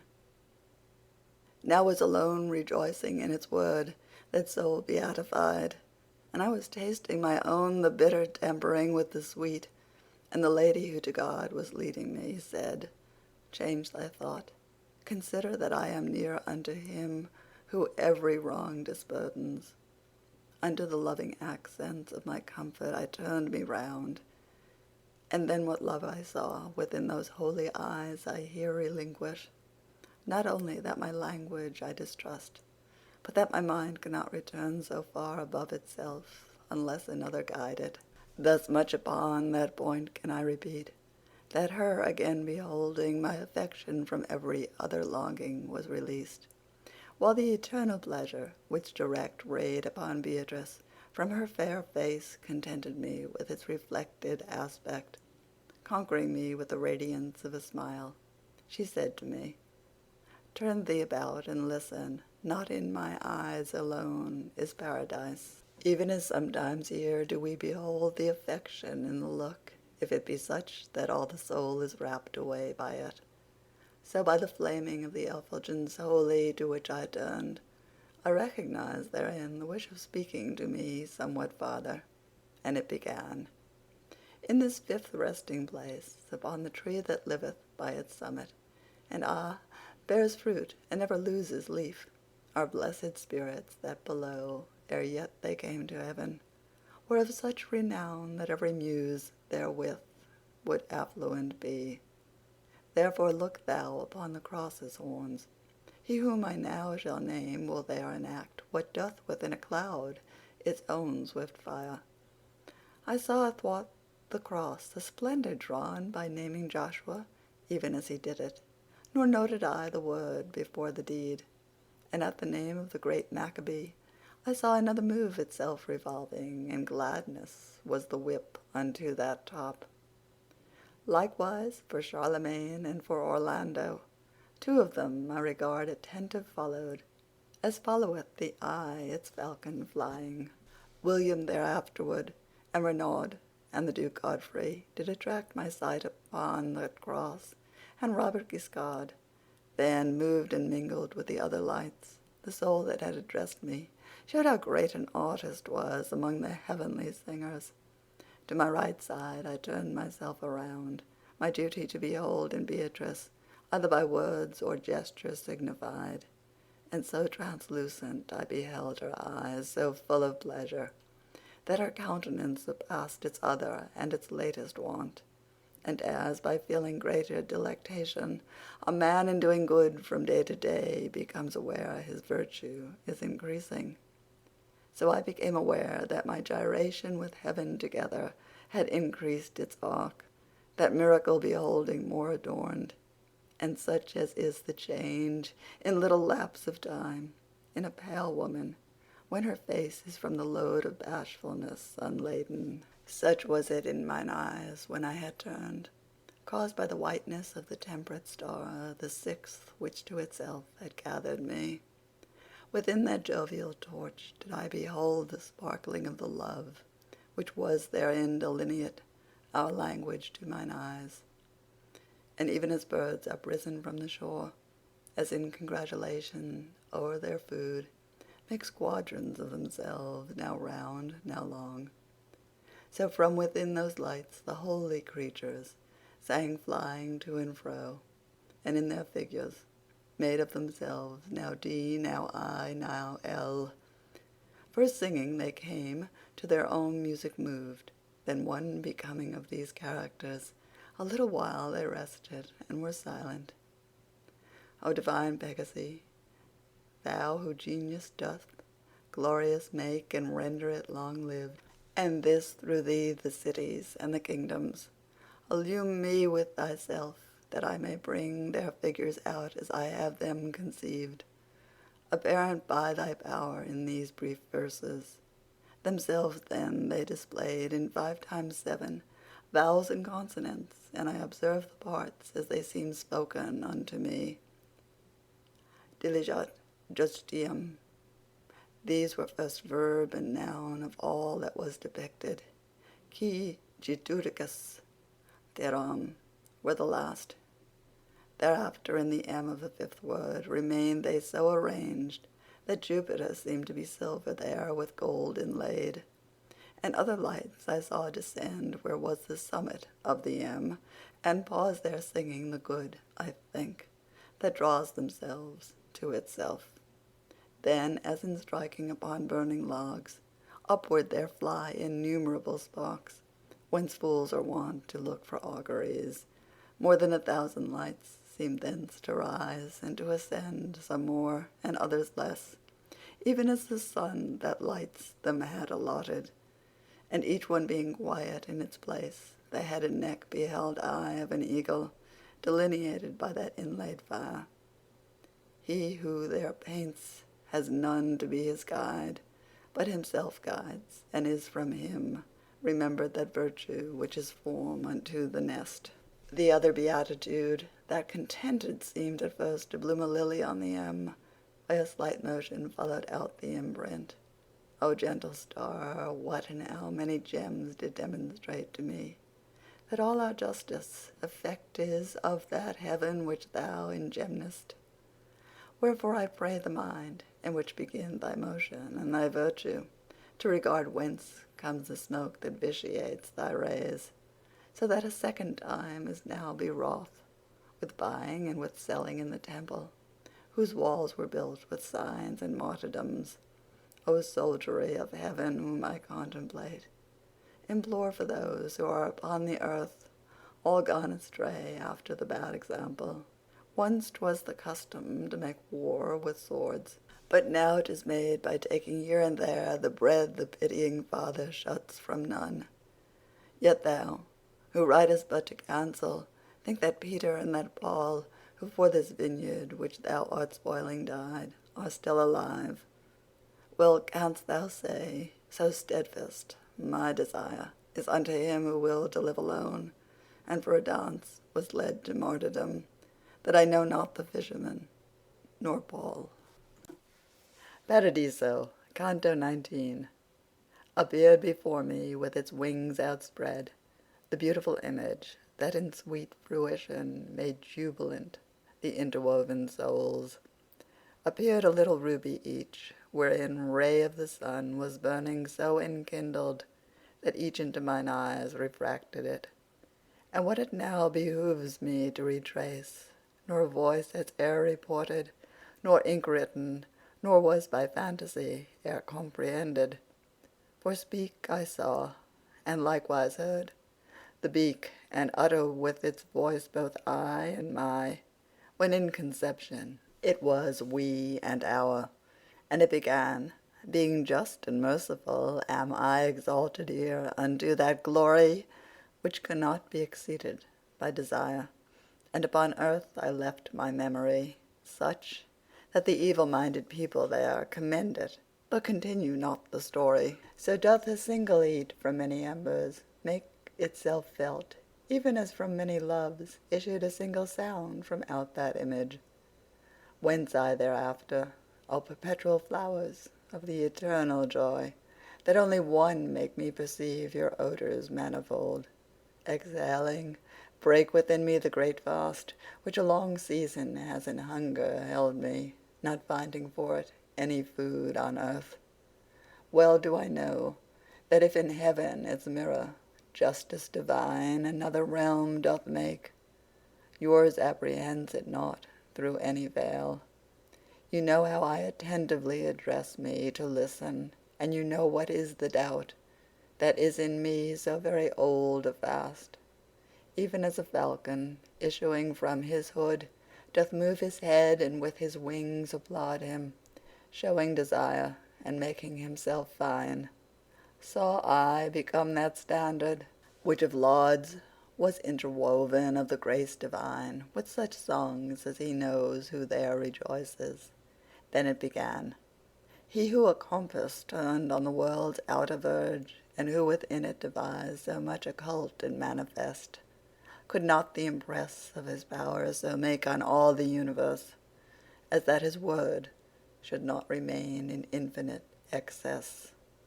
And this makes certain that the first proud being, who was the paragon of every creature, by not awaiting light, fell immature, and hence appears it that each minor nature is scant receptacle unto that good which has no end and by itself is measured. In consequence our vision, which perforce must be some ray of that intelligence with which all things whatever are replete, cannot in its own nature be so potent that it shall not its origin discern far beyond that which is apparent to it. Therefore into the justice sempiternal the power of vision that your world receives, as I into the ocean penetrates, which though it see the bottom near the shore, upon the deep perceives it not, and yet 'tis there, but it is hidden by the depth. There is no light but comes from the serene that never is o'ercast. Nay, it is darkness or shadow of the flesh, or else its poison. Amply to thee is open now the cavern, which has concealed from thee the living justice, of which thou madst such frequent questioning. For saidst thou, born a man is on the shore of Indus, and is none who there can speak of Christ, nor who can read, nor who can write. And all his inclinations and his actions are good, so far as human reason sees, without a sin in life or in discourse. He dieth unbaptized and without faith. Where is this justice that condemneth him? Where is his fault, if he do not believe? Now who art thou that on the bench wouldst sit in judgment at 1,000 miles away, with the short vision of a single span? Truly to him who with me subtilizes, if so the scripture were not over you, for doubting there were marvellous occasion. O animals terrene, O stolid minds, the primal will, that in itself is good, ne'er from itself the good supreme has moved. So much is just as in accordant with it, no good created draws it to itself, but it by raying forth occasions that. Even as above her nest goes circling round the stork, when she has fed her little ones, and he who has been fed looks up at her, so lifted I my brows, and even such became the blessed image, which its wings were moving, by so many counsels urged, circling around it sang, and said, as are my notes to thee, who dost not comprehend them, such is the eternal judgment to you mortals. Those lucent splendors of the Holy Spirit grew quiet then, but still within the standard that made the Romans reverend to the world. It recommenced. Unto this kingdom never ascended one who had not faith in Christ, before or since he to the tree was nailed. But look thou, many crying are, Christ, Christ, who at the judgment shall be far less near to him than some shall be who knew not Christ. Such Christians shall the Ethiop condemn, when the two companies shall be divided, the one forever rich, the other poor. What to your kings may not the Persians say, when they that volume opened shall behold, in which are written down all their dispraises? There shall be seen among the deeds of Albert that which ere long shall set the pen in motion, for which the realm of Prague shall be deserted. There shall be seen the woe that on the Seine he brings by falsifying of the coin, who by the blow of a wild boar shall die. There shall be seen the pride that causes thirst, which makes the Scot and Englishman so mad that they within their boundaries cannot rest. Be seen the luxury and effeminate life of him of Spain and the Bohemian, who valor never knew and never wished. Be seen the cripple of Jerusalem, his goodness represented by an I, while the reverse an M shall represent.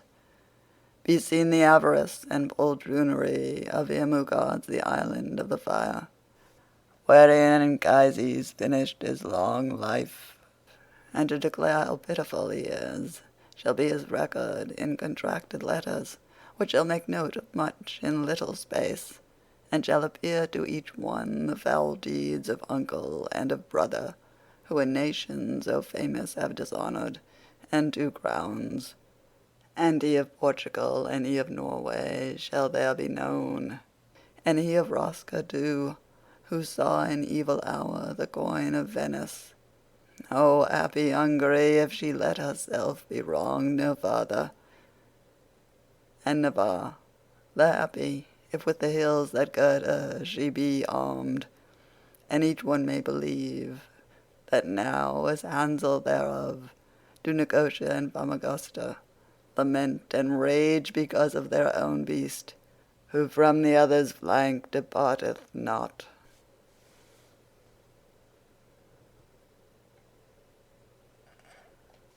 When he who all the world illuminates out of our hemisphere so far descends that on all sides the daylight is consumed, the heaven, that erst by him alone was kindled, doth suddenly reveal itself again by many lights, wherein in one resplendent, and came into my mind this act of heaven, when the ensign of the world and of its leaders had silent in the blessed beak become, because those living luminaries all, so far more luminous, did songs begin lapsing and falling from my memory. O gentle love, that with a smile doth cloak thee, how ardent in those sparks didst thou appear, that had the breath alone of holy thoughts. After the precious and pellucid crystals with which begemmed the sixth light, I beheld silence imposed on the angelic bells. I seemed to hear the murmuring of a river that clear descendeth down from rock to rock, showing the affluence of its mountain top, and as the sound upon the cithern's neck taken its form, and as upon the vent of rustic pipe the wind that enters it, even thus, relieved from the delay of waiting, that murmuring of the eagle mounted up along its neck as if it had been hollow. There it became a voice, and issued thence from out its beak, in such a form of words as the heart waited for wherein I wrote them. The part in me which sees and bears the sun in mortal eagles, it began to me, now fixedly must needs be looked upon. For of the fires of which I make my figure, those whence the eye doth sparkle in my head, of all their orders the supremest are. He who is shining in the midst as pupil was once the singer of the Holy Spirit, who bore the ark from city unto city. Now knoweth he the merit of his song, in so far as effect of his own counsel, by the reward which is commensurate. Of five that make a circle for my brow, he that approacheth nearest to my beak did the poor widow for her son console. Now knoweth he how dearly it doth cost, not following Christ, by the experience of this sweet life and of its opposite. He who comes next in the circumference of which I speak, upon its highest arc, did death postpone by penitence sincere. Now knoweth he that the eternal judgment suffers no change, albeit worthy prayer maketh below tomorrow of today. The next who follows with the laws and me, under the good intent that bore bad fruit, became a Greek by ceding to the pastor. Now knoweth he how all the ill deduced from his good action is not harmful to him, although the world thereby may be destroyed, and he, whom in the downward arc thou seest, Guglielmo was, whom the old same land deplores, that weepeth Charles and Frederick yet alive. Now knoweth he how heaven enamoured is with a just king, and in the outward show of his effulgence he reveals it still. Who would believe down in the errant world that ere the Trojan Rufus in this round could be the fifth one of the holy lights? Now knoweth he enough of what the world has not the power to see of grace divine, although his sight may not discern the bottom, like as a lark that in the air expatiates, first singing and then silent with content of the last sweetness that doth satisfy her.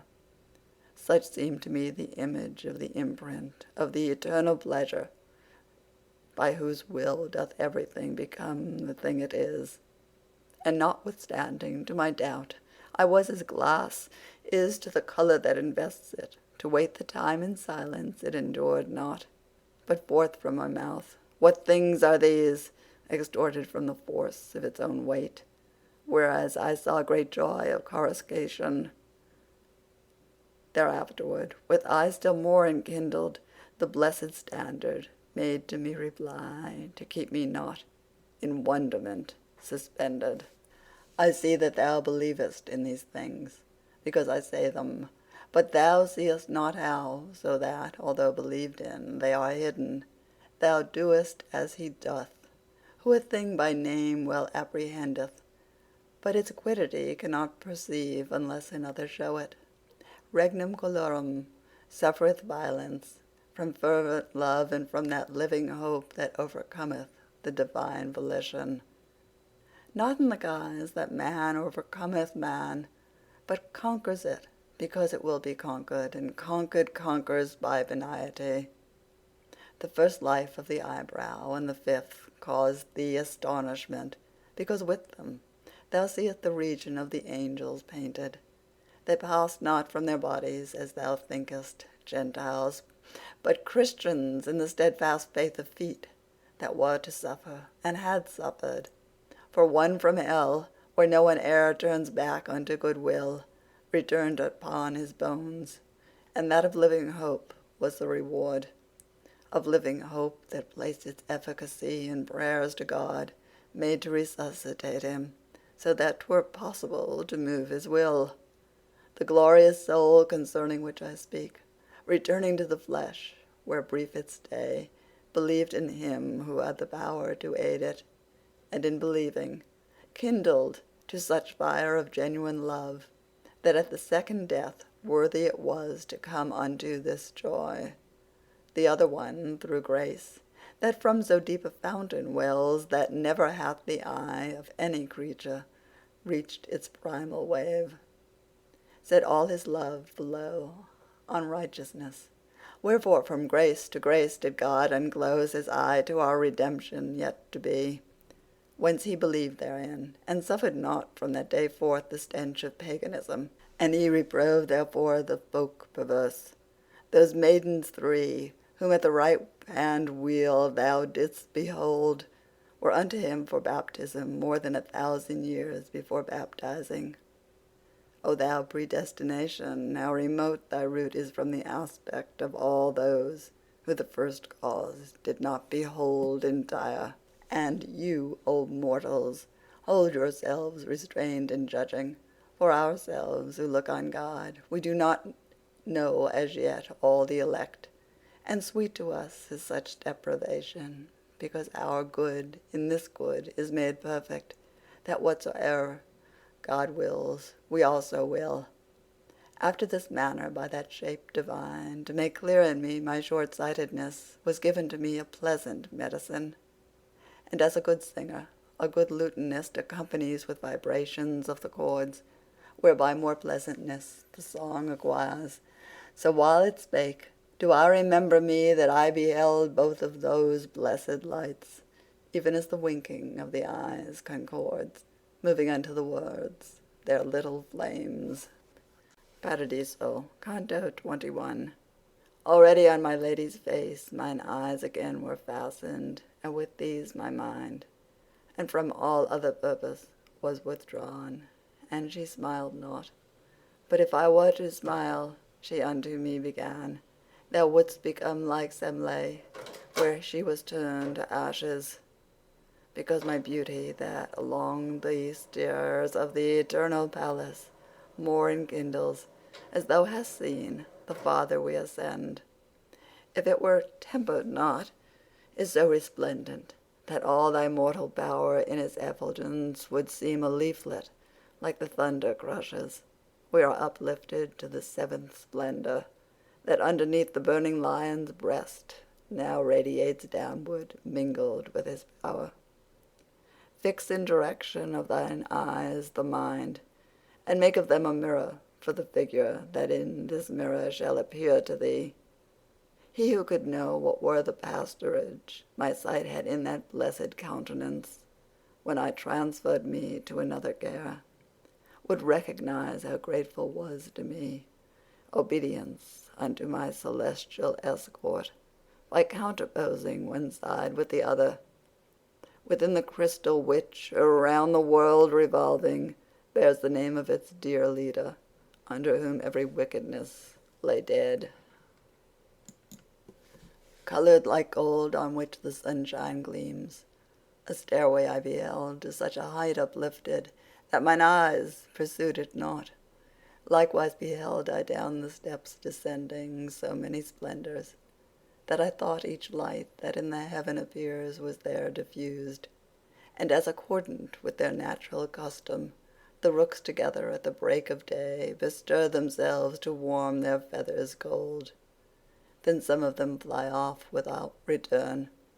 Others come back to where they started from, and others, wheeling round, still keep at home.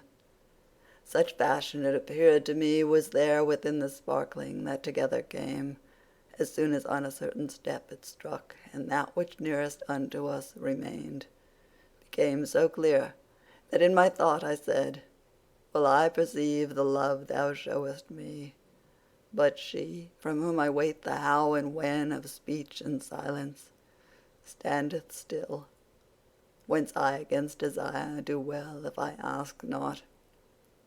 She thereupon, who saw my silentness, in the sight of him who seeth everything, said unto me, Let loose thy warm desire. And I began.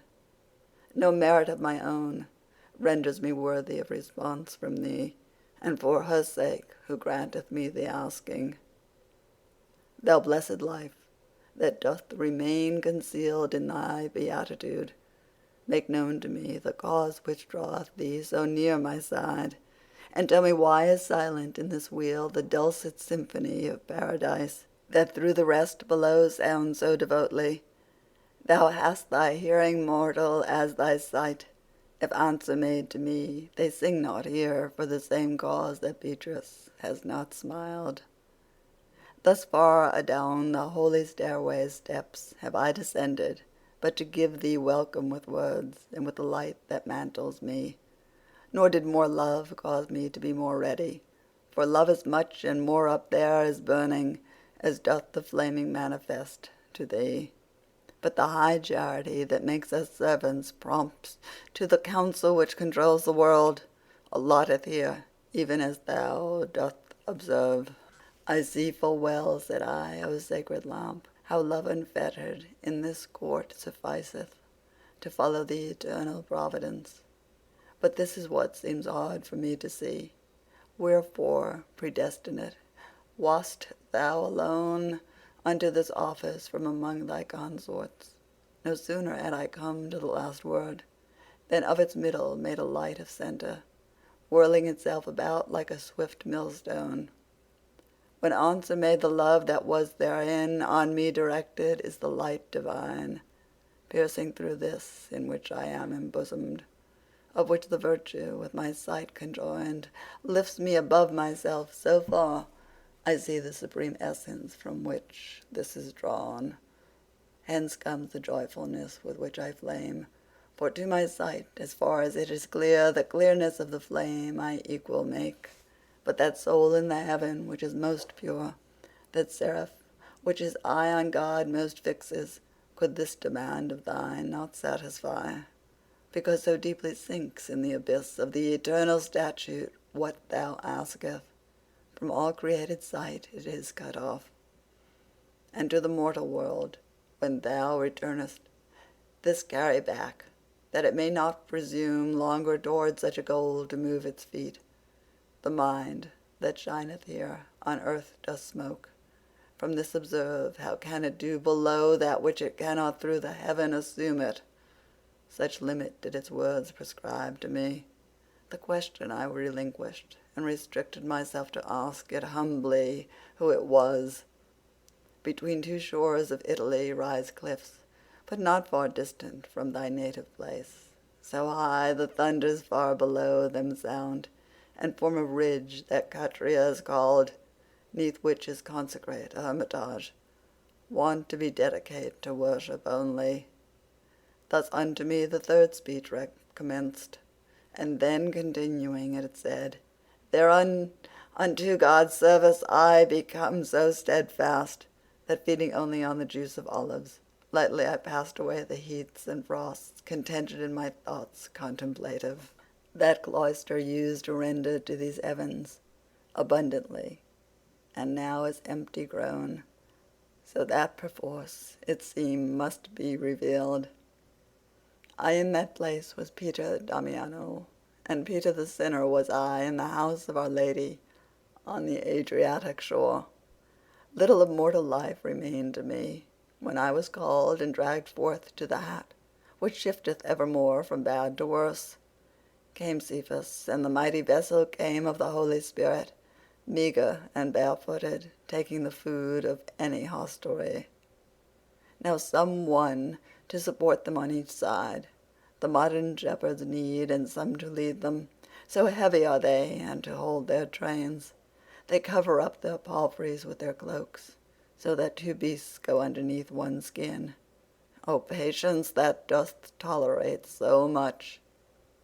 At this voice saw I many little flames from step to step, descending and revolving, and every revolution made them fairer.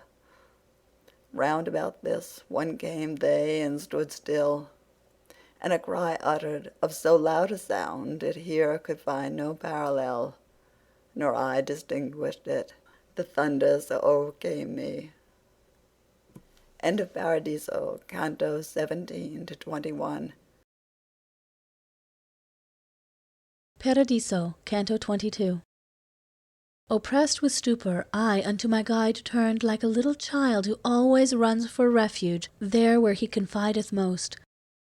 And she, even as a mother who straightway gives comfort to her pale and breathless boy with voice whose wont it is to reassure him, said to me, Knowest thou not thou art in heaven? And knowest thou not that heaven is holy all, and what is done here cometh from good zeal? After what wise the singing would have changed thee, and I by smiling, thou canst now imagine, since that the cry has startled thee so much, in which, if thou hadst understood its prayers, already would be known to thee the vengeance which thou shalt look upon before thou diest. The sword above here smiteth not in haste, nor tardily, howe'er it seem to him who fearing or desiring waits for it. But turn thee round towards the others now, for very illustrious spirits shalt thou see if thou thy sight directest as I say. As it seemed good to her, mine eyes I turned, and saw 100 spherules that together with mutual rays each other more embellished. I stood as one who in himself represses the point of his desire, and ventures not to question, he so feareth the too much. And now the largest and most luculent among those pearls came forward, that it might make my desire concerning it content. Within it then I heard, If thou couldst see, even as myself, the charity that burns among us, thy conceits would be expressed. But, that by waiting thou mayst not come late to the high end, I will make answer even unto the thought of which thou art so chary. That mountain on whose slope Casino stands was frequented of old upon its summit by a deluded folk and ill-disposed. And I am he who first up thither bore the name of him who brought us upon the earth, the truth that so much sublimateth us. And such abundant grace upon me shone that all the neighboring towns I drew away from the impious worship that seduced the world. These other fires, each one of them were men contemplative, enkindling by that heat which maketh holy flowers and fruits spring up. Here is Macarius, here is Romualdus, here are my brethren who within the cloisters their footsteps stayed and kept a steadfast heart. And I to him, The affection which thou showest speaking with me, and the good countenance which I behold and note in all your ardours, in me have so my confidence dilated as the sun doth the rose, when it becomes as far unfolded as it hath the power. Therefore I pray, and thou assure me, Father, if I may so much grace receive that I may thee behold with countenance unveiled.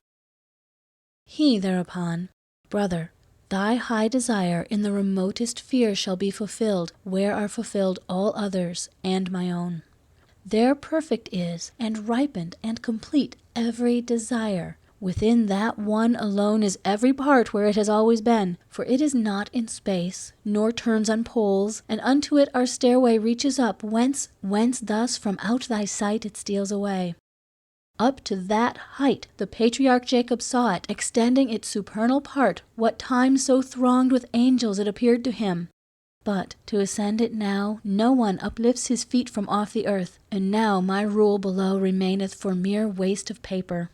The walls that used of old to be an abbey are changed to dens of robbers, and the cowls are sacks filled full of miserable flour. But heavy usury is not taken up so much against God's pleasure as that fruit which maketh so insane the heart of monks. For whatsoever hath the church in keeping is for the folk that ask it in God's name, not for one's kindred or for something worse. The flesh of mortals is so very soft that good beginnings down below suffice not from springing of the oak to bearing acorns. Peter began with neither gold nor silver, and I with orison and abstinence, and Francis with humility his convent. If thou lookest at each one's beginning, and then regardest whither he has run, thou shalt behold the white changed into brown. In verity the Jordan backward turned, and the sea, fleeing when God willed, were more a wonder to behold than succour here. Thus unto me he said, and then withdrew to his own band, and the band closed together. Then, like a whirlwind, all was upward rapt. The gentle lady urged me on behind them up o'er that stairway by a single sign, so did her virtue overcome my nature. Nor here below, where one goes up and down by natural law, was motion e'er so swift that it could be compared unto my wing. Reader, as I may unto that devout triumph return, on whose account I often for my transgressions weep and beat my breast, thou hadst not thrust thy finger in the fire and drawn it out again before I saw the sign that follows Taurus, and was in it. O glorious stars, O light impregnated with mighty virtue, from which I acknowledge all my genius, whatsoe'er it may be. With you was born, and hid himself with you, he who is father of all mortal life, when first I tasted of the Tuscan air. And then, when grace was freely given to me to enter the high wheel which turns around you, your region was allotted unto me. To you, devoutly, at this hour, my soul is sighing, that it virtue may acquire for the stern pass that draws it to itself. Thou art so near unto the last salvation, thus Beatrice began, thou oughtest now to have thine eyes unclouded and acute. And therefore, ere thou enter farther in, look down once more, and see how vast a world thou hast already put beneath thy feet, so that thy heart, as jocund as it may, present itself to the triumphant throng that comes rejoicing through this rounded ether. I with my sight returned through one and all the sevenfold spheres, and I beheld this globe such that I smiled at its ignoble semblance, and that opinion I approve as best which doth account it least, and he who thinks of something else may truly be called just. I saw the daughter of Latona shining without that shadow which to me was cause that once I had believed her rare and dense. The aspect of thy son Hyperion here I sustained, and saw how moved themselves around and near him Maia and Dione. Thence there appeared the temperateness of Jove, twixt son and father, and to me was clear the change that of their whereabout they make. And all the seven made manifest to me how great they are, and eke how swift they are, and how they are in distant habitations. The threshing floor that maketh us so proud, to me revolving with the eternal twins, was all apparent made from hill to harbor. Then to the beauteous eyes mine eyes I turned. End of Canto 22. Canto 23. Even as a bird, mid the beloved leaves, quiet upon the nest of her sweet brood throughout the night, that hideth all things from us, who, that she may behold their longed-for looks, and find the food wherewith to nourish them, in which, to her, grave labours grateful are, anticipates the time on open spray, and with an ardent longing waits the sun, gazing intent as soon as breaks the dawn. Even thus my lady standing was, erect and vigilant, turned round towards the zone underneath which the sun displays less haste. So that, beholding her, distraught and wistful, such I became as he is, who, desiring for something, yearns, and hoping is appeased. But brief the space from one when to the other of my awaiting, say I, and the seeing, the welkin grow resplendent more and more. And Beatrice exclaimed, Behold the hosts of Christ's triumphal march, and all the fruit harvested by the rolling of these spheres. It seemed to me her face was all aflame, and eyes she had so full of ecstasy that I must needs pass on without describing. As when in nights serene of the full moon smiles Trivia among the nymphs eternal, who paint the firmament through all its gulfs, saw I, above the myriads of lamps, a sun, that one and all of them enkindled, e'en as our own doth the supernal sights. And through the living light transparent shone the lucent substance so intensely clear into my sight that I sustained it not. O Beatrice, thou gentle guide and dear, to me she said, what overmasters thee a virtue is, from which naught shields itself. There are the wisdom and the omnipotence that oped the thoroughfares twixt heaven and earth, for which there erst had been so long a yearning. As fire from out a cloud unlocks itself, dilating so it finds not room therein, and down against its nature falls to earth, so did my mind among those elements become larger, issue from itself, and that which it became cannot remember. Open thine eyes and look at what I am. Thou hast beheld such things that strong enough hast thou become to tolerate my smile. I was as one who still retains the feeling of a forgotten vision and endeavors in vain to bring it back into his mind when I this invitation heard, deserving of so much gratitude it never fades out of the book that chronicles the past. If at this moment sounded all the tongues that Polyhymnia and her sisters made most lubrical with their delicious milk, to aid me, to 1,000th of the truth it would not reach, singing the holy smile and how the holy aspect it illumed. And therefore, representing paradise, the sacred poem must perforce leap over, even as a man who finds his way cut off. But whoso thinketh of the ponderous theme, and of the mortal shoulder laden with it, should blame it not, if under this it tremble.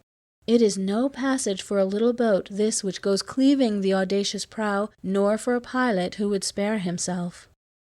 Why doth my face so much enamour thee, that to the garden fair thou turnest not, which under the rays of Christ is blossoming? There is the rose in which the Word divine became incarnate. There the lilies are, by whose perfume the good way was discovered. Thus Beatrice. And I, who to her counsels was wholly read, once again betook me unto the battle of the feeble brows. As in the sunshine, that unsullied streams through fractured cloud, ere now a meadow of flowers mine eyes with shadow covered o'er have seen, so troops of splendors manifold I saw, illumed from above with burning rays, beholding not the source of the effulgence. O power benignant that dost so imprint them, thou didst exalt thyself to give more scope there to mine eyes that were not strong enough. The name of that fair flower I e'er invoke morning and evening, utterly enthralled my soul to gaze upon the greater fire. And when in both mine eyes depicted were the glory and greatness of the living star which there excelleth, as it here excelled, athwart the heavens a little torch descended, formed in a circle like a coronal, and cinctured it, and whirled itself about it.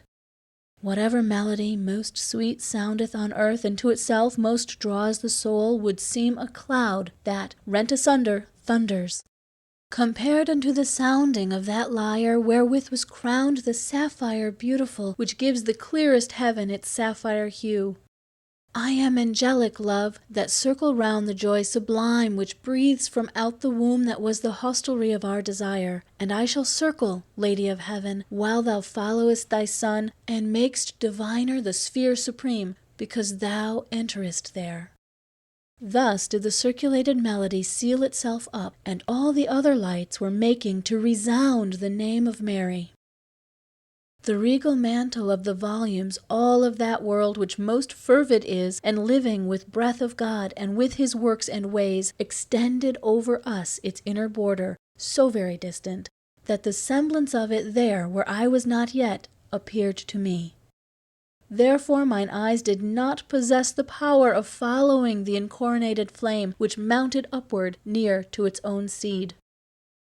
And as a little child that toward its mother stretches its arms when it the milk has taken, through impulse kindled into outward flame, each of those gleams of whiteness upward reached so with its summit that the deep affection they had for Mary was revealed to me.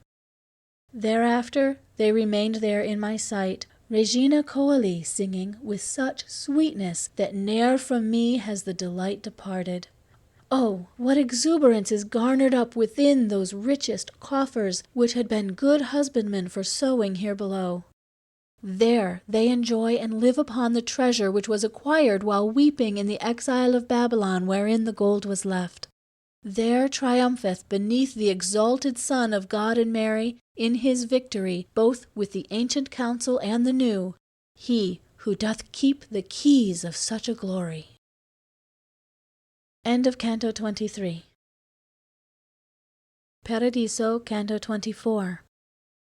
O company elect to the great supper of the Lamb Benedict, who feedeth you so that forever full is your desire, if, by the grace of God, this man foretaste something of that which falleth from your table, or ever death prescribe to him the time, direct your mind to his immense desire, and him somewhat be due. Ye drinking are for ever at the font whence comes his thought. Thus Beatrice. And those souls beatified transform themselves to spheres on steadfast poles, flaming intensely in the guise of comets. And as the wheels in works of horologies revolve so that the first to the beholder motionless seems, and the last one to fly, so in like manner did those carols, dancing in different measure of their affluence, give me the gauge as they were swift or slow. From that one which I noted of most beauty beheld I issue forth a fire so happy that none it left there of a greater brightness. And around Beatrice 3 several times it whirled itself with so divine a song, my fantasy repeats it not to me. Therefore the pen skips, and I write it not, since our imagination for such folds, much more our speech, is of a tint too glaring. O holy sister mine, who is implorest with such devotion, by thine ardent love thou dost unbind me from that beautiful sphere. Thereafter, having stopped, the blessed fire unto my lady did direct its breath, which spake in fashion as I here have said. And she, O light eterna of the great man to whom our Lord delivered up the keys, he carried down of this miraculous joy. This one examine on points light and grave, as good beseemeth thee, about the faith by means of which thou on the sea didst walk.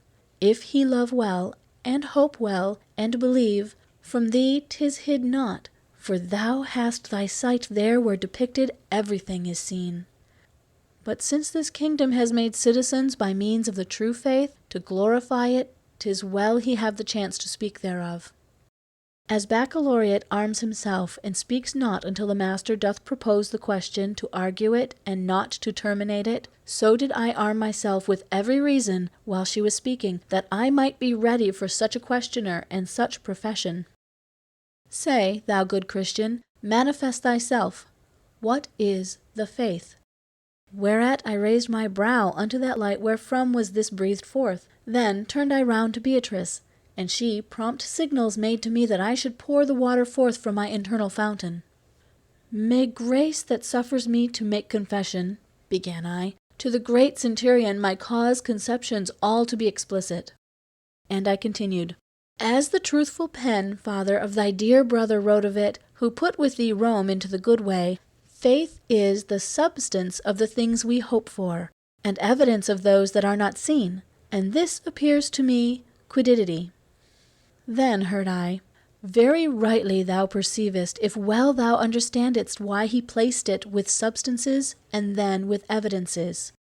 And I thereafterward, the things profound that here vouchsafe me their apparition unto all eyes below are so concealed, that they exist there only in belief, upon which is founded the high hope, and hence it takes the nature of a substance.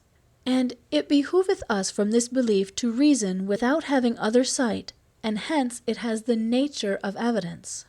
Then heard I, if whatever is acquired below by doctrine were thus understood, no sophist's subtlety would there find place. Thus was breathed forth from that enkindled love. Then added, very well has been gone over already of this coin, the alloy and weight, but tell me if thou hast it in thy purse. And I, yes, both so shining and so round that in its stamp there is no peradventure. Thereafter issued from the light profound that there resplendent was, this precious jewel, upon the which is every virtue founded, whence hast thou it? And I, the large outpouring of Holy Spirit which has been diffused upon the ancient parchments and the new, a syllogism is, which proved it to me with such acuteness that, compared therewith, all demonstrations seems to me obtuse. And then I heard, the ancient and the new postulates that to thee are so conclusive, why dost thou take them for the word divine? And I, the proofs, which show the truth to me, are the works subsequent, whereunto nature ne'er heated iron yet, nor anvil beat. 'Twas answered me, say, who assureth thee that those works ever were? The thing itself that must be proved, naught else to thee affirms it. Were the world to Christianity converted, I said, withouten miracles, this one is such, the rest are not its 100th part. Because that poor and fasting thou didst enter into the field to sow there, the good plant which was a vine has become a thorn. This being finished, the high holy court resounded through the spheres, One God we praise, in melody that there above is chanted. And then that baron, who from branch to branch examining had thus conducted me till the extremest leaves we were approaching, again began. The grace that dallying plays with thine intellect, thy mouth has opened, up to this point, as it should opened be, so that I do approve what forth emerged. But now thou must express what thou believest, and whence to thy belief it was presented. O Holy Father, Spirit who beholdest what thou believedst, so that thou o'ercamest towards the sepulchre more youthful feet, began I, thou dost wish me in this place the form to manifest of my prompt belief, and likewise thou the cause thereof demandest. And I respond, in one God I believe, sole and eterne, who moveth all the heavens with love and with desire, himself unmoved. And of such faith not only have I proofs physical and metaphysical, but gives them likewise the truth that from this place rains down through Moses, through the prophets and the Psalms, through the Evangel, and through you, who wrote after the fiery Spirit sanctified you. In persons three eterne believe, and these one essence I believe, so one and trine, they bear conjunction both with sunt and est. With the profound condition and divine which now I touch upon doth stamp my mind ofttimes the doctrine evangelical. This the beginning is. This is the spark which afterwards dilates to vivid flame, and, like a star in heaven, is sparkling in me. Even as a lord who hears what pleaseth him, his servant straight embraces, congratulating for the good news as soon as he is silent, so, giving me its benediction, singing 3 times encircled me when I was silent, the apostolic light, at whose command I spoken had, in speaking I so pleased him. End of Canto 24. Canto 25. If e'er it happened that the poem sacred, to which both heaven and earth have set their hand, so that it many a year hath made me lean, o'ercome the cruelty that bars me out from the fair sheepfold, where a lamb I slumbered, an enemy to the wolves that war upon it, with other voice forthwith, with other fleece poet will I return, and at my font baptismal will I take the laurel crown. Because into the faith that maketh known all souls to God there entered I, and then, Peter, for her sake, thus my brow encircled. Thereafterward, towards us moved a light out of that band whence issued the first fruits which of his vicars Christ behind him left. And then my lady, full of ecstasy, said unto me, Look, look, behold the baron from whom below Galatia is frequented. In the same way as, when a dove alights near his companion, both of them pour forth, circling about and murmuring their affection, so one beheld I by the other, grand prince glorified, to be with welcome greeted, lauding the food that there above is eaten. But, when their gratulations were complete, silently, coram, each one stood still, so incandescent it o'ercame my sight. Smiling thereafterwards, said Beatrice, Illustrious life, by whom the benefactions of our basilica have been described, make hope resound within this altitude. Thou knowest, as oft thou dost personify it, as Jesus to the 3 gave greater clearness. Lift up thy head and make thyself assured, for what comes hither from the mortal world must needs be ripened in our radiance. This comfort came to me from the second fire, wherefore mine eyes I lifted to the hills, which bent them down before with too great weight. Since through his grace our Emperor wills that thou shouldst find thee face to face, before thy death, in the most secret chamber, with his counts, so that, the truth beholden of this court, hope, which below there rightfully enamors, thereby thou strengthen in thyself and others. Say what it is, and how is flowering with it thy mind, and say from whence it came to thee. Thus did the second light again continue. And the compassionate, who piloted the plumage of my wings in such high flight, did in reply anticipate me thus. No child whatever the church militant of greater hope possesses, as is written in that sun which irradiates all our band. Therefore it is conceded him from Egypt to come into Jerusalem to see, or ever yet his warfare be completed. The two remaining points, that not for knowledge have been demanded, but that he report how much this virtue unto thee is pleasing, to him I leave, for hard he will not find them, nor of self-praise, and let him answer them, and may the grace of God in this assist him. As a disciple who his teacher follows, ready and willing, where he is expert, that his proficiency may be displayed, hope, said I, is the certain expectation of future glory, which is the effect of grace divine and merit precedent. For many stars this light comes unto me, but he instilled it first into my heart who was chief singer unto the chief captain. Sperent in te, in the high theody he saith, those who know thy name, and who knoweth not if he my faith possess? Thou didst instil me then with his instilling in the epistle, so that I am full, and upon others rain again your rain. While I was speaking, in the living bosom of that combustion quivered an effulgence, sudden and frequent, in the guise of lightning.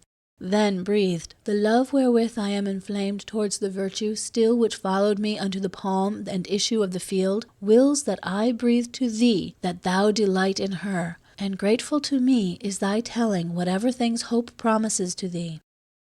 And I, the ancient scriptures and the new the mark establish, and this shows it to me of all the souls whom God hath made his friends. Isaiah saith that each one garmented in his own land shall be with twofold garments, and his own land is this delightful life.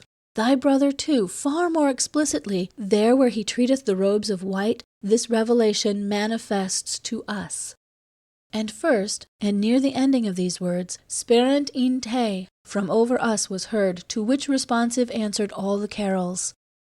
Thereafterward a light among them brightened, so that, if Cancer one such crystal had, winter would have a month of one sole day.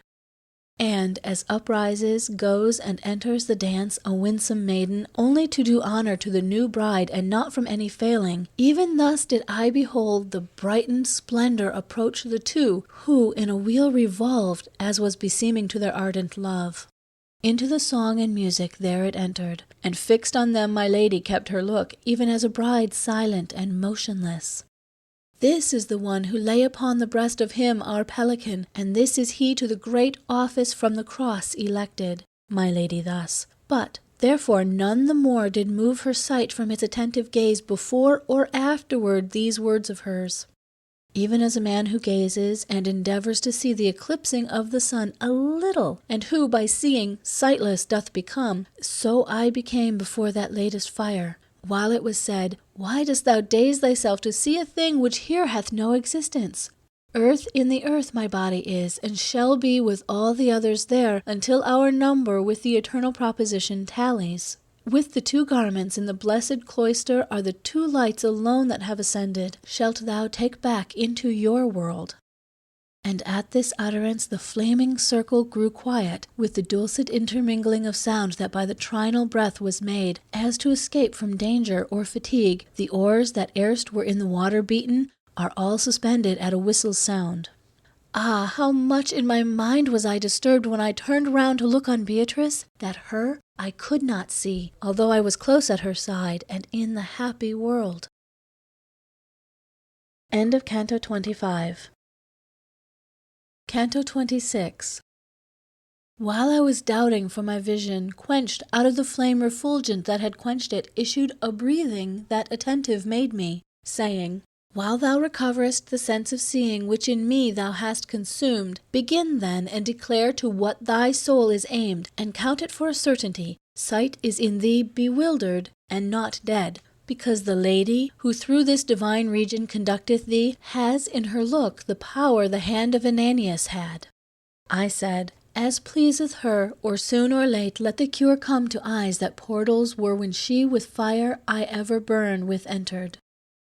The good that gives consent to this court, the Alpha and Omega is of all the writing that love reads me, low or loud. The selfsame voice that taken had from me the terror of the sudden dazzlement, to speak still farther put it in my thought, and said, In verity, with finer sieve behoveth thee to sift, thee it behoveth to say who aimed thy bow at such a target. And I, by philosophic arguments, and by authority that hence descends, such love must needs imprint itself in me. For good, so far as good, when comprehended, doth straight enkindle love, and so much greater as more of goodness in itself it holds. Then, to that essence, whose in such advantage that every good which out of it is found is nothing but a ray of its own light, more than elsewhither must the mind be moved of every one in loving, who discerns the truth in which this evidence is founded. Such truth he to my intellect reveals, who demonstrates to me the primal love of all the sempiternal substances. The voice reveals it of the truthful author, who says to Moses, speaking of himself, I will make all my goodness pass before thee. Thou to revealest to me, beginning the loud evangel that proclaims the secret of heaven to earth above all other edict. And I heard say, by human intellect, and by authority concordant with it, of all thy loves, reserve for God the highest. But say again, if other cords thou feelest, draw thee towards him, that thou mayst proclaim with how many teeth this love is biting thee. The holy purpose of the eagle of Christ not latent was, nay, rather I perceived whither he fain would my profession lead. Therefore I recommenced, all of those bites which have the power to turn the heart to God unto my charity have been concurrent, the being of the world and my own being, the death which he endured that I may live, and that which all the faithful hope, as I do, with the forementioned vivid consciousness have drawn me from the sea of love perverse, and of the right have placed me on the shore. The leaves wherewith embowered is all the garden of the eternal gardener, do I love as much as he has granted them of good. As soon as I had ceased, a song most sweet throughout the heaven resounded, and my lady said with the others, Holy, holy, holy! And as at some keen light one wakes from sleep by reason of the visual spirit that runs unto the splendor passed from coat to coat, and he who wakes abhorreth what he sees, so all unconscious is his sudden waking until the judgment cometh to his aid. So from before mine eyes did Beatrice chase every mote with radiance of her own that cast its light 1,000 miles and more. Whence better after than before I saw, and in a kind of wonderment I asked about the fourth light that I saw with us. And said my lady, There within those rays gazes upon its maker the first soul that ever the first virtue did create. Even as the bough that downward bends its top at transit of the wind, and then is lifted by its own virtue, which inclines it upward, likewise did I, and while that she was speaking, being amazed, and then I was made bold by a desire to speak wherewith I burned. And I began, O apple, that mature alone hast been produced, O ancient father, to whom each wife is daughter and daughter-in-law, devoutly as I can I supplicate thee, that thou wouldst speak to me. Thou seest my wish, and I, to hear thee quickly, speak it not. Sometimes an animal, when covered, struggles so that his impulse needs must be apparent by reason of the rapage following it, and in like manner the primeval soul made clear to me athwart its covering how jubilant it was to give me pleasure, then breathed, Without thy uttering it to me, thine inclination better I discern than thou whatever thing is surest to thee, for I behold it in the truthful mirror, that of himself all things parhelion makes, and none makes him parhelion of itself. Thou fain wouldst hear how long ago God placed me within the lofty garden, where this lady unto so long a stairway thee disposed. And how long to mine eyes it was a pleasure, and of the great disdain the proper cause, and the language that I used and that I made. Now, son of mine, the tasting of the trees not in itself was cause of so great exile, but solely the o'erstepping of the bounds. There, whence thy lady moved Virgilius 4,302 circuits made by the sun, this counsel I desired. And him I saw return to all the lights of his highway 900 times and 30, whilst I upon the earth was tarrying. The language that I spake was quite extinct before that in the work interminable the people under Nimrod were employed. For never more result of reasoning, because of human pleasure that doth change obedient to the heavens, was durable. A natural action is it that man speaks, but whether thus or thus doth nature leave to your own art as seemeth best to you.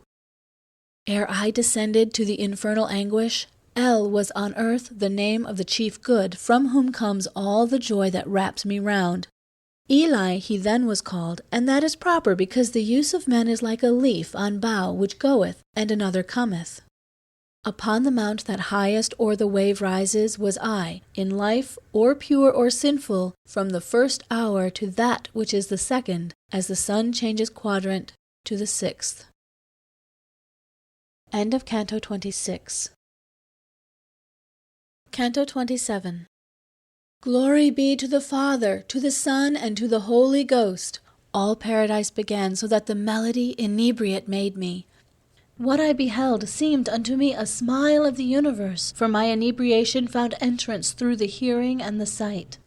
O joy, O gladness inexpressible, O perfect life of love and peacefulness, O riches without hankering secure! Before mine eyes were standing the 4 torches enkindled, and the one that first had come began to make itself more luminous, and even such in semblance it became as Jupiter would become if he and Mars were birds, and they should interchange their feathers.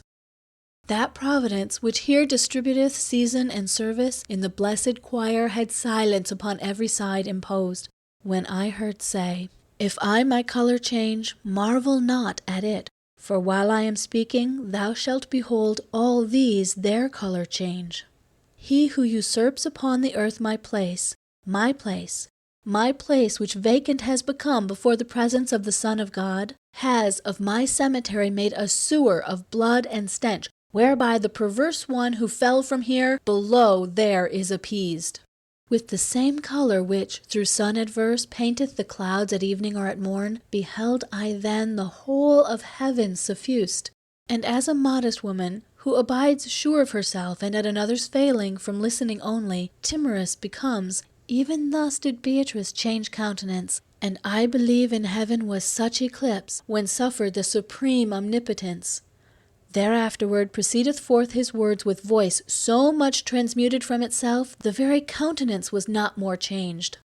The spouse of Christ has never nurtured been on blood of mine, of Linus and of Cletus, to be made use of in aquest of gold. But in aquest of this delightful life, Sixtus and Pius, Urban and Calixtus, after much lamentation, shed their blood.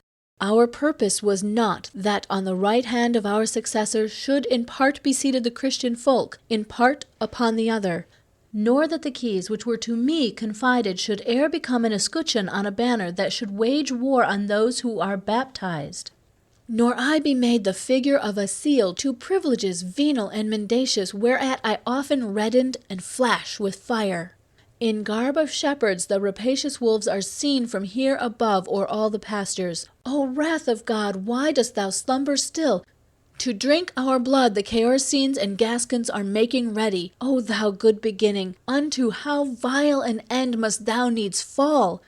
But the high providence, that with Scipio at Rome the glory of the world defended, will speedily bring aid, as I conceive, and thou, my son, who by thy mortal weight shalt down return again, open thy mouth. What I conceal not, do not thou conceal. As with its frozen vapours downward falls in flakes our atmosphere, what time the horn of the celestial goat doth touch the sun, upward in such array saw I the ether become, and flaked with the triumphant vapours which there together with us had remained. My sight was following up their semblances, and followed till the medium, by excess the passing farther onward, took from it. Whereat the lady, who beheld me freed from gazing upward, said to me, Cast down thy sight, and see how far thou art turned round. Since the first time that I had downward looked, I saw that I had moved through the whole arc which the first climate makes from midst to end, so that I saw the mad track of Ulysses past Gades, and this side well nigh the shore whereon became Europa a sweet burden. And of this threshing floor the sight to me were more unveiled, but the sun was proceeding under my feet, a sign, and more removed. My mind enamored, which is dallying at all times with my lady, to bring back to her mine eyes was more than ever ardent. And if or art or nature has made bait to catch the eyes and so possess the mind in human flesh or in its portraiture, all joined together would appear as naught to the divine delight which shone upon me when, to her smiling face, I turned me round. The virtue that her look endowed me with from the fair nest of Leda tore me forth, and up into the swiftest heaven impelled me. Its parts exceeding, full of life and lofty, are all so uniform, I cannot say which Beatrice selected for my place. But she, who was aware of my desire, began, the while she smiled so joyously that God seemed in her countenance to rejoice, the nature of that motion which keeps quiet the centre, and all the rest about it moves, from hence begins, as from its starting point. And in this heaven there is no other where than in the mind divine, wherein is kindled the love that turns it, and the power it reigns. Within a circle light and love embrace it, even as this doth the others, and that precinct he who encircles it alone controls. Its motion is not by another meted, but all the others measured are by this, as 10 is by the half and by the fifth. And in what manner time in such a pot may have its roots, and in the rest its leaves, now unto thee can manifest be made. O covetousness, that mortals dost engulf beneath thee so, that no one hath the power of drawing back his eyes from out thy waves.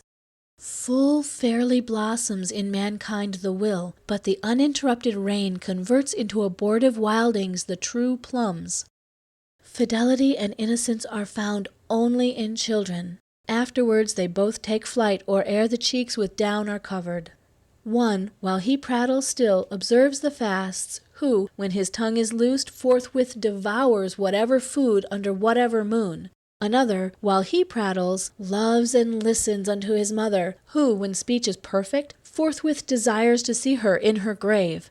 Even thus is swarthy made the skin so white in its first aspect of the daughter fair of him who brings the morn and leaves the night. Thou, that it may not be a marvel to thee, think that on earth there is no one who governs whence goes astray the human family. Ere January be unwintered wholly by the centesimal on earth neglected, shall these supernal circles roar so loud the tempest that has been so long awaited shall whirl the poops about where are the prows, so that the fleet shall run its course direct, and the true fruit shall follow on the flower. End of Canto 27. Paradiso, Cantos 28 through 33. Canto 28. After the truth against the present life of miserable mortals was unfolded by her who doth in paradise my mind, as in a looking-glass a taper's flame he sees who from behind is lighted by it, before he has it in his sight or thought, and turns him round to see if so the glass tell him the truth, and sees that it accords therewith as doth a music with its metre. In similar wise my memory recollecteth that I did, looking into those fair eyes, of which love made the springs to ensnare me. And as I turned me round, and mine were touched by that which is apparent in that volume, whenever on its gyre we gaze intent, a point beheld I, that was raying out light so acute, the sight which it enkindles must close perforce before such great acuteness. And whatsoever star seems smallest here would seem to be a moon, if placed beside it, as one star with another star is placed. Perhaps at such a distance as appears a halo cincturing the light that paints it, when densest is vapour that sustains it, thus distant round the point a circle of fire so swiftly whirled that it would have surpassed whatever motion soonest girds the world, and this was by another circumsynct, that by a third, the third then by a fourth, by a fifth the fourth, and then by a sixth the fifth.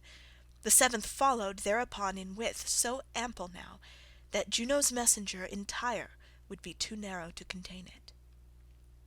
Even so the eighth and ninth, and every one more slowly moved, according as it was in number distant further from the first.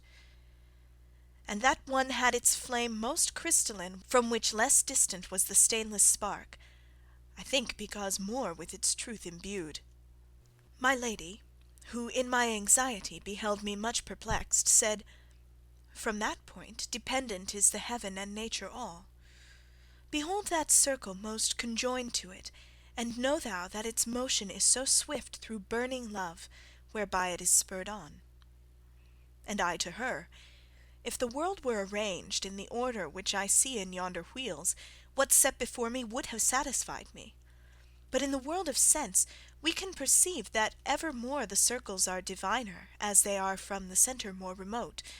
Wherefore, if my desire is to be ended in this miraculous and angelic temple, that has for confines only love and light, to hear behoves me still how the example and the exemplar go not in one fashion, since for myself in vain I contemplate it.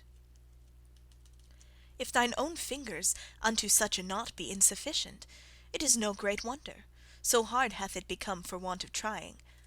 My lady thus. Then said she, "Do thou take what I shall tell thee, if thou wouldst be sated, and exercise on that thy subtlety. The circles corporal are wide and narrow, according to the more or less of virtue which is distributed through all their parts. The greater goodness works the greater weal, the greater weal the greater body holds, if perfect equally are all its parts. Therefore this one which sweeps along with it the universe sublime doth correspond unto the circle which most loves and knows. On which account, if thou unto the virtue apply thy measure, not to the appearance of substances that unto thee seem round, thou wilt behold a marvellous agreement, of more to greater, and of less to smaller, in every heaven with its intelligence. Even as remaineth splendid and serene the hemisphere of air, where Boreas is blowing from that cheek where he is mildest, because it is purified, and resolved the rack that erst disturbed it, till the welkin laughs with all the beauties of its pageantry. Thus did I likewise. After that my lady had me provided with her clear response, and like a star in heaven the truth was seen. And soon as to a stop her words had come, not otherwise does iron scintillate when molten, than those circles scintillated. Their coruscation all the sparks repeated, and they so many were, their number makes more millions than the doubling of the chess. I heard them sing Hosanna choir by choir to the fixed point which holds them at the ubi, and ever will, where they have ever been. And she, who saw the dubious meditations within my mind, the primal circles said, have shown thee seraphim and cherubim. Thus rapidly they follow their own bonds, to be as like the point as most they can, and can as far as they are high in vision. Those other loves that round about them go, thrones of the countenance divine are called, because they terminate the primal triad. And thou shouldst know that they have all delight, as much as their own vision penetrates the truth, in which all intellect finds rest. From this it may be seen how blessedness is founded in the faculty which sees, and not in that which loves, and follows next. And of this seeing merit is the measure, which is brought forth by grace, and by good will. Thus on from grade to grade doth it proceed. The second triad, which is germinating in such wise in this sempiternal spring that no nocturnal Aries despoils, perpetually Hosanna warbles forth with threefold melody, that sounds in three orders of joy, with which it is entwined. The three divine are in this hierarchy: first the dominions, and the virtues next, and the third order is that of the powers. Then in the dances twain penultimate the principalities and archangels wheel, the last is wholly of angelic sports. These orders upward all of them are gazing, and downward so prevail, that unto God they all attracted are, and all attract. And Dionysius, with so great desire to contemplate these orders, set himself. He named them, and distinguished them as I do. But Gregory afterwards dissented from him, wherefore, as soon as he unclosed his eyes within this heaven, he at himself did smile. And if so much of secret truth a mortal proffered on earth, I would not have thee marvel. For he who saw it here revealed it to him, with much more of the truth about these circles. Canto 29.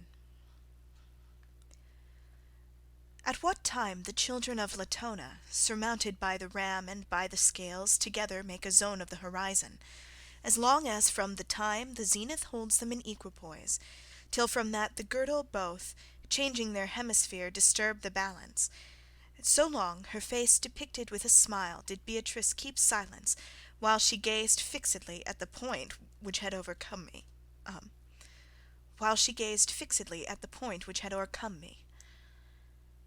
Then she began, I say, and I ask not what thou dost wish to hear, for I have seen it where centres every when and every ubi, not to acquire some good unto himself, which is impossible, but that his splendour, in its resplendency, may say, subsisto, in his eternity outside of time, outside all other limits, as it pleased him, into new loves the eternal love unfolded.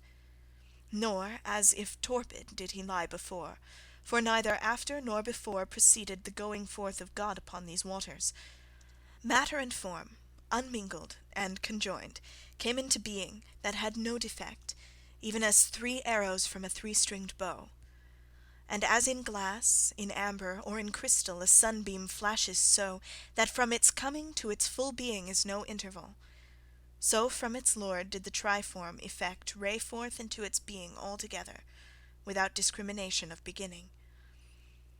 Order was co-created and constructed in substances, and summit of the world were those wherein the pure act was produced. Pure potentiality held the lowest part, midway bound potentiality with act such bond that it shall never be unbound. Jerome has written unto you of angels, created a long lapse of centuries, or ever yet the other world was made. But written is this truth in many places by writers of the Holy Ghost, and thou shalt see it if thou lookest well thereat. And even reason seeth it somewhat, for it would not concede that for so long could be the motors without their perfection.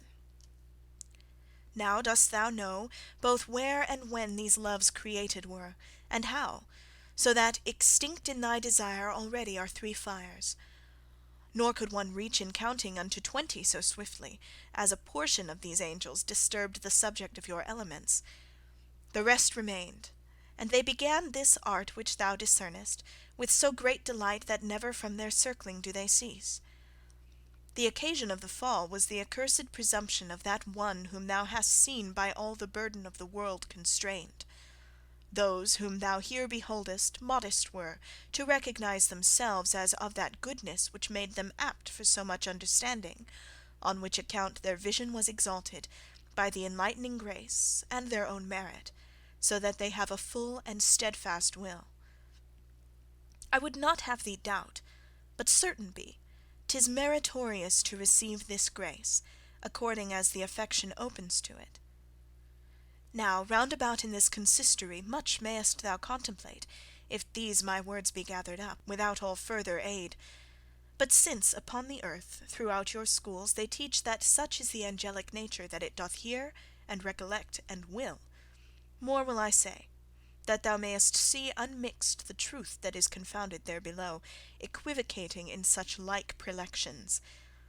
These substances, since in God's countenance they jocund were, turned not away their sight from that wherefrom not anything is hidden. Hence they have not their vision intercepted by object new, and hence they do not need to recollect through interrupted thought. So that below, not sleeping, people dream, believing they speak truth, and not believing, and in the last is greater sin and shame. Below you do not journey by one path philosophizing, so transporteth you love of appearance, and the thought thereof. And even this above here is endured with less disdain than when is set aside the holy writ, or when it is distorted. They think not there how much of blood it costs to sow it in the world, and how he pleases who in humility keeps close to it. Each striveth for appearance, and doth make his own inventions, and these treated are by preachers, and the evangel holds its peace. One saith that the moon did backward turn in the passion of Christ, and interpose herself, so that the sunlight reached not down below, and lies. For of its own accord the light hid itself, whence to Spaniards and to Indians, as to the Jews, did such eclipse respond. Florence has not so many Lapi and Bindi as fables such are these, that every year are shouted from the pulpit back and forth, in such wise that the lambs, who do not know, come back from pasture fed upon the wind, and not to see the harm doth not excuse them. Christ did not to his first disciples say, Go forth, and to the world preach idle tales, but unto them a true foundation gave, and this so loudly sounded from their lips, that in the warfare to enkindle faith they made of the evangel shields and lances. Now men go forth with jests and drolleries to preach, and if but well the people laugh, the hood puffs out, and nothing more is asked.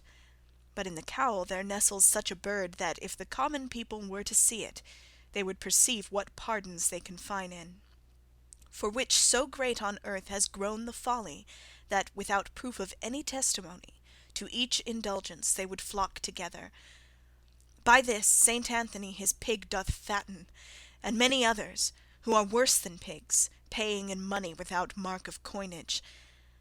But since we have digressed abundantly, turn back thine eyes forthwith to the right path, so that the way be shortened with the time. This nature doth so multiply itself in numbers, that there never yet was speech nor mortal fancy that can go so far. And if thou notest that which is revealed by Daniel, thou wilt see that in his thousands number determinate is kept concealed. The primal light that all irradiates it by modes as many is received therein, as are the splendours wherewith it is mated. Hence, inasmuch as on the act conceptive the affection followeth, of love the sweetness therein diversely fervid is, or tepid. The height behold now, and the amplitude of the eternal power, since it hath made itself so many mirrors, where it is broken, one in itself remaining as before. Canto 30. Perchance 6,000 miles remote from us is glowing the 6th hour, and now this world inclines its shadow almost to a level. When the mid-heaven begins to make itself so deep to us, that here and there a star ceases to shine so far down as this depth, and as advances bright exceedingly the handmaid of the sun, the heaven is closed, light after light, to the most beautiful. Not otherwise the triumph, which for ever plays round about the point that vanquished me, seeming enclosed by what itself encloses. Little by little from my vision faded, whereat to turn mine eyes on Beatrice, my seeing nothing and my love constrained me. If what has hitherto been said of her were all concluded in a single praise, scant would it be to serve the present turn. Not only does the beauty I beheld transcend ourselves, but truly I believe its maker only may enjoy it all. Vanquished do I confess me by this passage, more than by problem of his theme was ever overcome the comic or the tragic poet. For as the sun the sight that trembles most, even so the memory of that sweet smile my mind depriveth of its very self.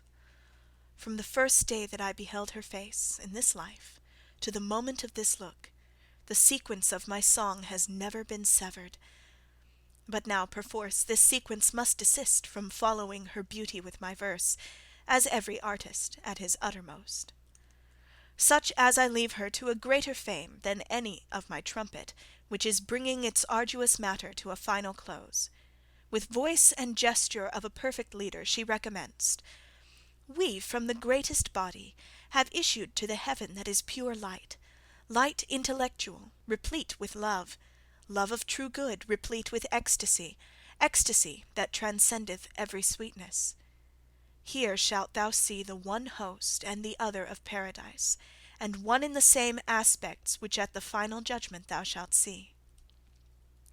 Even as a sudden lightning that disperses the visual spirits, so that it deprives the eye of impress from the strongest objects, thus round about me flashed a living light, and left me swathed around with such a veil of its effulgence that I nothing saw. Ever the love which quieteth this heaven welcomes into itself with such salute, to make the candle ready for its flame. No sooner had within me these brief words an entrance found, than I perceived myself to be uplifted over my own power, and I, with vision new, rekindled me, such that no light whatever is so pure but that mine eyes were fortified against it. And light I saw in fashion of a river, fulved with its effulgence, twixt two banks depicted with an admirable spring. Out of this river issued living sparks, and on all sides sank down into the flowers, like unto rubies that are set in gold. And then, as if inebriate with the odours, they plunged again into the wondrous torrent, and as one entered, issued forth another. The high desire that now inflames and moves thee to heave intelligence of what thou seest, pleaseth me all the more it swells. But of this water it behoves thee drink, before so great a thirst in thee be slaked. Thus said to me the sunshine of mine eyes, and added, the river and the topazes, going in and out, and the laughing of the herbage, are of their truth foreshadowing prefaces. Not that these things are difficult in themselves, but the deficiency is on thy side, for yet thou hast not vision so exalted. There is no babe that leaps so suddenly with face towards the milk, if he awake much later than his usual custom is, as I did, that I might make better mirrors still of mine eyes, down stooping to the wave which flows, that we therein be better made. And even as the penthouse of mine eyelids drank of it, it forthwith appeared to me out of its length to be transformed to round. Then, as a folk who have been under masks seem other than before, if they divest the semblance not their own they disappeared in, thus into greater pomp were changed for me the flowerets and the sparks, so that I saw both of the courts of heaven made manifest. O splendour of God, by means of which I saw the lofty triumph of the realm veracious, give me the power to say it how I saw.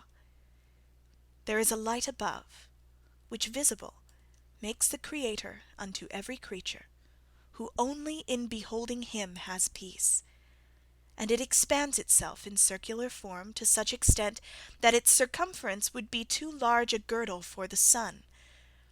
The semblance of it all is made of rays reflected from the top of primal motion, which takes therefrom vitality and power.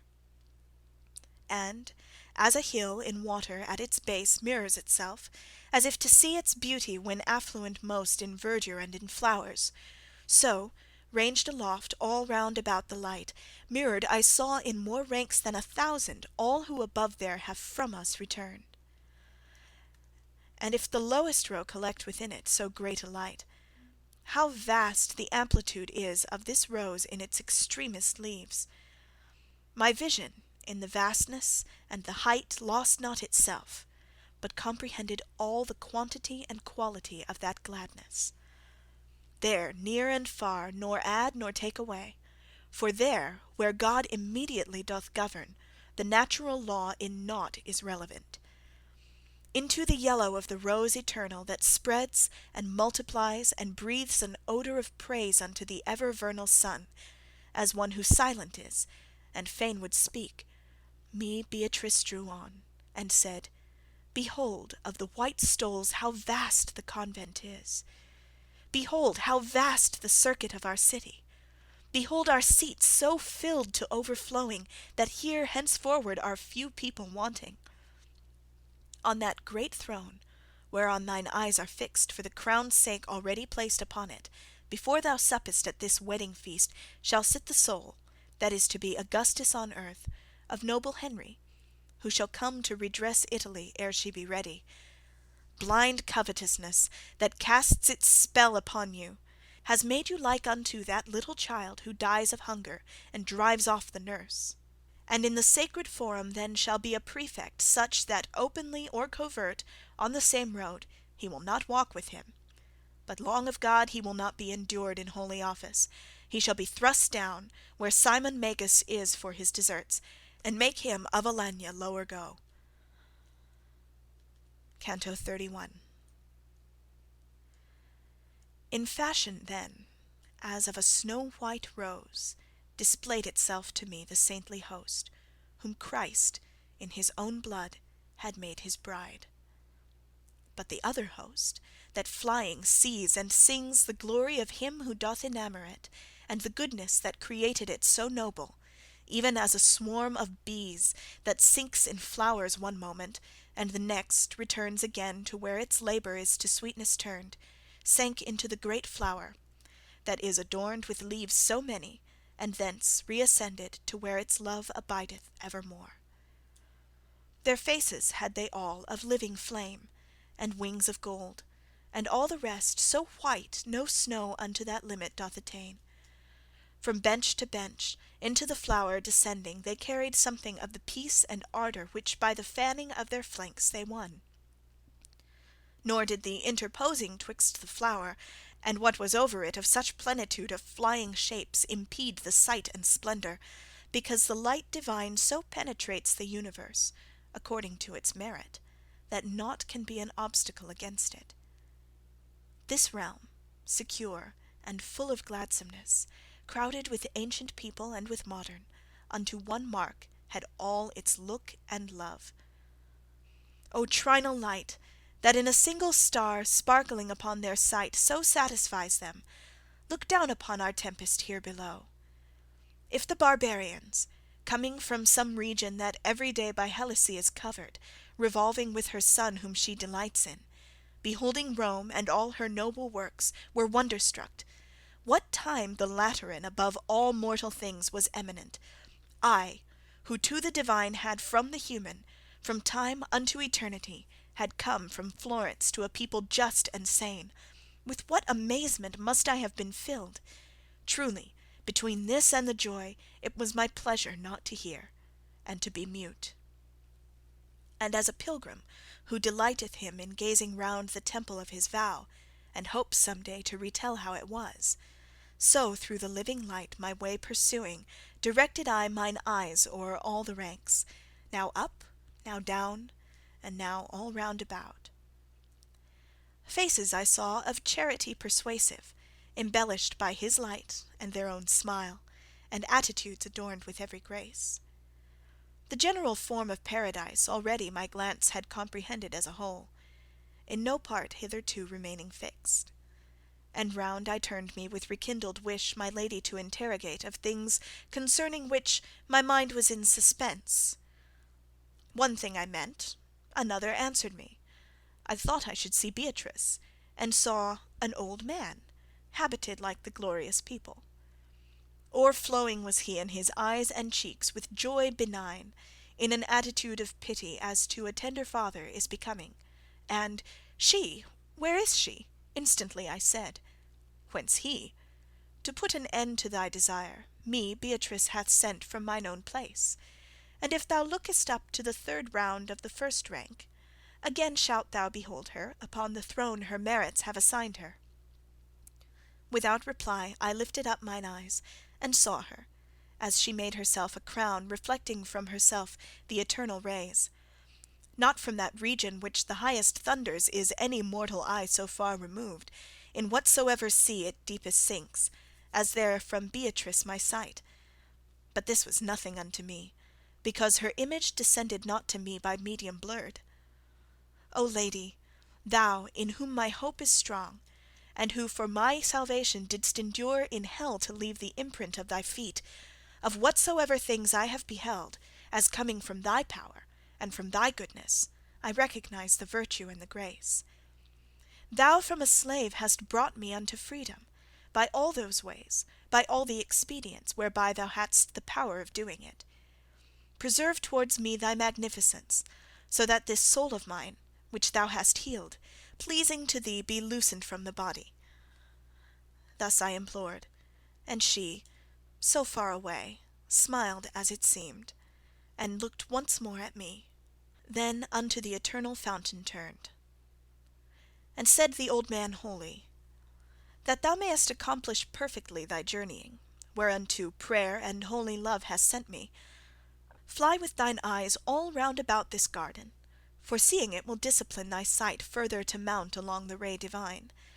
And she, the Queen of Heaven, for whom I burn wholly with love, will grant us every grace, because that I her faithful Bernard am. As he who peradventure from Croatia cometh to gaze at our Veronica, who through its ancient fame is never sated, but says in thought, the while it is displayed, My Lord, Christ Jesus, God of very God, now was your semblance made like unto this. Even such was I, while gazing at the living charity of the man who in this world through contemplation tasted of that peace. Thou Son of Grace, this jocund life, began he, will not be known to thee by keeping ever thine eyes below here on the lowest place. But mark the circles to the most remote, until thou shalt behold enthroned the Queen, to whom this realm is subject and devoted. I lifted up mine eyes, and as at morn the oriental part of the horizon surpasses that wherein the sun goes down, thus, as if going with mine eyes from vale to mount, I saw a part in the remoteness surpass in splendour all the other front. And even as there, where we await the pole that Phaeton drove badly, blazes more the light, and is on either side diminished, so likewise that pacific oriflamme gleamed brightest in the centre, and each side in equal measure did the flame abate, and at that centre, with their wings expanded, more than 1,000 jubilant angels saw I, each differing in effulgence and in kind. I saw there, at their sports and at their songs, a beauty smiling, which the gladness was within the eyes of all the other saints. And if I had in speaking as much wealth as in imagining, I should not dare to attempt the smallest part of its delight. Bernard, as soon as he beheld mine eyes, fixed and intent upon its fervid fervour, his own with such affection turned to her, that it made mine more ardent to behold. Canto 32. Absorbed in his delight, that contemplator assumed the willing office of a teacher, and gave beginning to these holy words. The wound that Mary closed up and anointed, she at her feet who is so beautiful, she is the one who opened it and pierced it.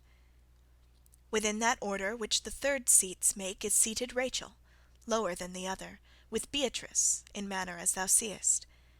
Sarah, Rebecca, Judith, and her who was ancestress of the singer, who for dole of the misdeed said miserere mei, canst thou behold from seat to seat descending down in gradation, as with each one's name I, through the rows, go down from leaf to leaf. And downward from the 7th row, even as above the same, succeed the Hebrew women, dividing all the tresses of the flower, because, according to the view which faith in Christ had taken, these are the partition by which the sacred stairways are divided. Upon this side, where perfect is the flower with each one of its petals, seated are those who believed in Christ who was to come. Upon the other side, where intersected with vacant spaces are the semicircles, are those who looked to Christ already come. And as upon this side, the glorious seat of the Lady of Heaven, and the other seats below it, such a great division make.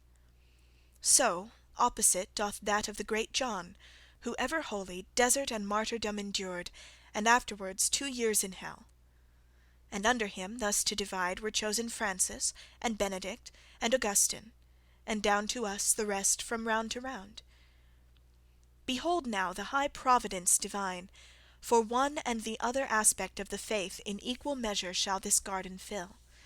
And know that downward from that rank which cleaves midway the sequence of the 2 divisions, not by their proper merit are they seated, but by another's under fixed conditions. For these are spirits one and all assoiled before they any true election had. Well canst thou recognize it in their faces, and also in their voices puerile, if thou regard them well and hearken unto them. Now doubtest thou, and doubting thou art silent. But I will loosen for thee the strong bond in which thy subtle fancies hold thee fast. Within the amplitude of this domain no casual point can possibly find place, no more than sadness can, or thirst, or hunger. For by eternal law has been established whatever thou beholdest, so that closely the ring is fitted to the finger here. And therefore are these people festinate unto true life, not sine causa here, more and less excellent among themselves. The king, by means of whom this realm reposes in so great love, and in so great delight, that no will ventureth to ask for more. In his own joyous aspect, every mind creating, at his pleasure dowers with grace diversely, and let here the effect suffice. And this is clearly and expressly noted for you in Holy Scripture, in those twins who in their mother had their anger roused, according to the colour of the hair. Therefore with such a grace the light supreme consenteth that they worthily be crowned. Without then any merit of their deeds, stationed are they in different gradations, differing only in their first acuteness. 'Tis true that in the early centuries with innocence to work out their salvation sufficient was the faith of parents only. After the earlier ages were completed, behoved it that the males by circumcision unto their innocent wings should virtue add. But after that the time of grace had come. Without the baptism absolute of Christ, such innocence below there was retained. Look now into the face that unto Christ hath most resemblance, for its brightness only is able to prepare thee to see Christ. On her did I behold so great a gladness rain down, borne onward in the holy minds created through that altitude to fly, that whatsoever I had seen before did not suspend me in such admiration, nor show me such similitude of God. And the same love that first descended there, Ave Maria gratia plena singing, in front of her his wings expanded wide. Unto the canticle divine responded from every part the court beatified, so that each sight became serener for it. O Holy Father, who for me endurest to be below here, leaving the sweet place in which thou sittest by eternal lot, who is the angel that with so much joy into the eyes is looking of our Queen, enamoured so that he seems made of fire? Thus I again recourse had to the teaching of that one who delighted him in Mary, as doth the star of morning in the sun. And he to me, such gallantry and grace as there can be in angel and in soul, all is in him. And thus we fain would have it, because he is the one who bore the palm down unto Mary, when the Son of God to take our burden on himself decreed. But now come onward with thine eyes, as I speaking shall go, and note the great patricians of this most just and merciful of empires.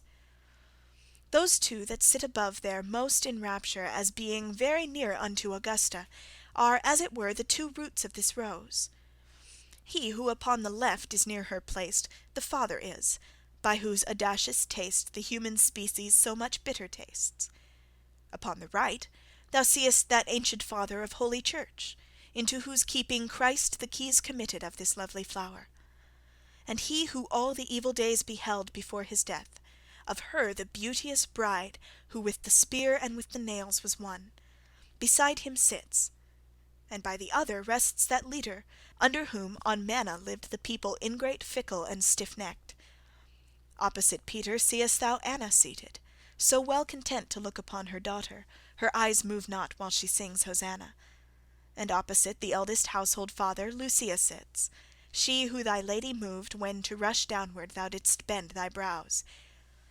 But since the moments of thy vision fly, here will we make a full stop, as a good tailor who makes the gown according to his cloth, and unto the first love will turn our eyes, that looking upon him thou penetrate as far as possible through his effulgence.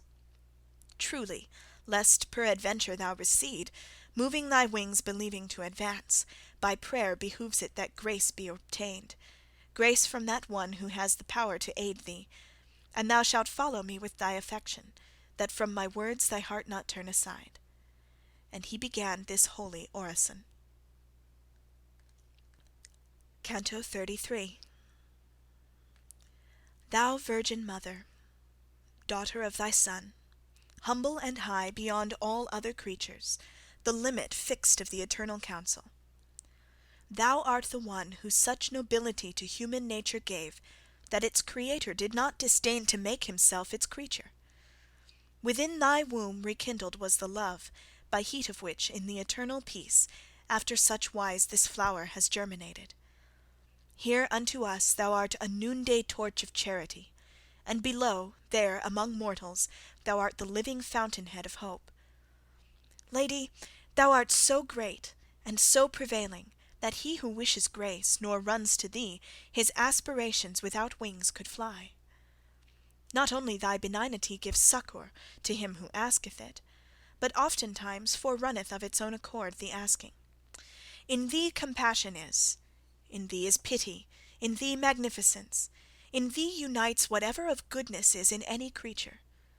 Now doth this man, who from the lowest depth of the universe as far as here has seen one after one the spiritual lives, supplicate thee through grace for so much power, that with his eyes he may uplift himself higher towards the uttermost salvation. And I, who never burned for my own seeing more than I do for his, all of my prayers proffer to thee, and pray they come not short, that thou wouldst scatter from him every cloud of his mortality, so with thy prayers, that the chief pleasure be to him displayed.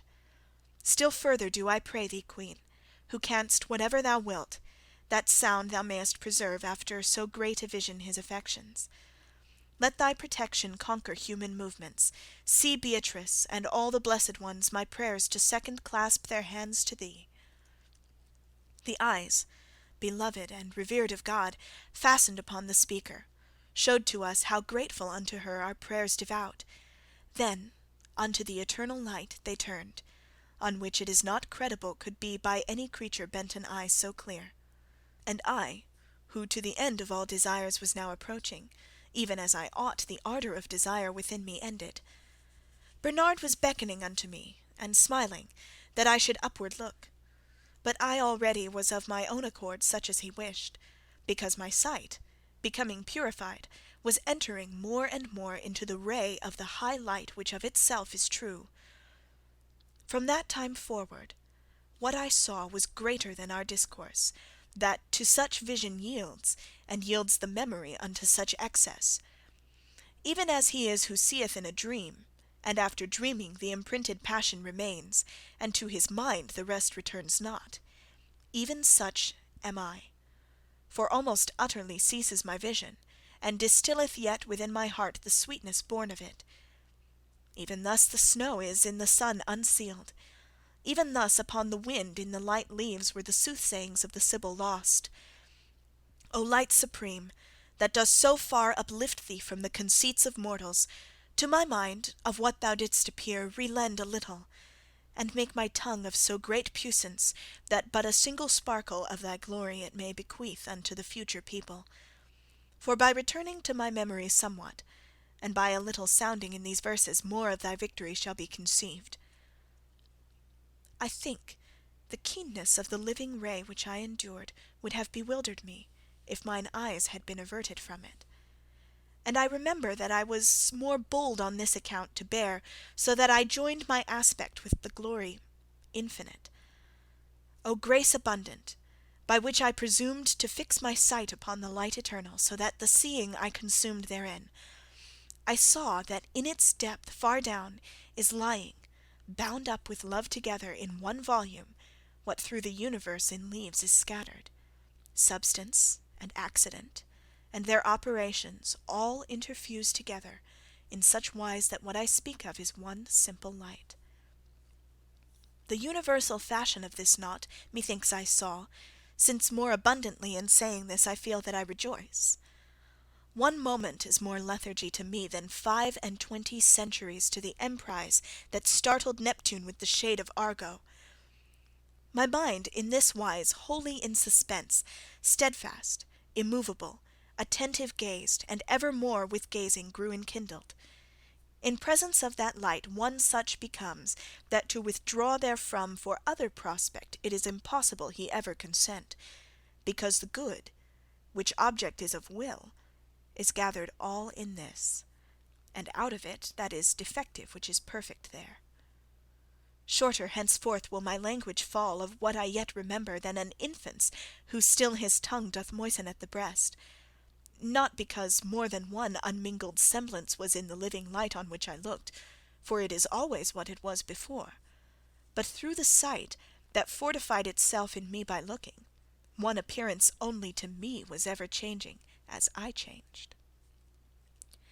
Within the deep and luminous subsistence of the high light appeared to me 3 circles, of threefold colour, and of one dimension. And by the second seemed the first reflected, as iris is by iris, and the third seemed fire that equally from both is breathed. Oh, how all speech is feeble, and falls short of my conceit! And this, to what I saw, is such, 'tis not enough to call it little.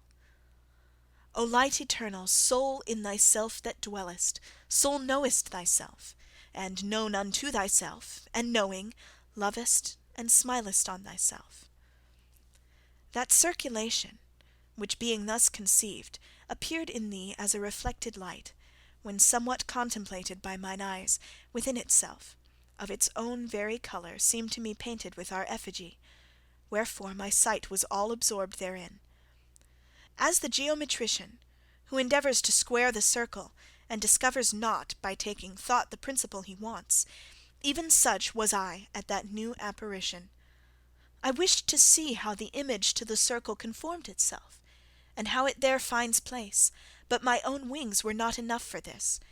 Had it not been that then my mind there smote a flash of lightning, wherein came its wish. Here vigour failed the lofty fantasy, but now was turning my desire and will, even as a will that equally is moved, the love which moves the sun and other stars. End of The Divine Comedy by Dante Alighieri. Translated by Henry Wadsworth Longfellow.